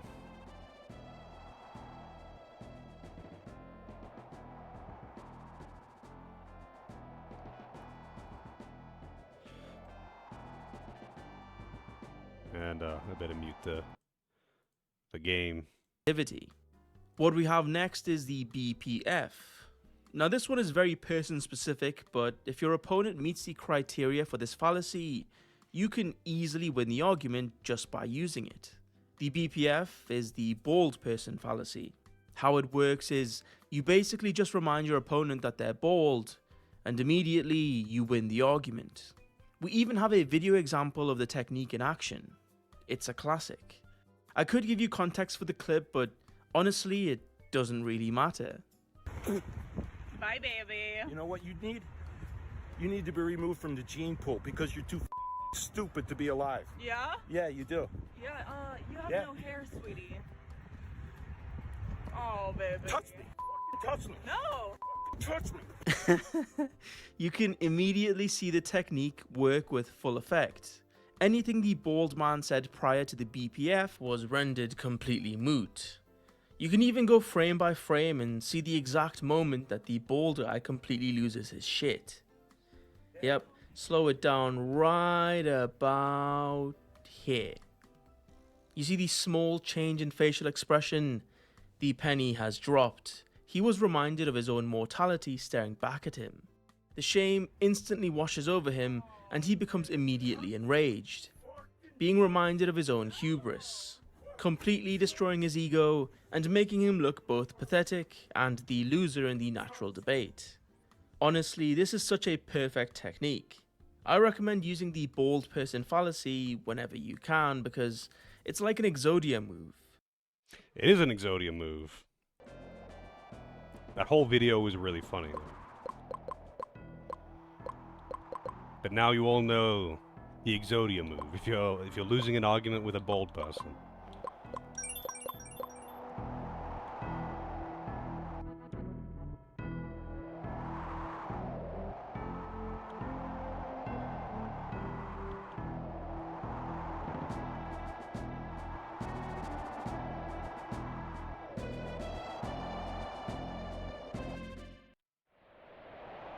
Town of Len.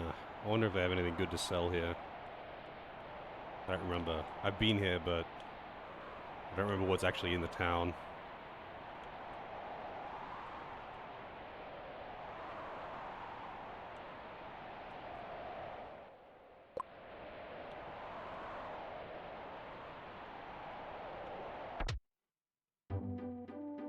Forge. What'll it be? Alright, what do we got? Minor upgrade. Decent upgrade. I don't know how much of an upgrade that is. I think I'd rather get the defense upgrades. It seems actually kinda shit, to be honest. Hang on a second.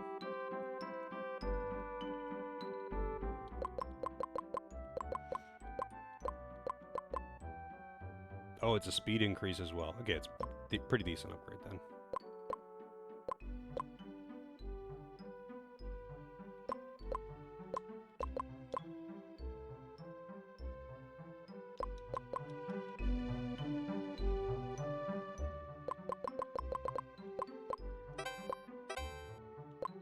And suddenly I can't really afford anything else, so...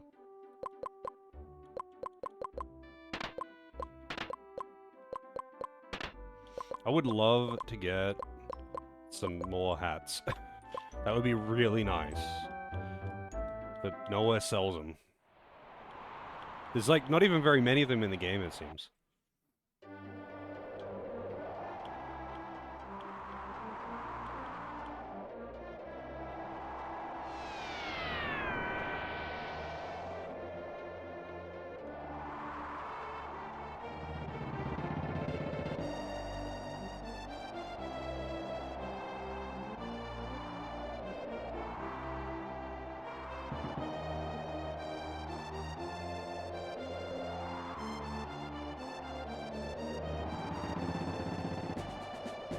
Wait, what the fuck? It just flew past, I guess. It didn't actually land here.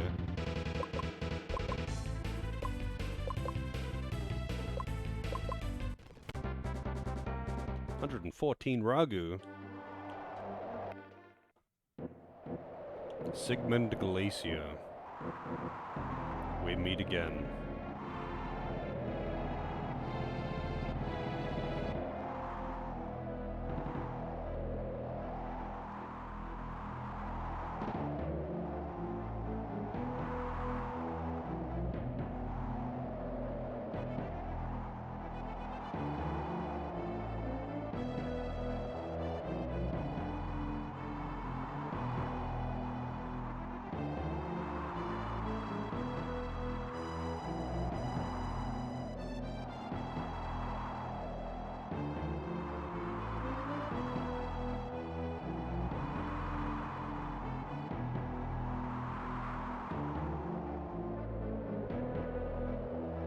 Oh, he just left the party temporarily, I guess. No, I'm gonna go get a coffee and then continue with the glacier, I guess. Whoops, not display capture. Coffee. Be right back.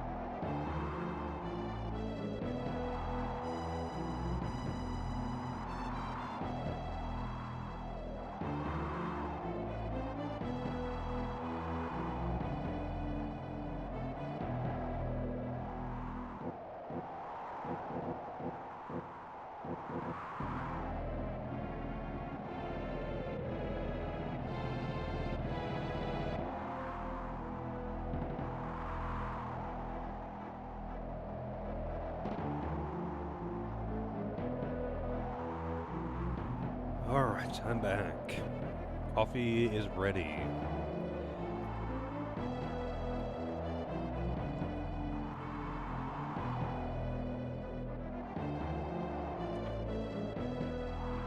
So how do we get in here?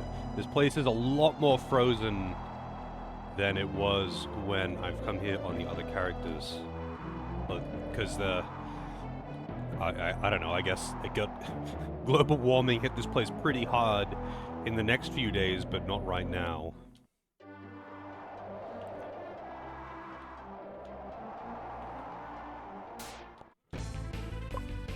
Oh, whoops.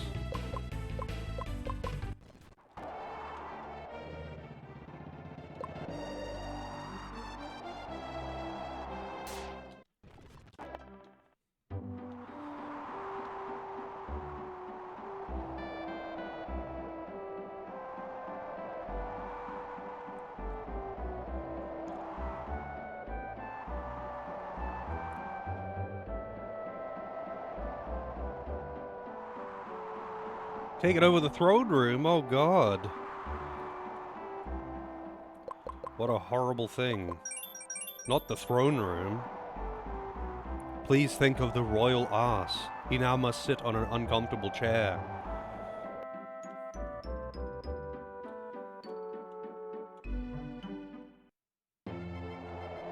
Oh, this is the Faxi station. I've never been able to come in here. On the other character, the Faxis were just down the entire time.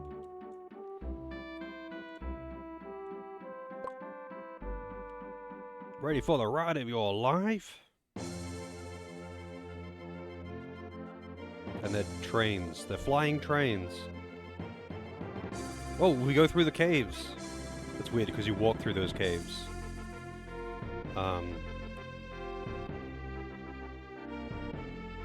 On what's his face? Serlant.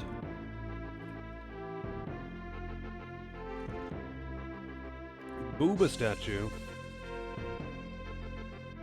Why? So that didn't actually, I guess, for story purposes, you had to. But like, we just did a full circuit.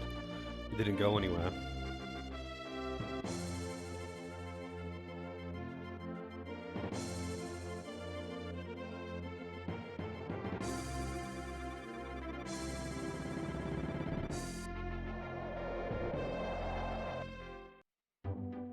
Okay, that was totally pointless, but alright.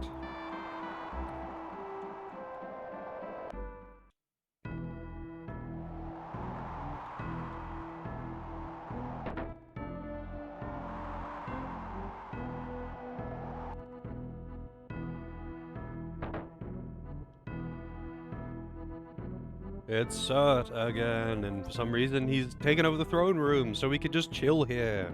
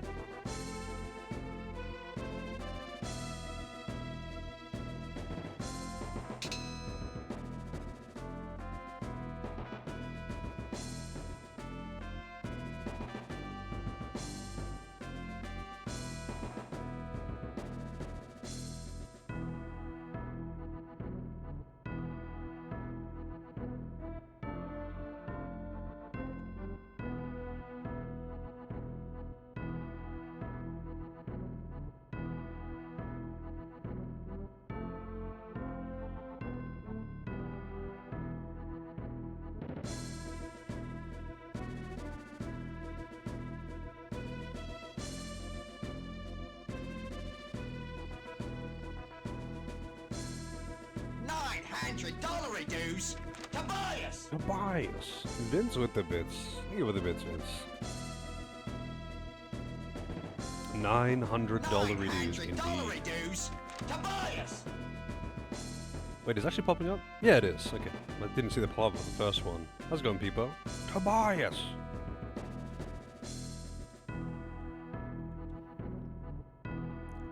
I've never met someone named Tobias. I've only seen it in, like, movies or something. Like, seen the name, I mean. Oh, you didn't see the first one either? Okay. And you know a Toby? I don't think I ever met a Toby either. But I guess Toby would be short for Tobias. I met lots of Tonys.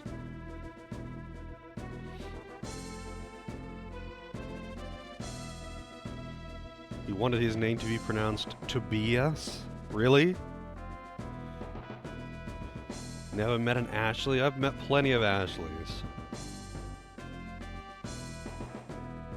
Short for Tanias. Yes. I'm pretty sure all the Tonys I met were Anthony's. Not Tanias's.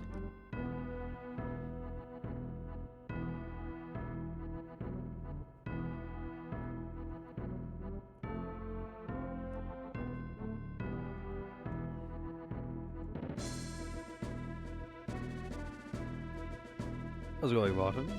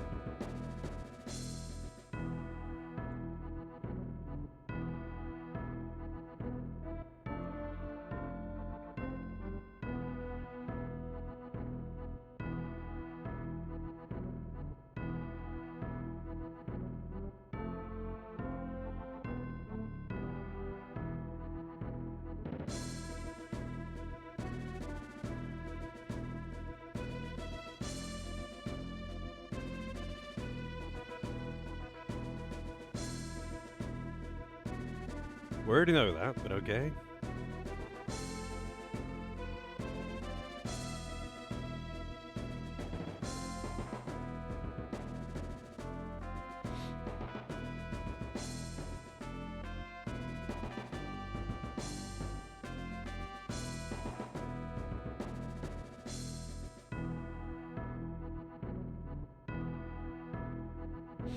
You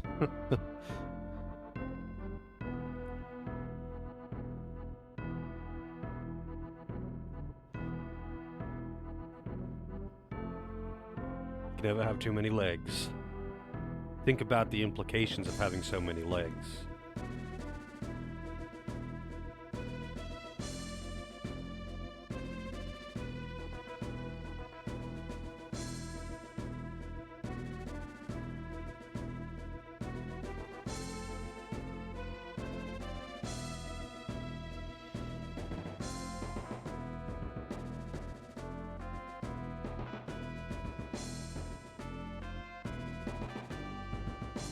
Let's get a move on. Now we get to go on the train for real. Funnily enough, though, speaking of like characters, people playing games where one of the characters is the same, like named the same as them in real life, I really don't like it when that happens. It just feels weird when characters use my name in a game, whether it's a playable character or just a random NPC. Seeing my own name in games just kind of weirds me out. Instant immersion breaking. Doesn't matter what it is. Doesn't matter who it is.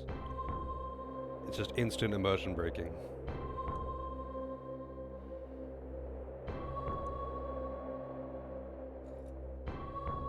Never happened to you? Must have a pretty uncommon name.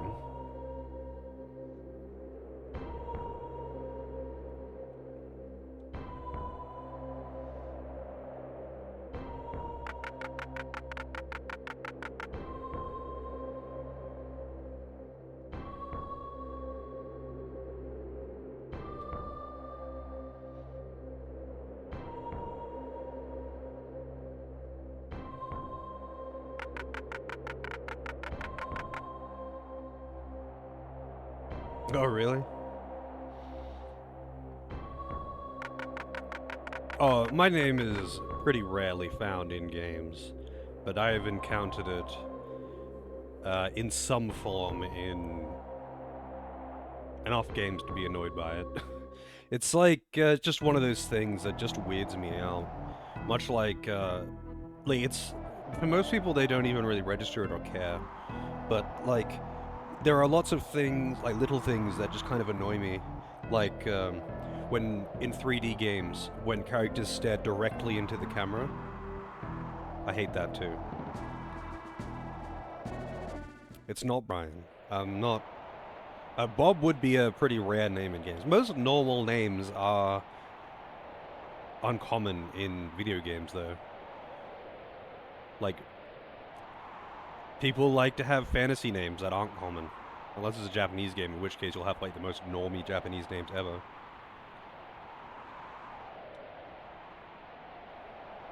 Well, I mean, I don't play that trash, so no. But if I did, also, I wouldn't.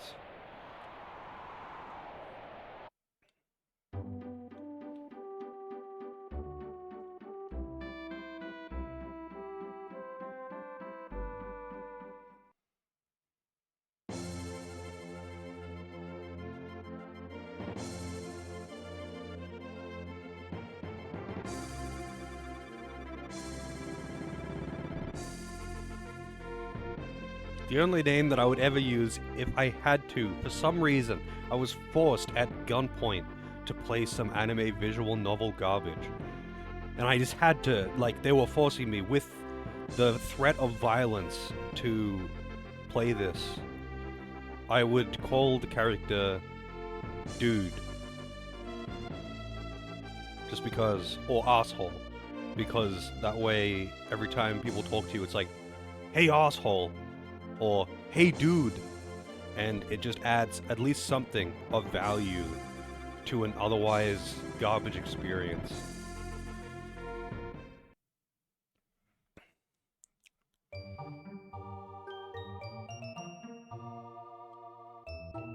Get him, bro!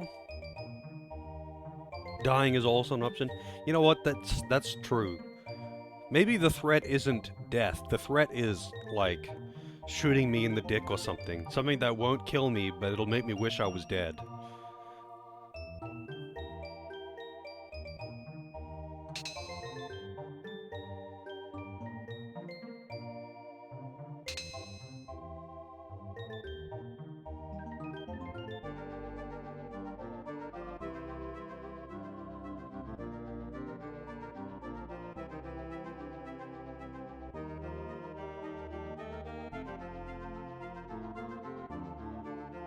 Well, getting shot in the dick is an option. I think I would rather suffer through anime visual novel garbage than get shot in the dick, though. Like, there are lots of things that I do not like and do not want to participate in. Shitty anime visual novels are one of those things. However, I don't value, like, my distaste of shitty anime is, like, lower priority, I guess, than keeping my body intact. I don't really want to lose, like, a hand either, you know?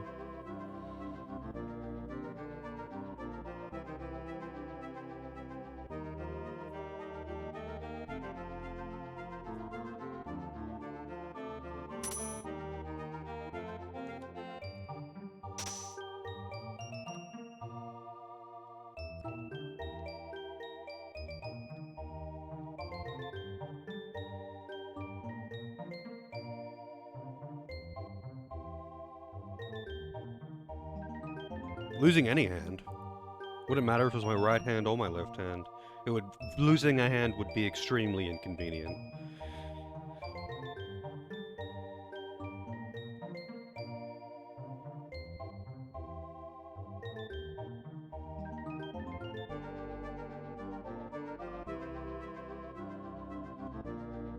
I mean, like, of all of the body parts to lose, like, memes aside, of all the body parts to lose, your hands would be one of the most inconvenient things to lose. Like, obviously, eyes would be very bad. Hands would suck, because usually you use both of your hands for things. Like, yeah, obviously you can do a lot of things with just one hand, but, like, losing either of your hands is going to be a massive pain in the ass. Losing a leg would suck, but like, it doesn't matter as much, right? It's not going to make it difficult for you to write. You could do without your ears. I feel like I definitely would not want to lose all hearing. Like, I would not want to be completely deaf.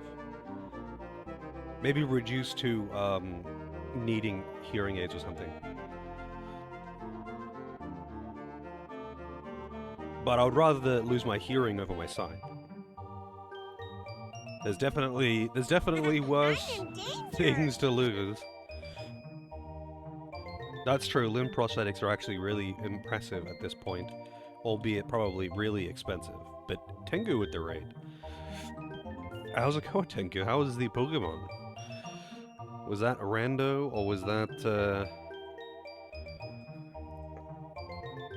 like a legit playthrough? I have played so much of that, Gen 1 remake. The Gen 1 and Gen 3.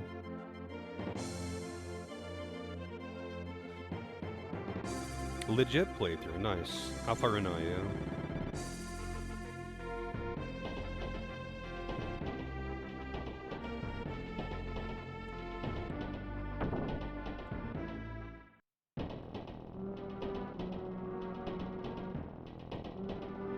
Look at the size of that thing. Just met Bill. Okay, so you're pretty early on.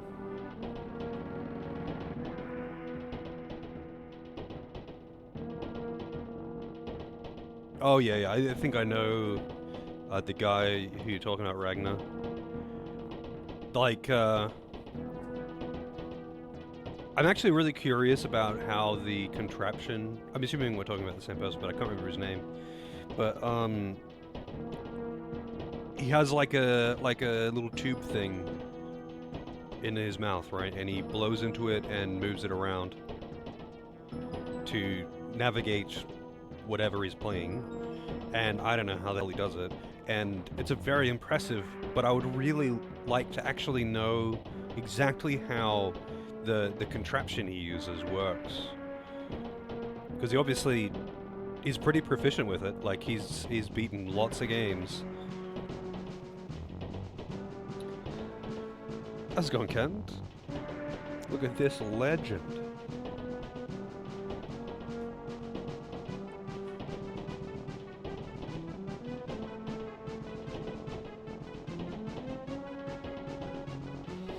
And now you can just use Neuralink. I mean, having, like...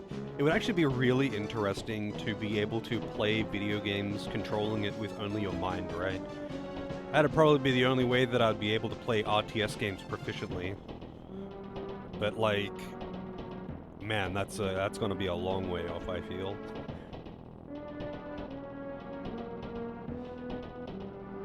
Yeah, Handy Capable Sean was actually his name, but it sounds very familiar, but I've not actually...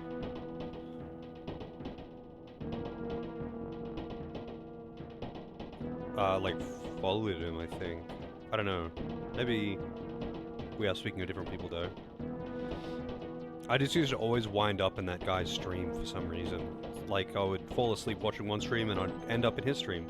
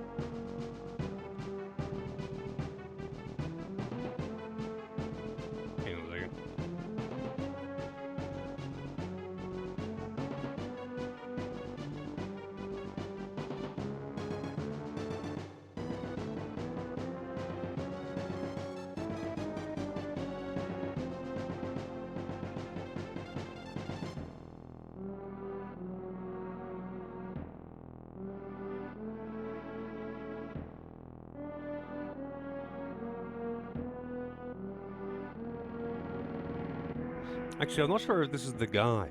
It might. I just looked up the Twitch. I think this is no. This is not. This is not the same guy. He does have something that looks similar though.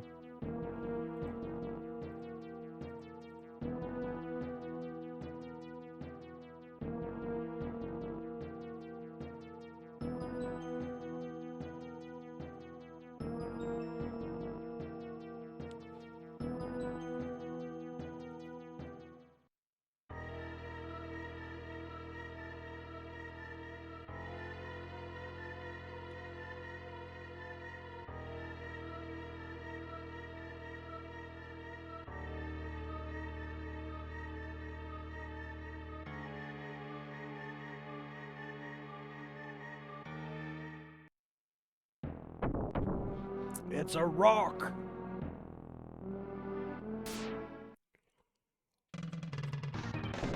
It's literally just a rock with a face on it. Jesus, that just annihilated her though. How hard did that even hit? I didn't even get an action in yet.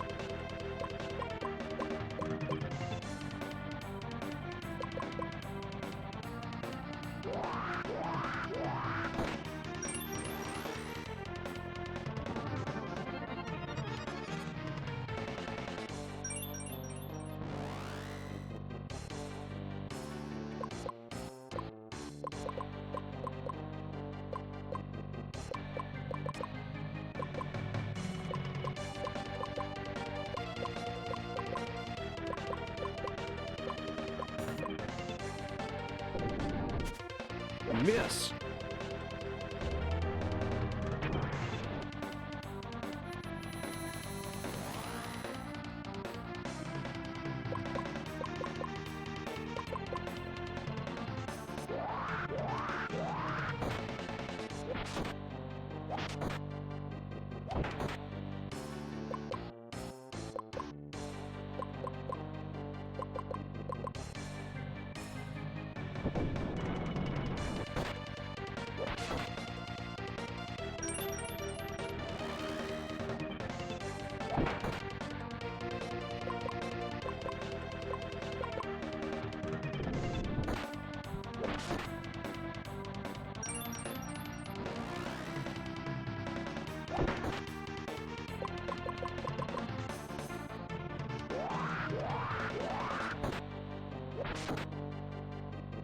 I wonder how much health this thing has.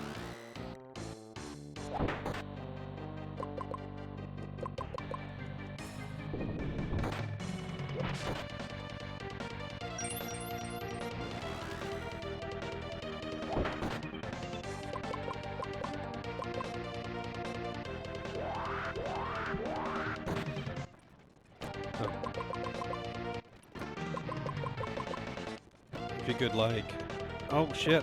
She died anyway.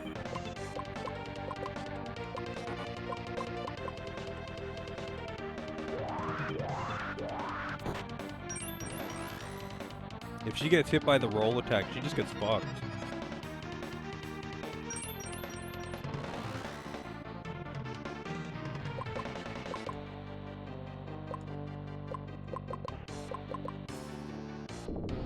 Can you stop hitting her with that? It's actually a one-shot for her.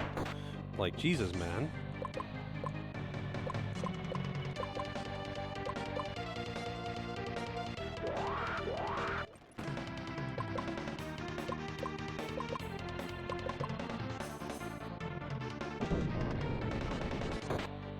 Damn, that hits really hard.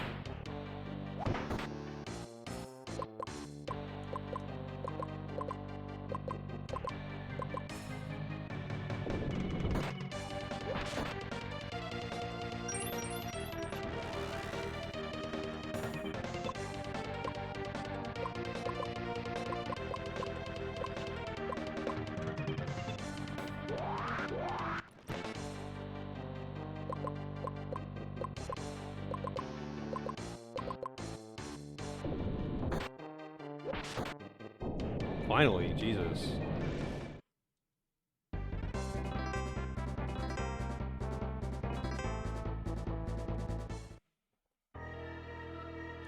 Clearly, I should grind more.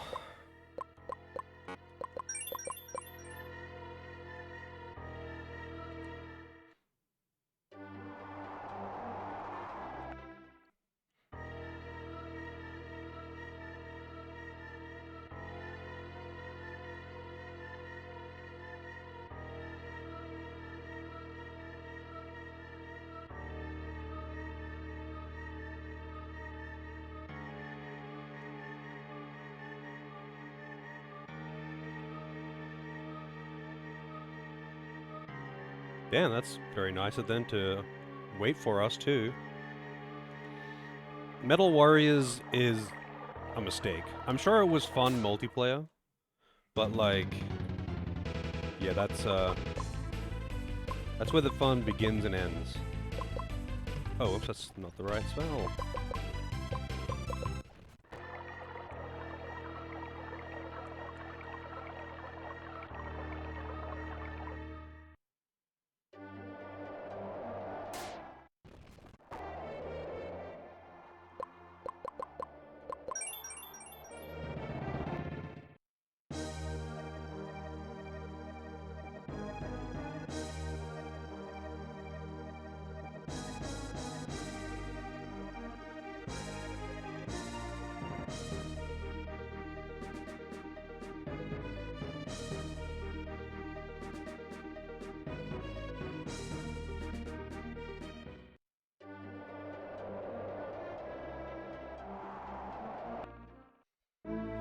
Clock Tower.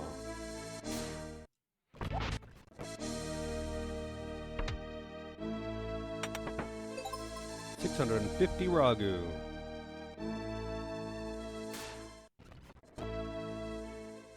Oh shit. Hope there's one of those healing pots in this place.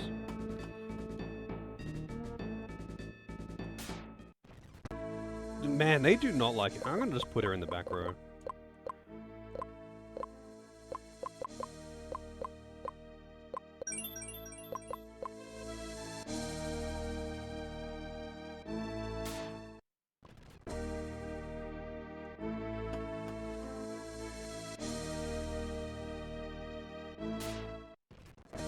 Oh my god, even in the back row, she just gets fucked all the time.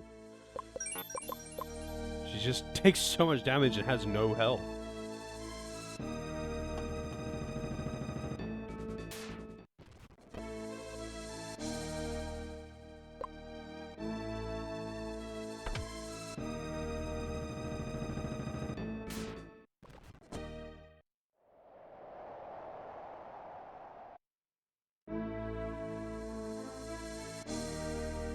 I do kind of want those chests, actually.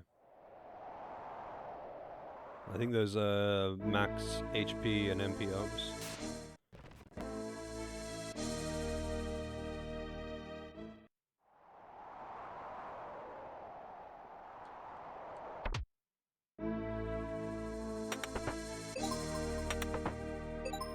Yep. Wonder if anything drops these. Oh shit.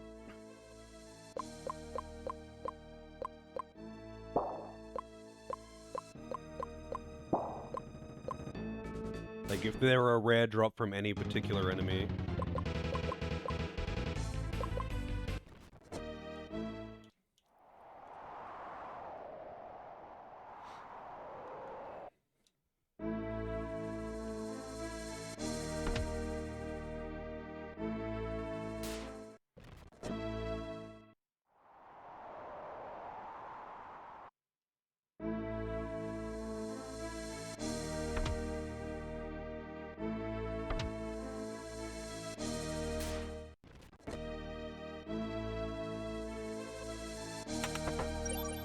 Big chests, man.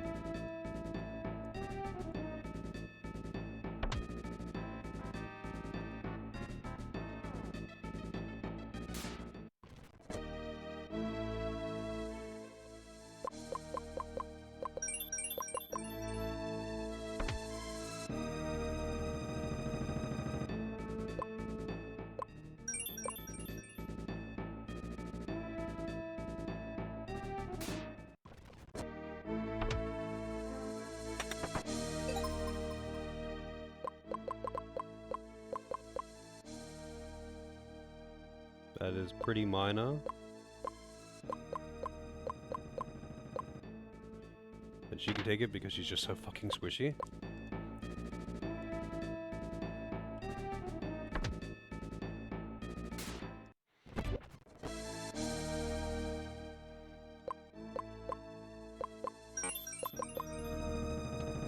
Alright, I sense a boss fight. Usually they're not far from the save points. Here we go. Monju.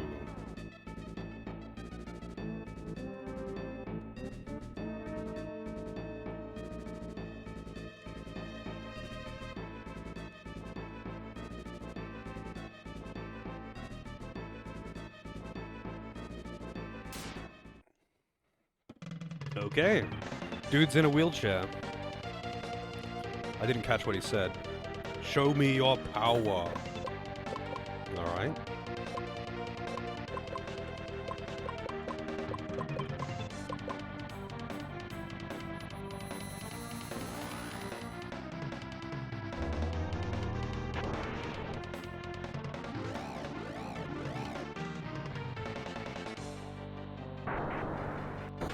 Oh shit, even with magic defense, that still hit really hard.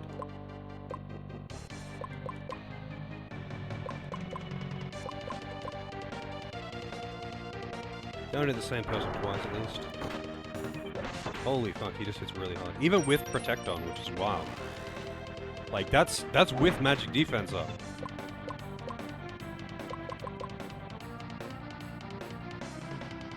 Oh shit, he's actually using debuffs.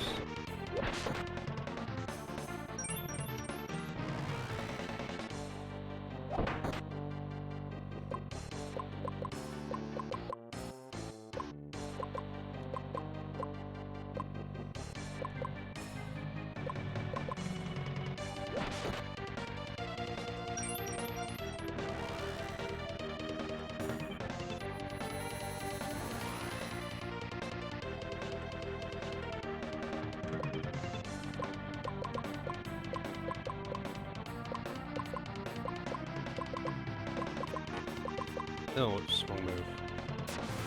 Oh, he apparently would have been going first anyway.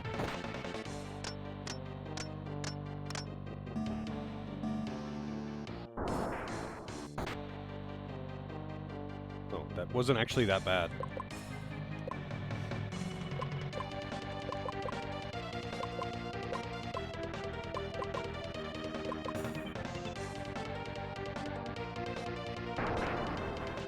Yeah, that move is far more threatening.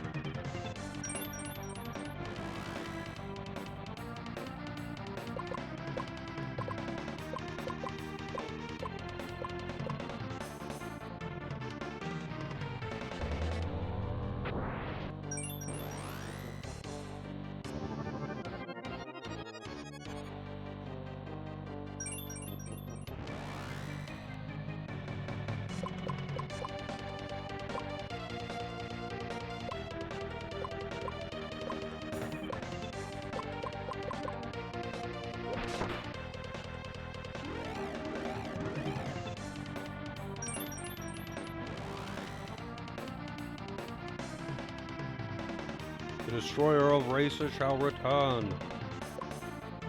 Uh-huh.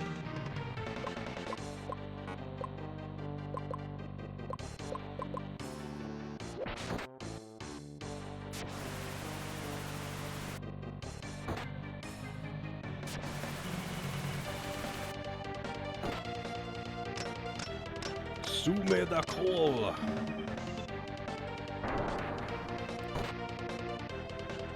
Damn. One-shotter.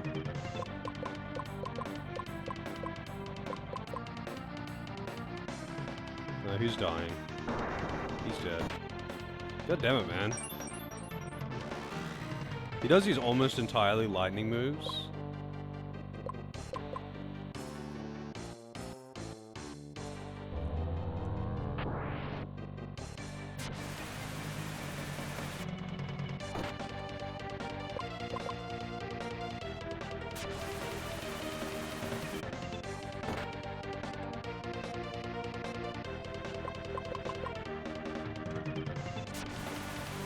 Maybe I can kill him before anything bad happens. And our buddy here dies. 60. Wow. This is probably gonna kill him. Yep. Party defeated.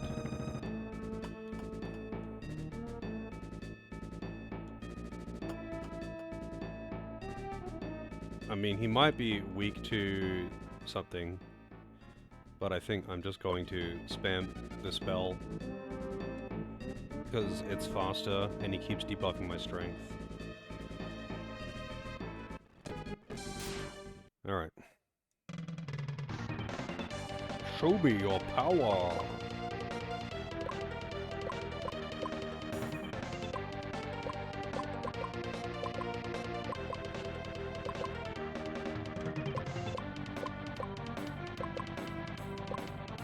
I think I'll still use Protect.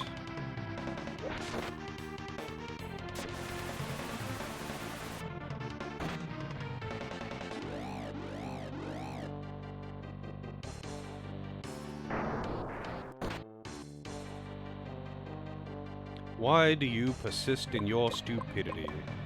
I ask myself that every single day.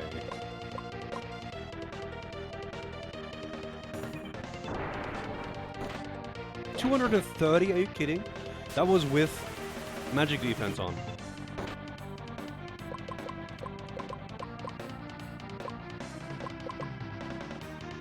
It's so weird as well that, like, he'll either go first or last. It's one or the other. He will always go first or last.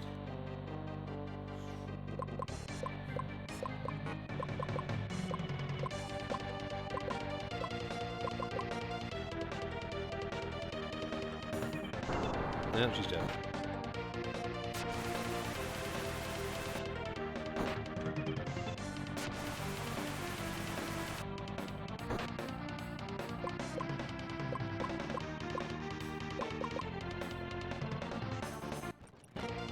That's like the best thing that he can do.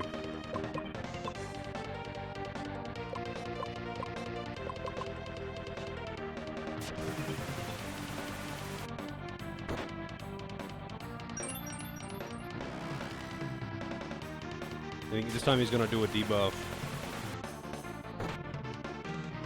Nope, he's doing the big winder.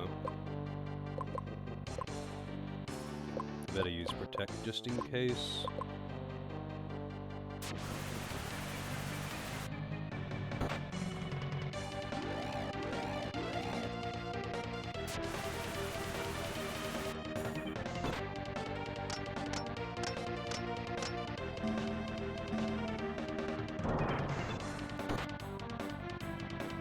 God damn it, even that still one-shots her with fucking Protect on. I also don't have any more revive items. So I have to use the actual revive spell. I think I might actually have to grind though, like... He's too capable of just one-shotting people out of my control. I could try put on the lightning resist spell, actually. Let's see. So let's see, what is the lightning resist spell called?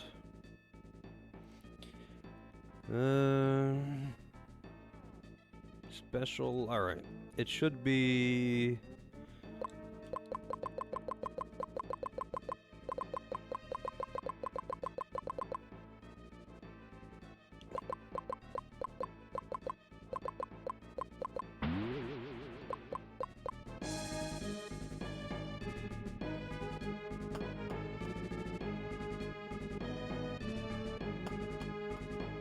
I just don't... I would really like to know how long buffs work and, like, how they work in general. Like, I don't know how long they last. There's no indication. I don't know how much they do. It's... And some of the tooltips are just kind of fucky.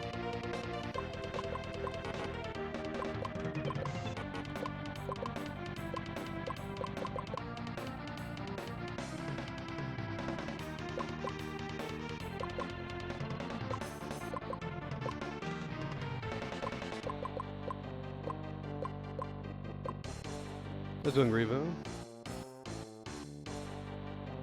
Might be mixing RPGs? Yeah, I don't know. I would need like a wiki entry to really...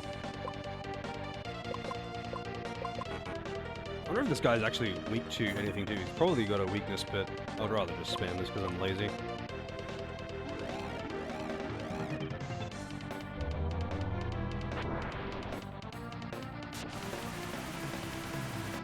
I definitely need the lock first. Okay, that debuff didn't do fuck all. Like, that was... Okay, at least that didn't one-shot her with the lightning defense on.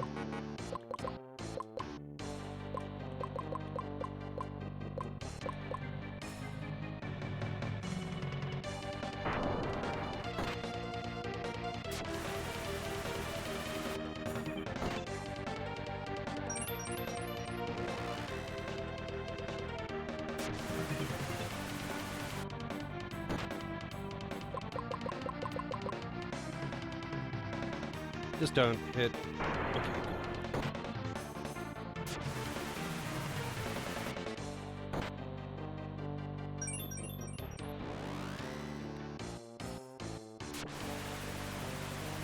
So I don't think it's worth debuffing him, but it's probably worth, necessary even, for me to use the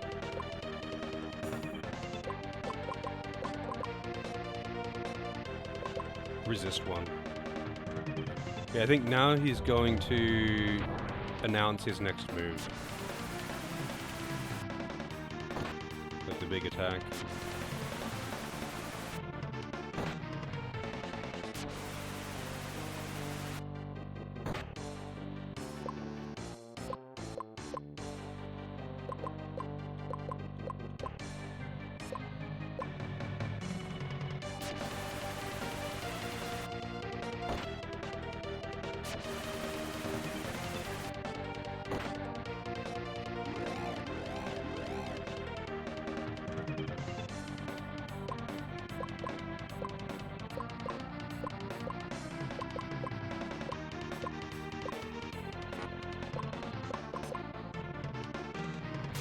I think he's gonna go last this turn, so I should have just attacked. But he's probably gonna go next, first next turn. Yeah. Is anyone on a max HP? No, they're all max HP.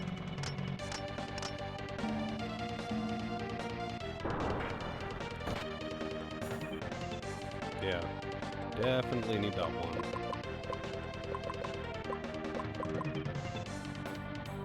Don't kill anyone, please. He's probably dead. No, he's not.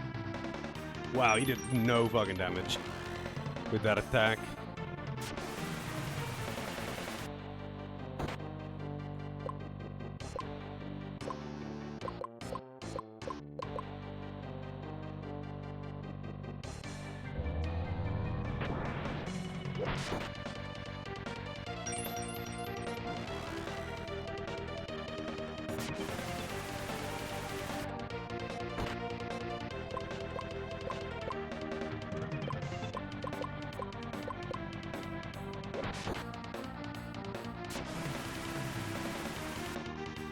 Just fucking die already, man.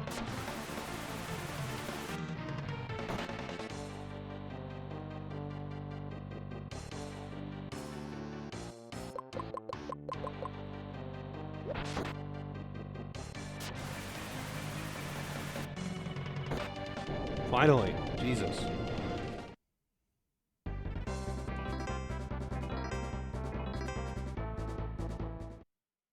$939 Ragu.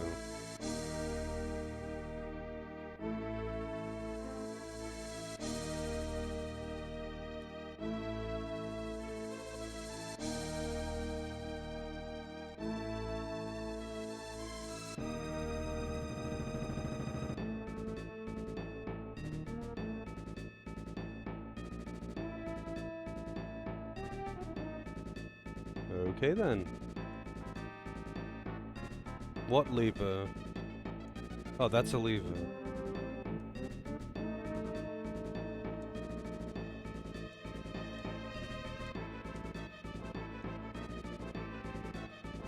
Pull the lever.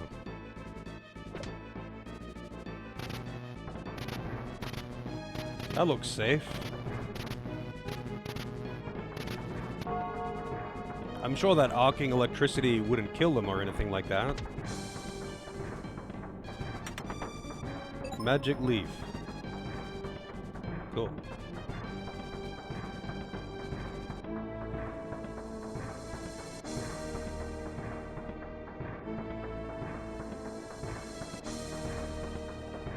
There was another one of those doors further down.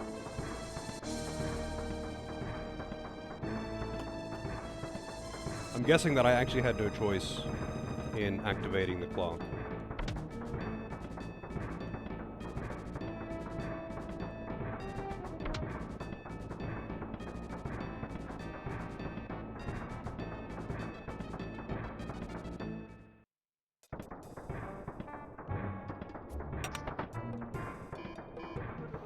No, that's right, I already opened those. I think they were empty on my other character, weren't they?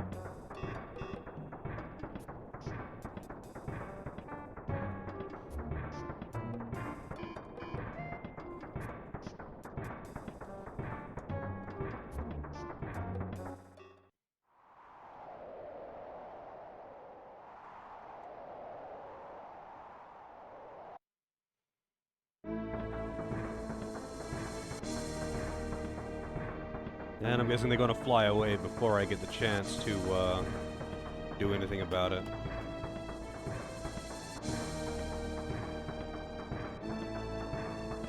Huh. Oh, alright. That was,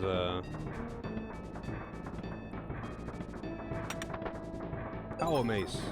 Wait, who can actually equip that? Shit, he's had access to another weapon for ages and I just never gave it to him.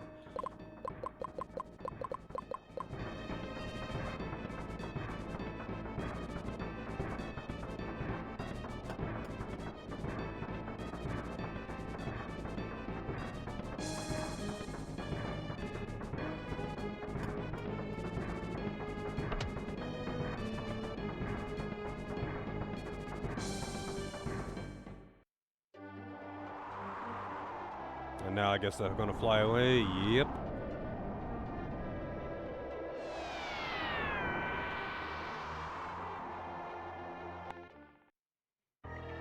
Wait, what is this other area here?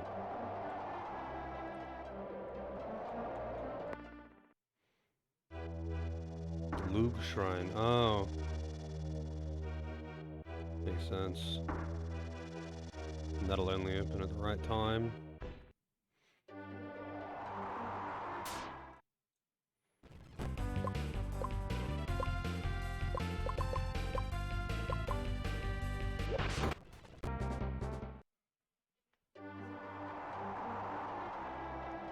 It is kind of annoying that my casters are my slower characters in this team versus the other team where my casters were the two fastest. And they would always go first and usually could kill most enemies before they got a turn with AoEs.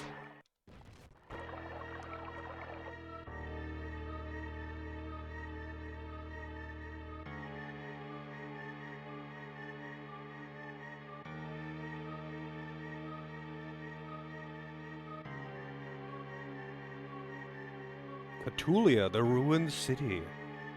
That sounds like a very efficient place to fly your train to. I'm sure lots of people live there.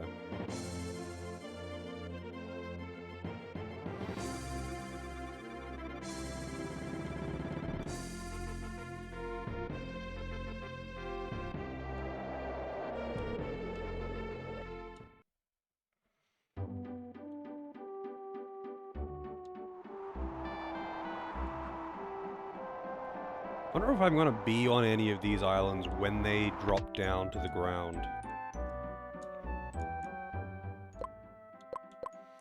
Theseus.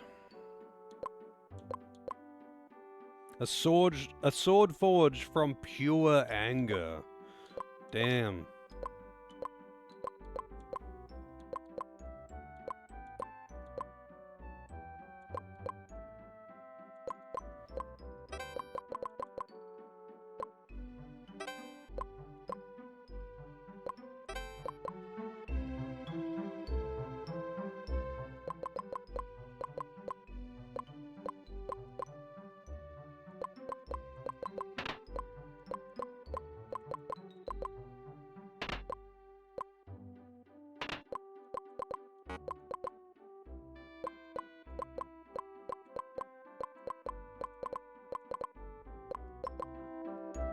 Pure angry metal, yeah.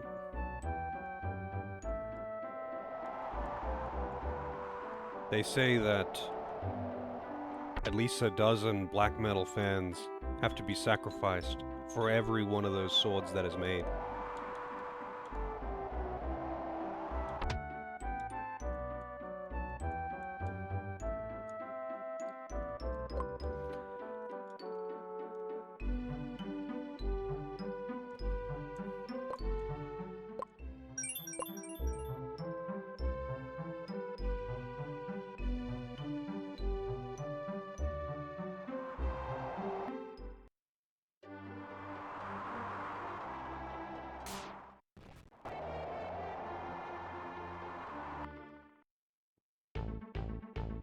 The Graham's tomb. Oh, did they just set him on fire? They did. Rude.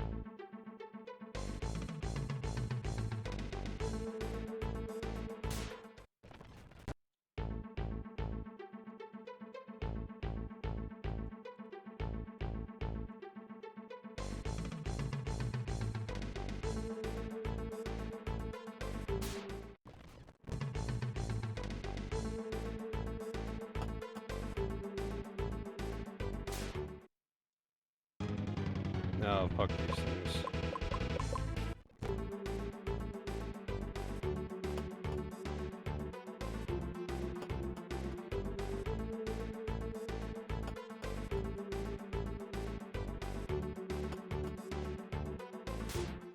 Why is this such a maze?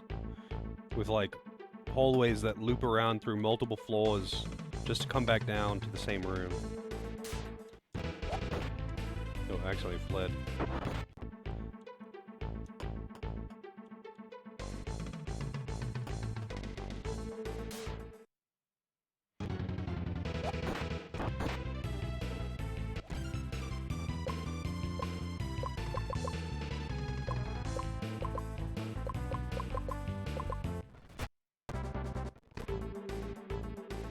No, I want that, magic healing pot over there.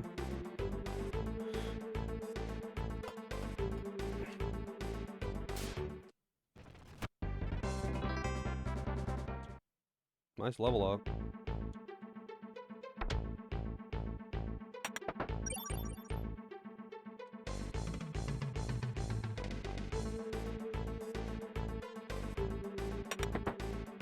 Aegis shield.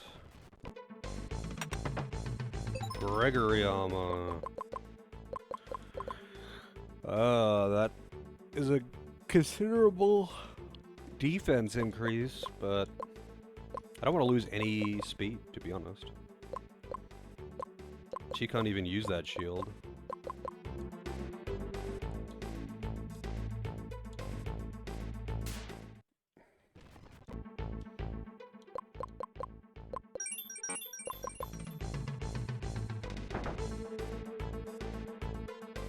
Hey, buddy. Marika.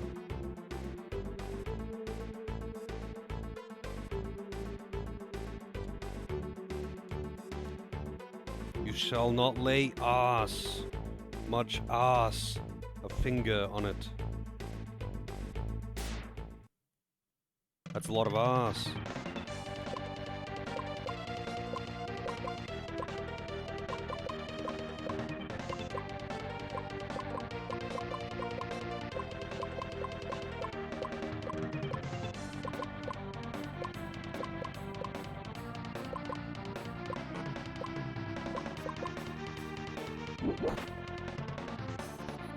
Ass.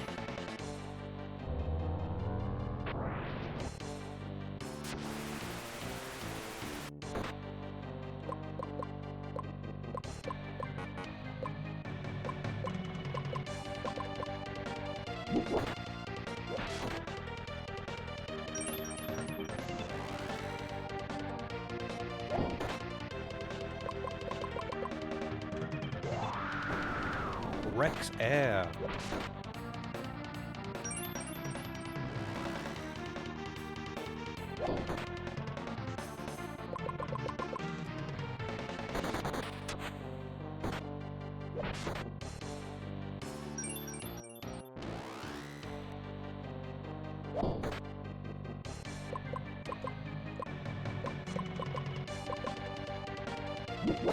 Who is the big lady?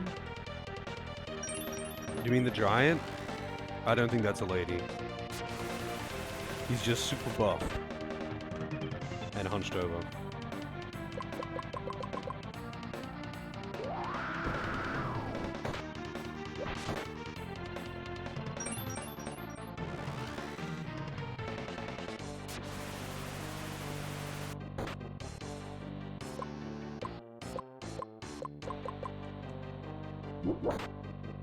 Got some nice side moves. I don't know if they've actually... I'm pretty sure Tura is a man, but I don't know. The dialogue is pretty stilted. So, I don't pay that close attention to things like that. Pretty sure they've referred to him as a man, though.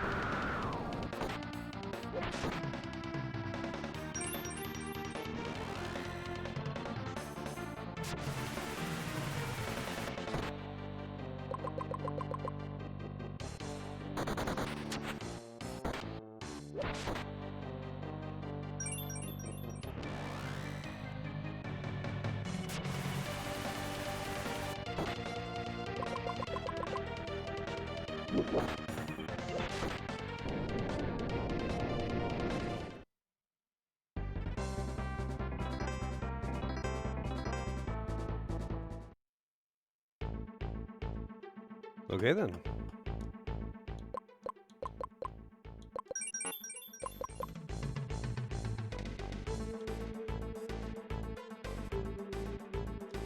The Gram. Oh shit. He's the chosen one. Temple of the Danons. Shit, pretty good. Cuts armor cleanly, pulled from an apple tree.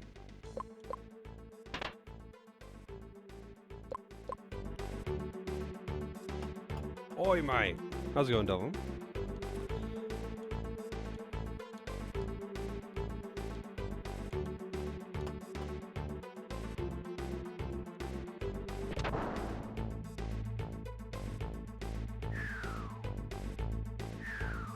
Well, now I get this. Kids have gone to bed. Time to play video games. What are you playing at the moment, actually? What have you been working on lately?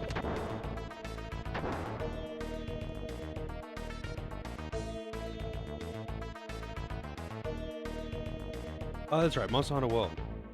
Still on that one.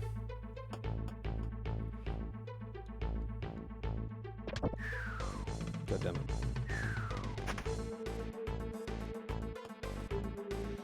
Just reach higher rank? Nice. I think I got to the point of high rank and just like refighting all of the bosses at their high rank and the other bosses that become available in like the end game slash post game whatever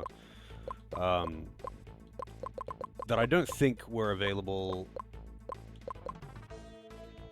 Wow, that's a huge defense increase. I don't think they were available before that. Like that flying bomb-dropping asshole. And the actual T-Rex. Not that fake T-Rex. That's actually just a big chicken.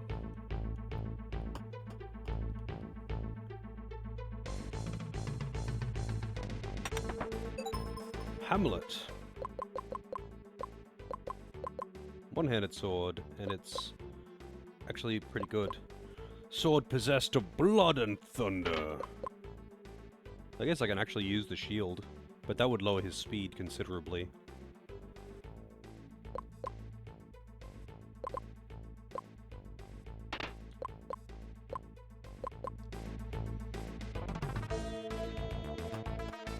I always forget the names of the monsters in Monster Hunter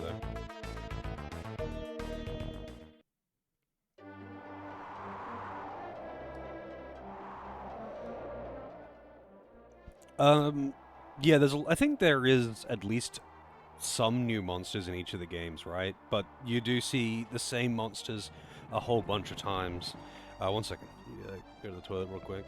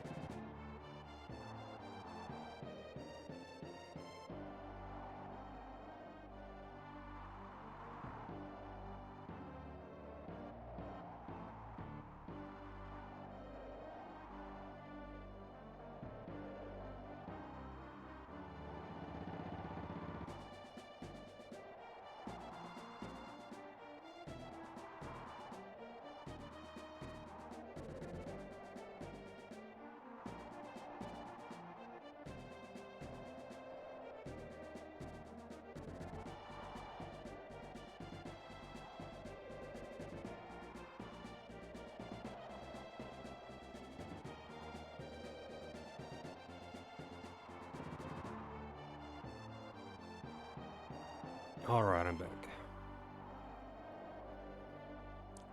Base game monsters are mostly new and they patch in the returning ones. I mean, I don't know what is base game and what isn't base game in Monster Hunter World, but like what is patched in. I mean, I know that Iceborne was the expansion, but I don't know what is patch content in it because I played it when it was pretty late. But I thought several of the base game things were staples like Rathian and Rathalos, and I thought Great Jagras was just a staple as well, but I guess not.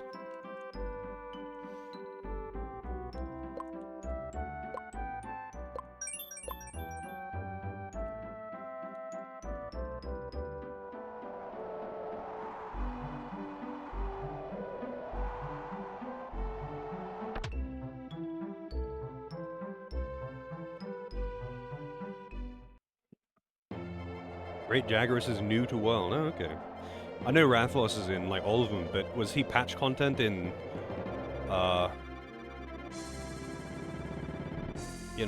World?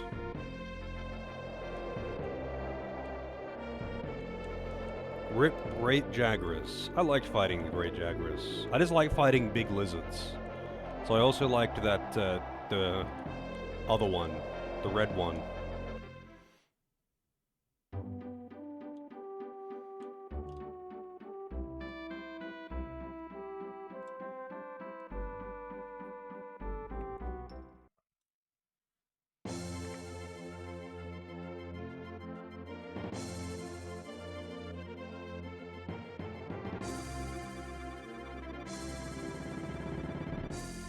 Rathalos is the exception. So the chicken, like the emu thing, and the Diablos, or whatever it's called,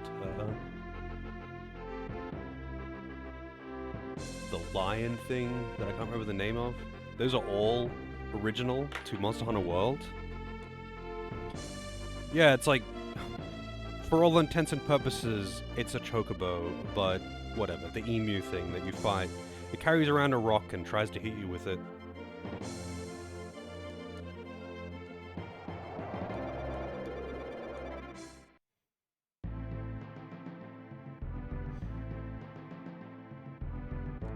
No, I don't know the name of fucking anything. I'd have to look at the list.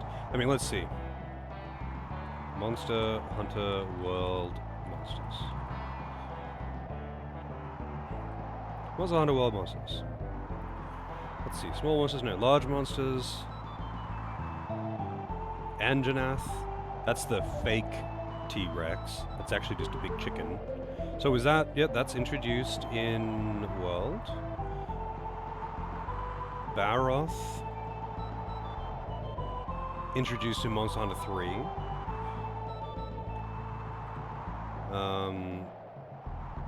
Betelgeuse. Introduced in World. Oh, okay. I thought I didn't know he was a unique one. Behemoth was a crossover. Devil Joe was the actual T-Rex. It's from Monster Hunter 3. Diablos is from Monster Hunter, I guess the first one.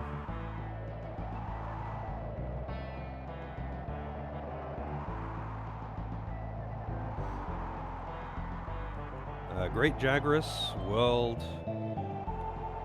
Great Gyros, also World. Dodogama, World. Let's see.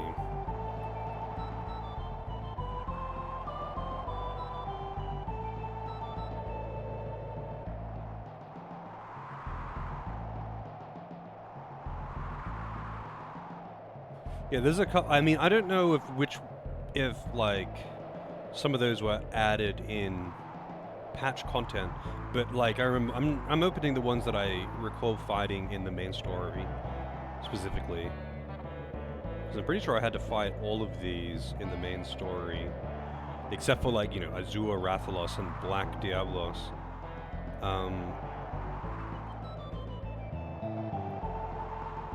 Let's see.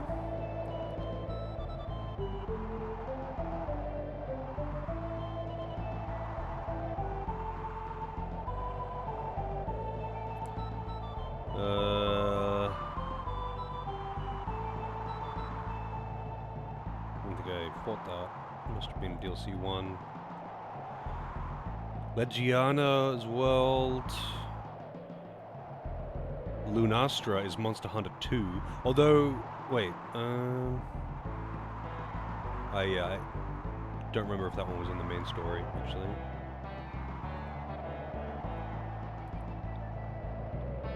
Odogaron, which is the other lizard thing, is World. Nogigante is World. Paolumu is World. Puke Puke is World. Radaban's World. Teostra, that's what I was thinking of, is Monster Hunter 2. Yeah, Luna wasn't part of the main story, but I'm pretty sure Teostra was. Tobi Kadachi is World. Tsitsi-Yaku is World. Oregon is Monster Hunter 3. Valhazak's World. Xenojiva's World. Those are all like actually the main plot. Okay, so most of them are originals to World then, but there is a handful of them which are returning.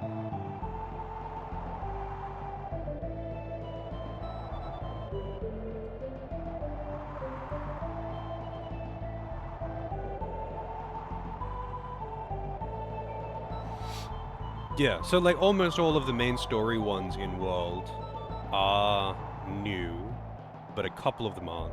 So Rathian and Rathalos are special, I guess, because they're in every single one of them in the base game, always.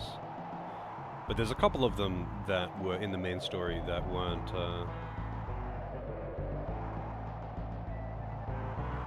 original to World. Anyway.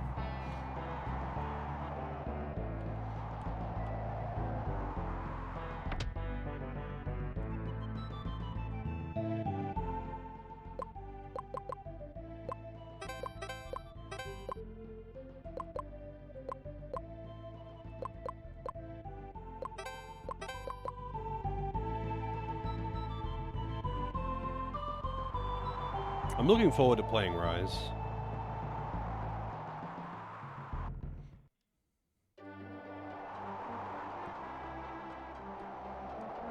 Grey Merc.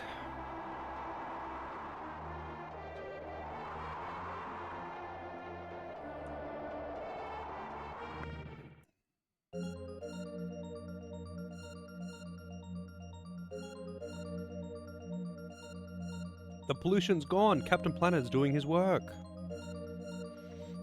Have Rise and DLC and haven't touched it yet. Damn. Well, maybe you should play it. You should install it when I'm playing it, AJ, and you can join my games. Enjoy your luck, Delvin.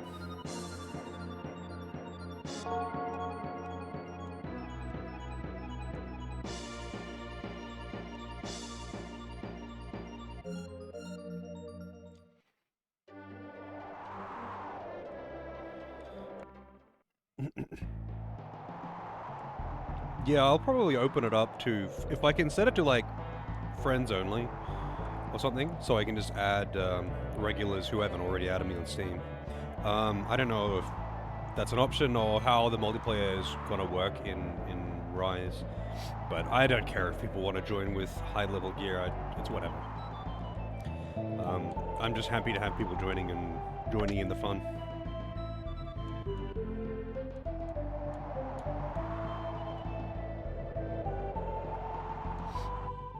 Yeah, like, it would be kind of annoying if I have to constantly keep inviting people. Oh shit, we found some chickens. It would be kind of annoying if I had to constantly keep, like, inviting people for every single level that I do or something. But if people can just auto-join or something, and I can just set it to friends only, that would be very useful. Bees kick. Oh, okay.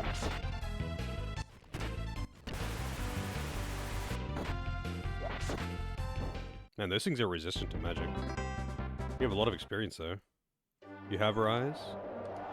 Yeah, I'll open it up to any regulars. I wouldn't just open up to literally anyone who comes in during the playthrough, like... I would rather it just be regulars, people who I already know.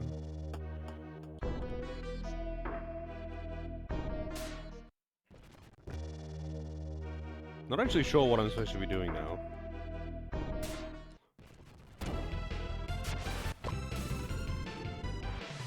Bebel air. Wow. A lot of experience here. I don't think this is where I'm meant to be. Oh, really? Yeah, that sounds pretty convenient then. Because I don't want to, like, sit around and wait a whole bunch, hoping for people to join or something. But if I can just, like, leave it open, and just let people drop in and out, that would be very convenient.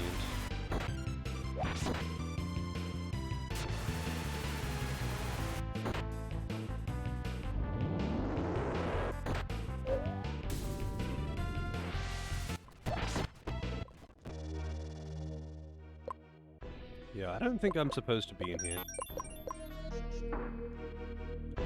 I might leave.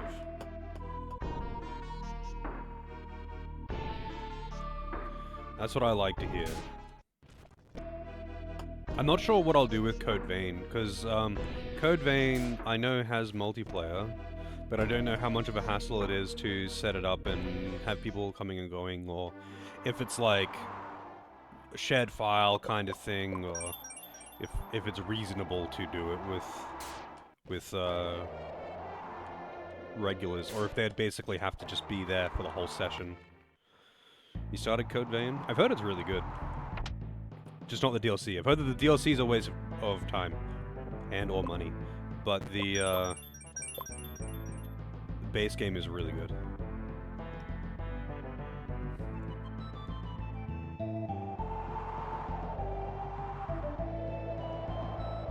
The consumables are selling people or something? Oh. That does sound like a pain.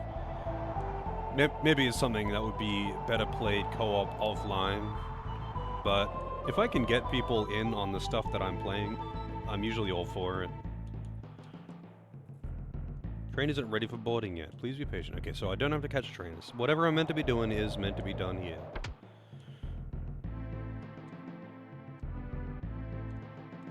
I guess I actually do have to go to the ruins. And it's just like a big step up in enemy level. I don't buy anything useful here. I'm pretty sure I already checked, but... yeah, Dion Hamlet. Well, that's a big upgrade, actually. For attack.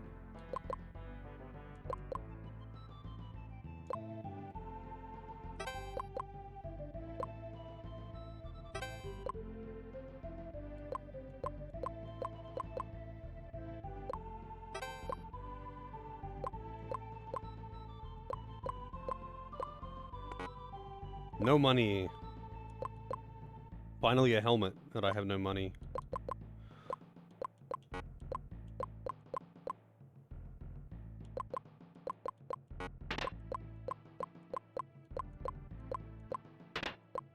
Kind of funny that I got the mythical sword of plot, and it's just shit.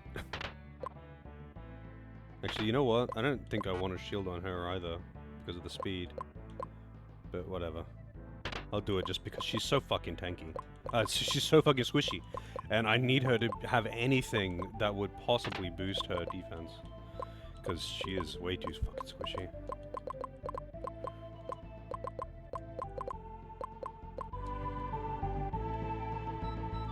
Thank you, Glub.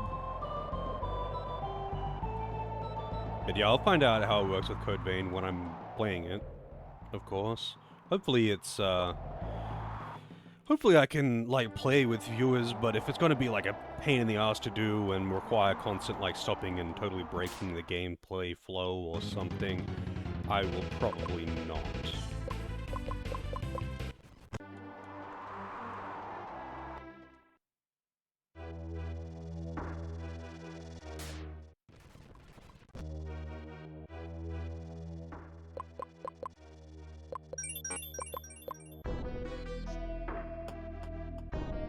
But we shall see. I'm hoping that there'll be some interest for Remnant 2 when I'm playing that, eventually on stream. It's funny because I was gonna play that instead of Doom, but Doom fell into my lap and I couldn't resist. I really want to play Remnant 2 though, like, I really, really liked Remnant 1. And I can only imagine that 2 is better. Most people that well, actually, everyone that I know that has played it has said that it's better. But, yeah, I'm not sure. It certainly looks better. Oh shit, there was a magic pot here too. That means I could grind here. For a moment.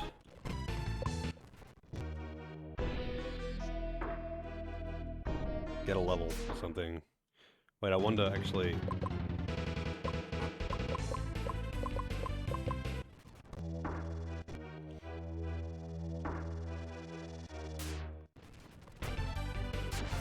Wait, how hard is that hitting them? No, it's actually doing reasonable damage. They just have a lot of health.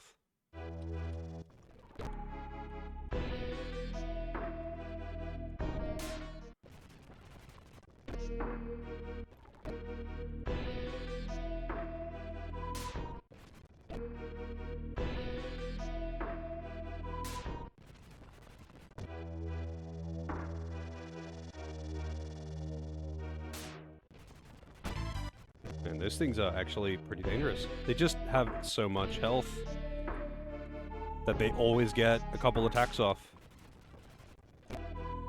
Even if they don't do a ton of damage. At what level am I now? 22 and 23. I think I'll just get to 24 on... Never mind, I'll die.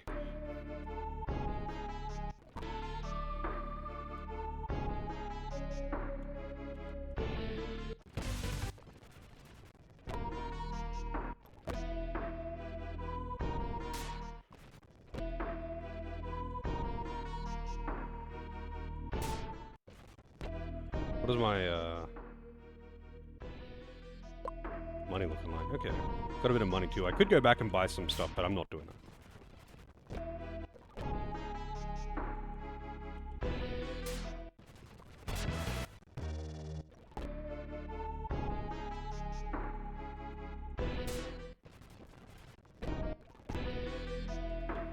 Alright, I wish I could use Turbo for the getting the encounter part, but it messes with the cursor memory because I end up accidentally, you know, holding down left or right while entering the battle, so that changes what the cursor is on, and I end up doing incorrect input, like flee.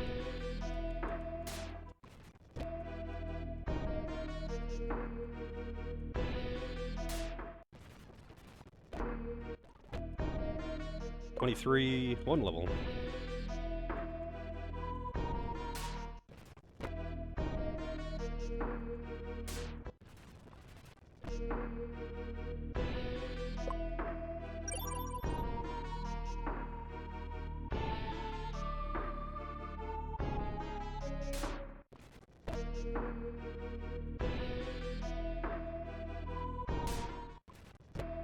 24 yet? Yep, 24. Alright, hopefully that little extra boost to HP and what have you is enough.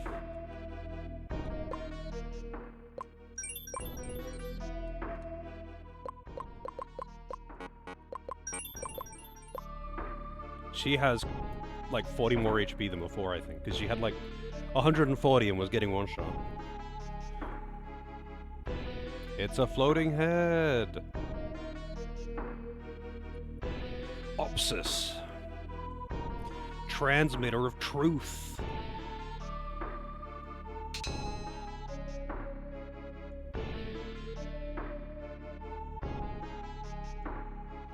You better believe it.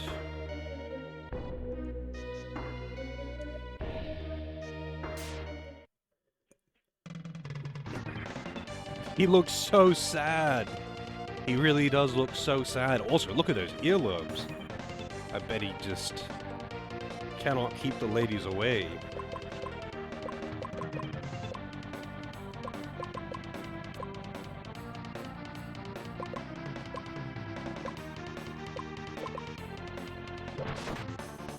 And then surprised when he gets hit.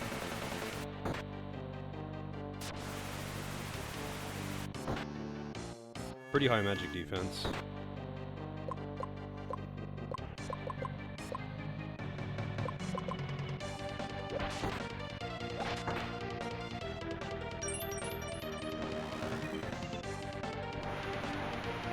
Haha, Oculus! Damn, that hit hard.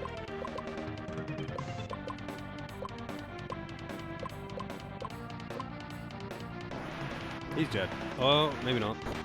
Nope, he is. One of those bosses that decides if it's going to go first or last. Wonderful.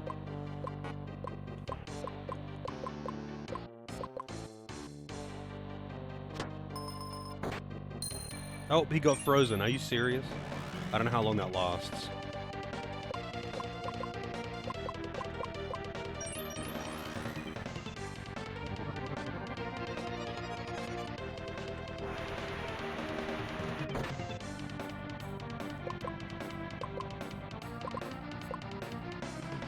Puss pack.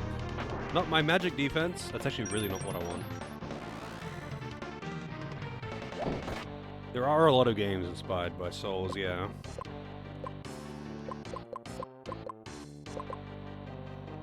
Very influential series.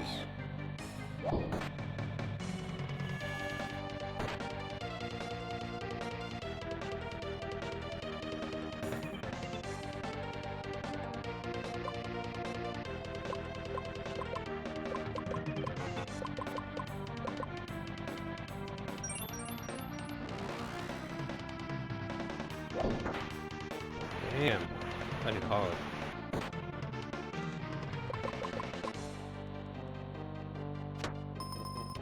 God, I hate that he can go first and then last, or rather last and then first. It's just... I don't think I can cure the freeze as well.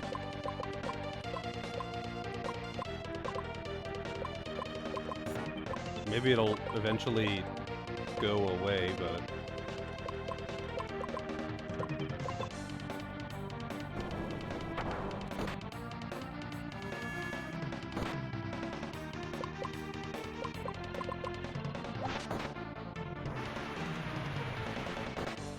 I think it might be better off letting them die and then reviving them.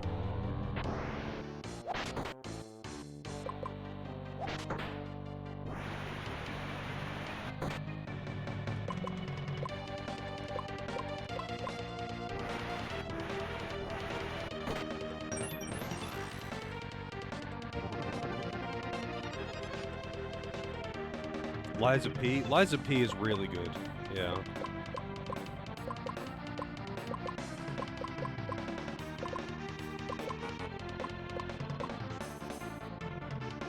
Nope, he's dead. Let's just try this fight again.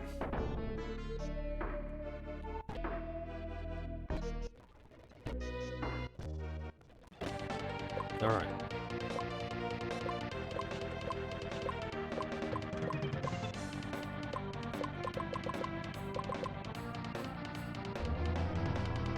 Don't sleep on Kazan. I mean, I've heard that's really good too, but it's new, and I don't know that many people who have played it.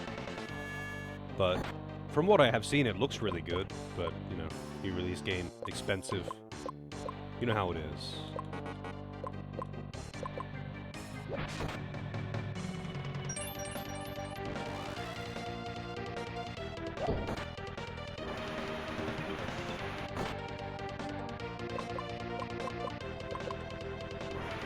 Dude.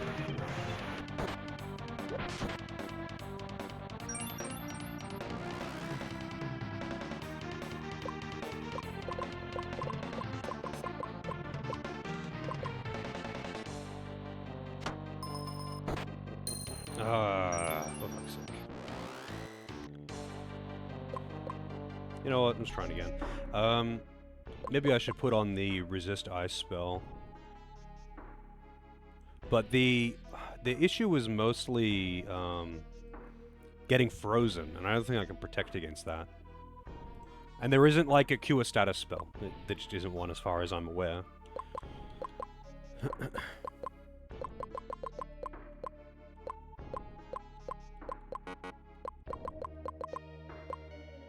It should be...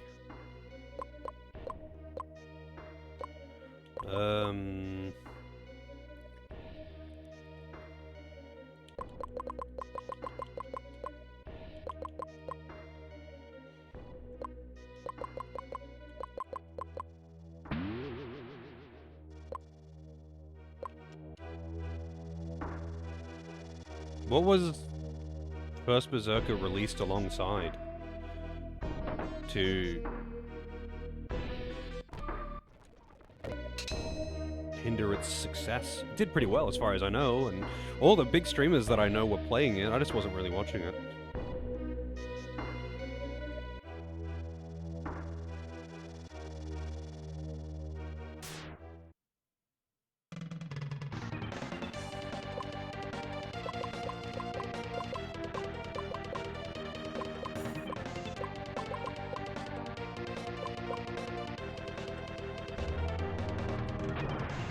Close to Oblivion remaster?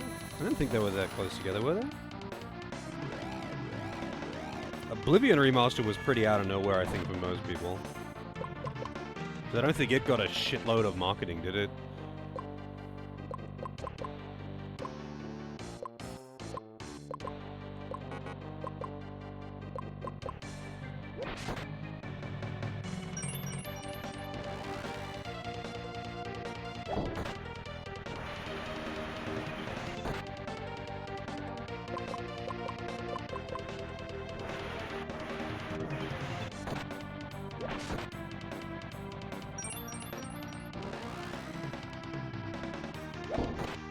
I mean, it's impossible for, like, what do you think, there should be some kind of universal council on the release times of video games? It is, to some extent, on the developers for choosing their release date, or I guess the publishers for choosing the release date, because big games being released at the same time is definitely bad. Like, I don't know, choosing to release your game in the same week as an Elden Ring DLC, for example, is not going to end well for you. Like, it doesn't really matter what genre your game is, it's going to get lost in the swarm of Elden Ring hype. And that's not exactly a good thing. Like, I'm not saying that's something that I think is good. I think people put way too much on playing games when they're new, like they have to play them week one, or they're going to miss out. They're going to run out of fucking keys. I won't be able to get a digital copy of this game that's for sale on Steam. I have to play it week one. Yeah, like releasing a game at the same week as GTA, anything, is not going to be a good time.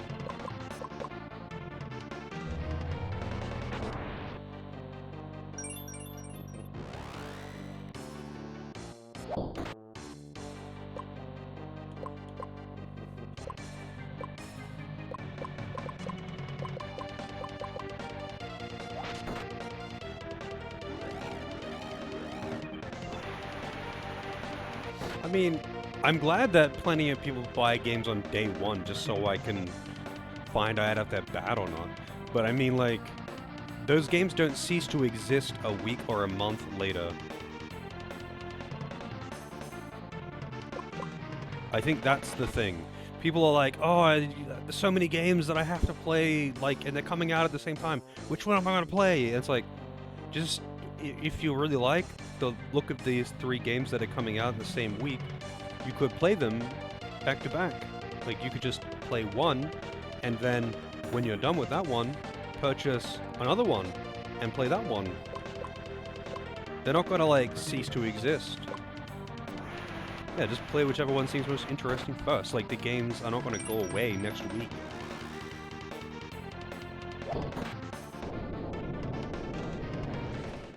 Yeah, that fight was kind of dumb, not gonna lie.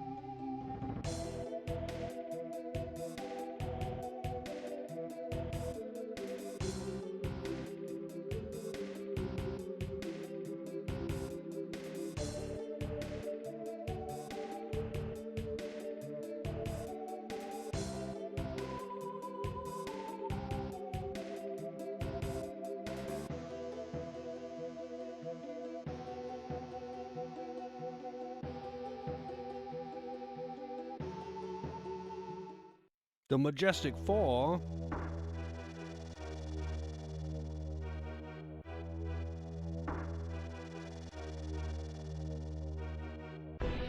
I don't think that's the case for everyone, but I feel like it's much more common now because, like, much like with movies in the past, where people would only watch it in cinema for some reason, and then once it's gone from that, it's out of the spotlight, whatever, no one cares anymore. But I think the FOMO with new release games is just very real, and in some cases, it kind of makes sense. Like, if it's a multiplayer game, like Helldivers, for example, that had a huge surge in popularity, and it's a multiplayer game, and if you want to play that, you want to play that when it's at its peak, most popular, and everyone's playing it. But not everything is a multiplayer game like that. Not, like, what's it called? Claire Obscure, right? It doesn't matter if you play that now or if you play that in a year. It makes no difference. You're going to enjoy it or not enjoy it based on whatever your preferences are. But, like, I've never understood the mentality of 2 games that I'm interested in coming out at the same time. I have to choose one of them and not play the other one. That is weird to me. But FOMO is real, I guess.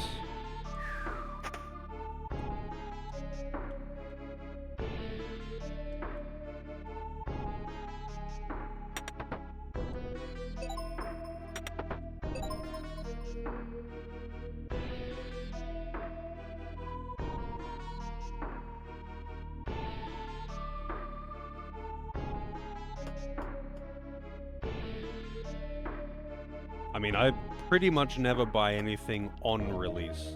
There is a few exceptions of things that I've bought on release, of course, but very rarely do I buy anything like day one.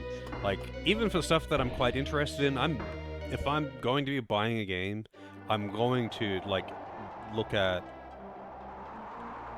gameplay and ask people who are playing it that are not playing it as a... Like, not a, some kind of fucking E3 showcase or some bullshit. Like, just people who are playing it. So I can ask questions or just look. something that isn't being like a marketing showcase.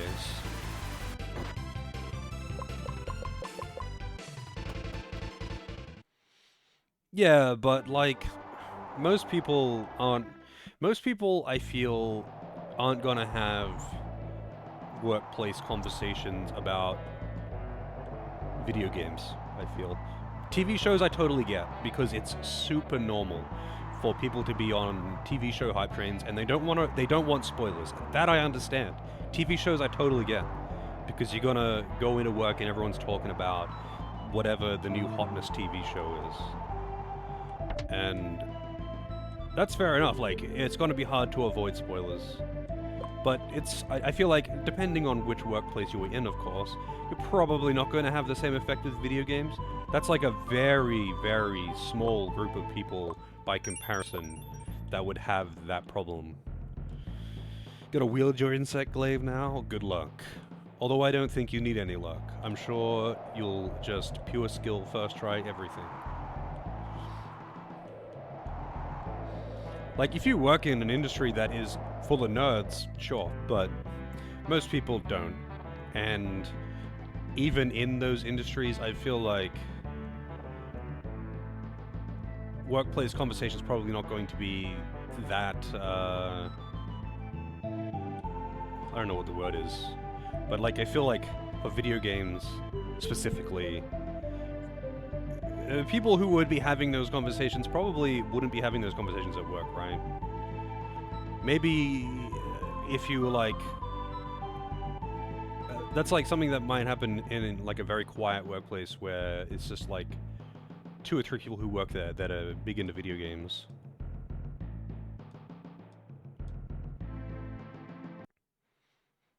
Like, for example, some places that I have worked in the past,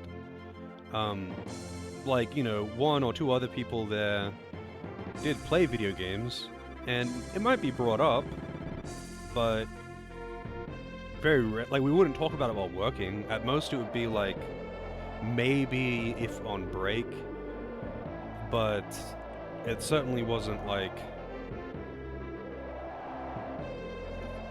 I don't know, like how people are with TV shows, talking about that shit while they're working.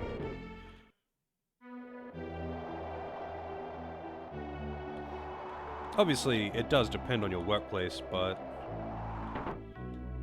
people are way more likely to be spoilering TV shows or movies.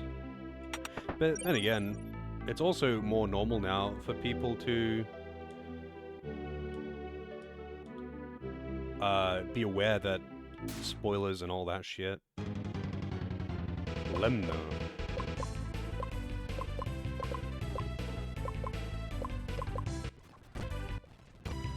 Oh, oops.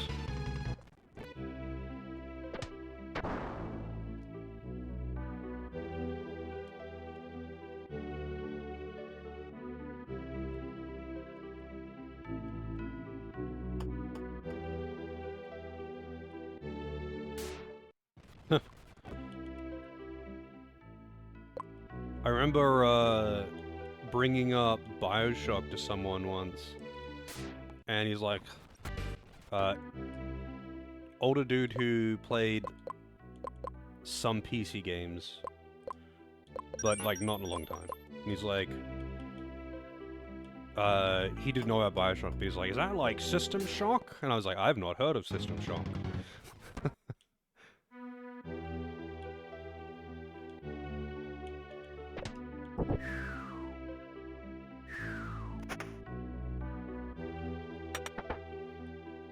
A monster! Wow.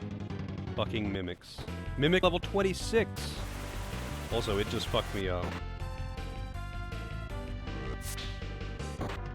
Holy shit. They are dangerous.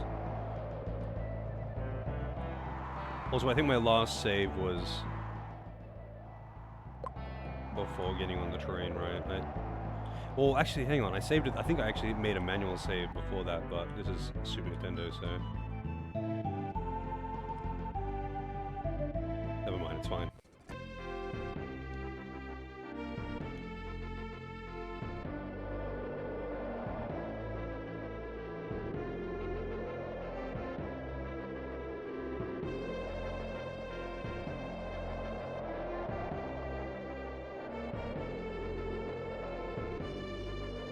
Yeah, I mean, I get that though. Like, having a family is a lot. Like, having a family, as in not necessarily just being married, but like having children. Children are extremely time-consuming things to have, right? They take a lot of your time and energy unless you want to be a shit parent. So not having time to spend hours playing video games is pretty understandable, like, if someone has kids. Yes, things.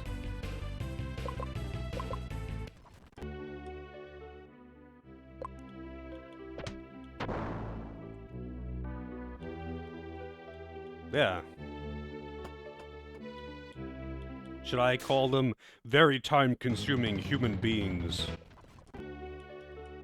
Would that be more correct? Like, having a kid is a life changer, right? Like, you are going to be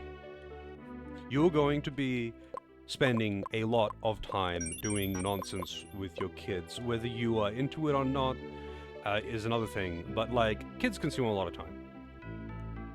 Like, even just doing simple things when you have young children is going to be very time consuming.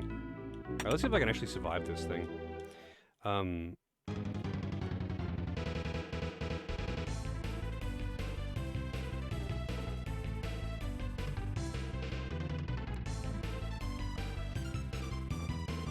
Yeah, I mean, that's how it is. Like, looking after your children is very time consuming, especially if you also have a full-time job.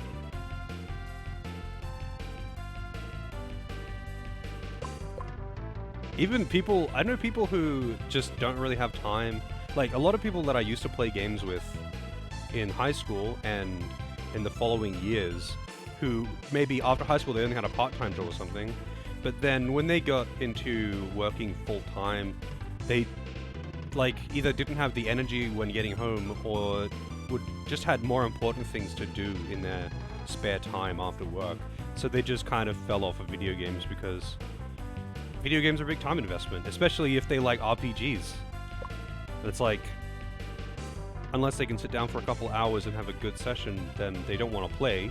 But you don't, if you get home from work at 8 p.m. or something, and you still need to cook dinner and bathe and clean up and whatever, and maybe you got an hour or two left, but then at that point, like, you're tired or just don't feel like playing, like,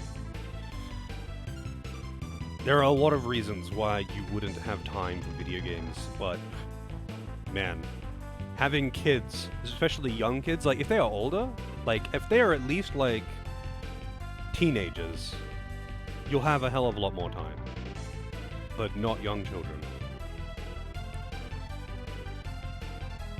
Found out you're old, but you're excited for IKEA curtains. Games are there, but holy shit. Curtains. I mean, I want new curtains, and I would probably be a little bit excited about getting new curtains. But, I don't think I've ever been excited about IKEA. I've been there once, and I don't ever want to go back to IKEA ever again. Or at least not that one. Too big, too many people.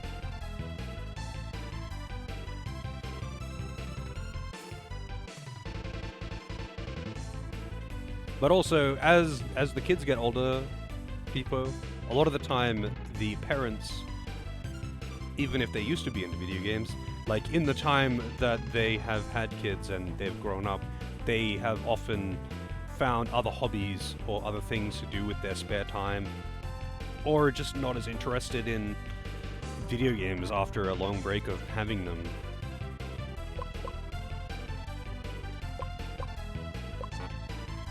Alright, I'm kind of curious about how hard this guy will hit, so I won't use fast forward.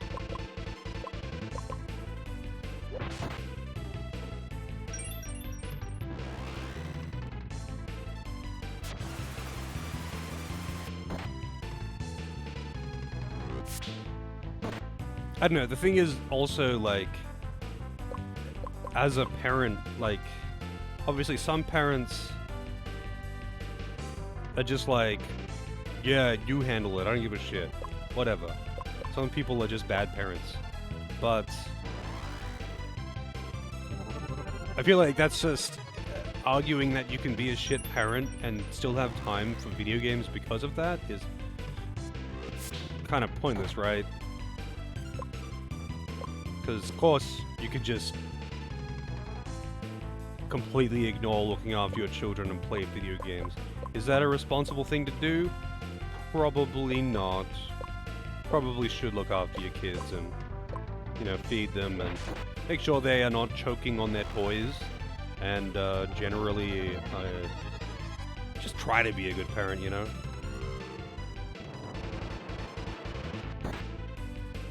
Yeah, okay, so this thing is basically unkillable if it does that thing. Mimic level 26. Does not fuck around. So, I'm going to not open that chest. I bet that Mimic gives some good shit too. Great mace. A monster! Wow, it's the AoE one again too. It's just like so fucking strong. Mimic level 26. Alright.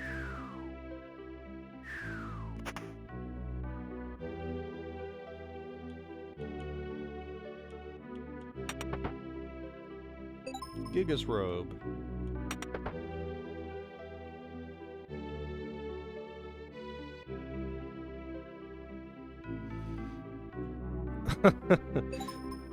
I mean, I'm sure most people would agree with me on that one. It's probably more responsible as a parent to ensure that your children aren't, like, dying in the other room while you're sitting there playing Call of Duty. I mean, I don't want kids. If people want to have kids, that's... by all means, have all the children you want. 500,000 of them, I don't care. But, like... yeah, I think, like, being weirded out by people not having time to play video games because they have children is something.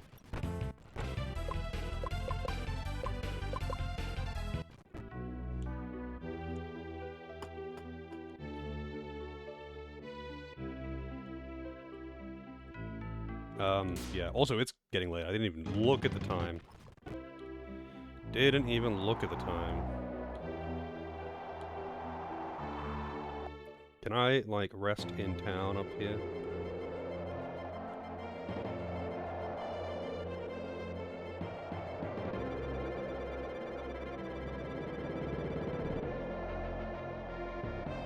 We'll keep it short, will we?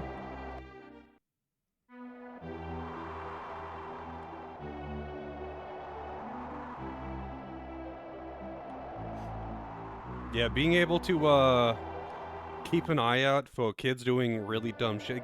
Here's the thing, when you've got a toddler, or a baby in general, anything below 5, well, let's say 4.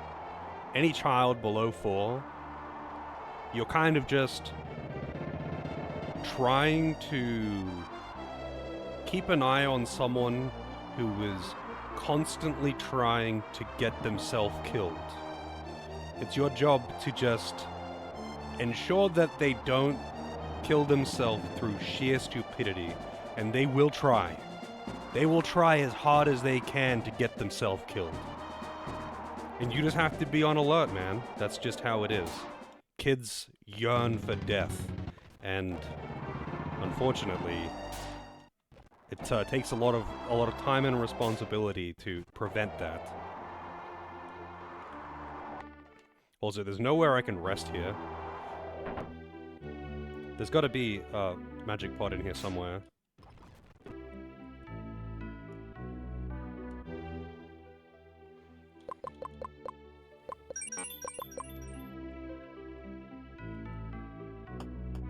Yeah, like, all it takes is that one moment. And, whoops. Kid's choking.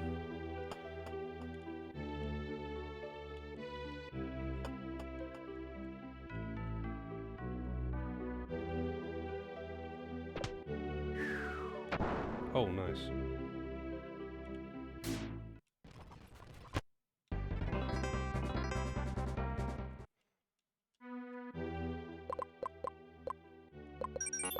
Also, he got some new gear. I should probably put it on. Gigas Row. Wow, that's a huge upgrade.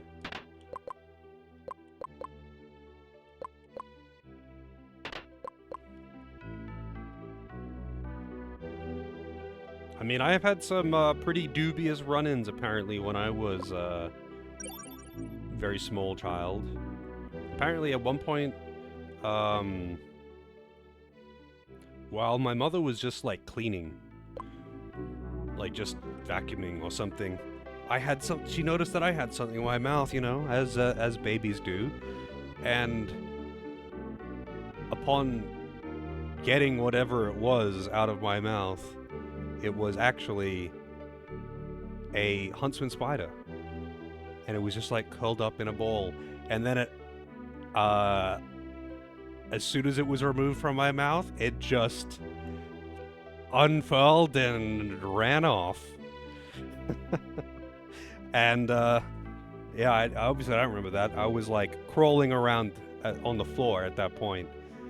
But, I was apparently like, hey, spider, I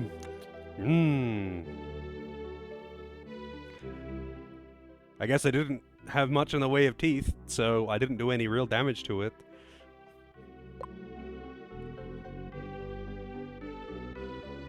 But I've had some very,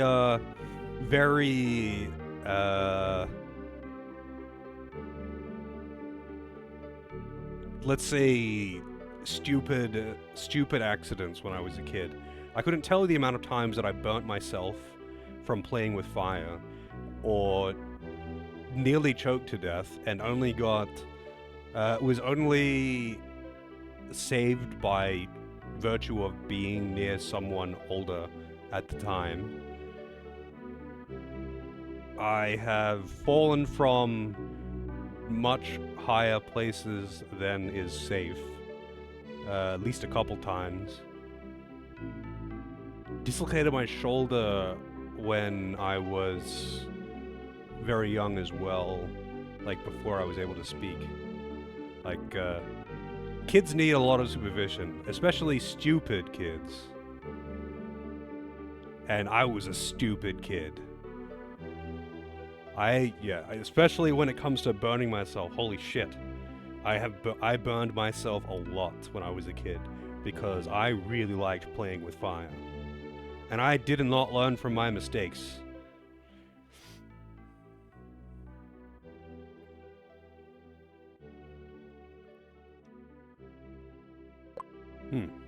Either way, I think I'm gonna leave it here for tonight. It's getting late.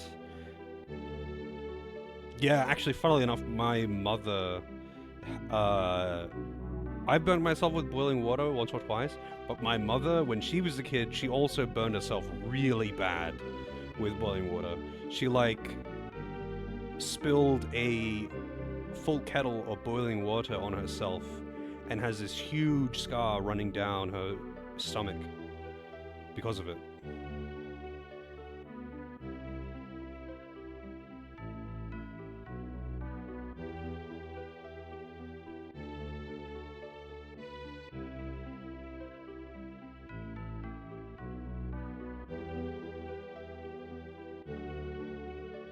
It's, yeah, apparently it's just the whole family that's like this. But it is what it is, I guess. I unfortunately survived childhood. So here I am today, as an adult, playing video games on the internet. Who would have thought? A child who couldn't learn from the mistake of burning yourself with fire, you know, from 1 or 2 or 3 times, so he just kept doing it. Just kept burning himself because fire, mesmerizing.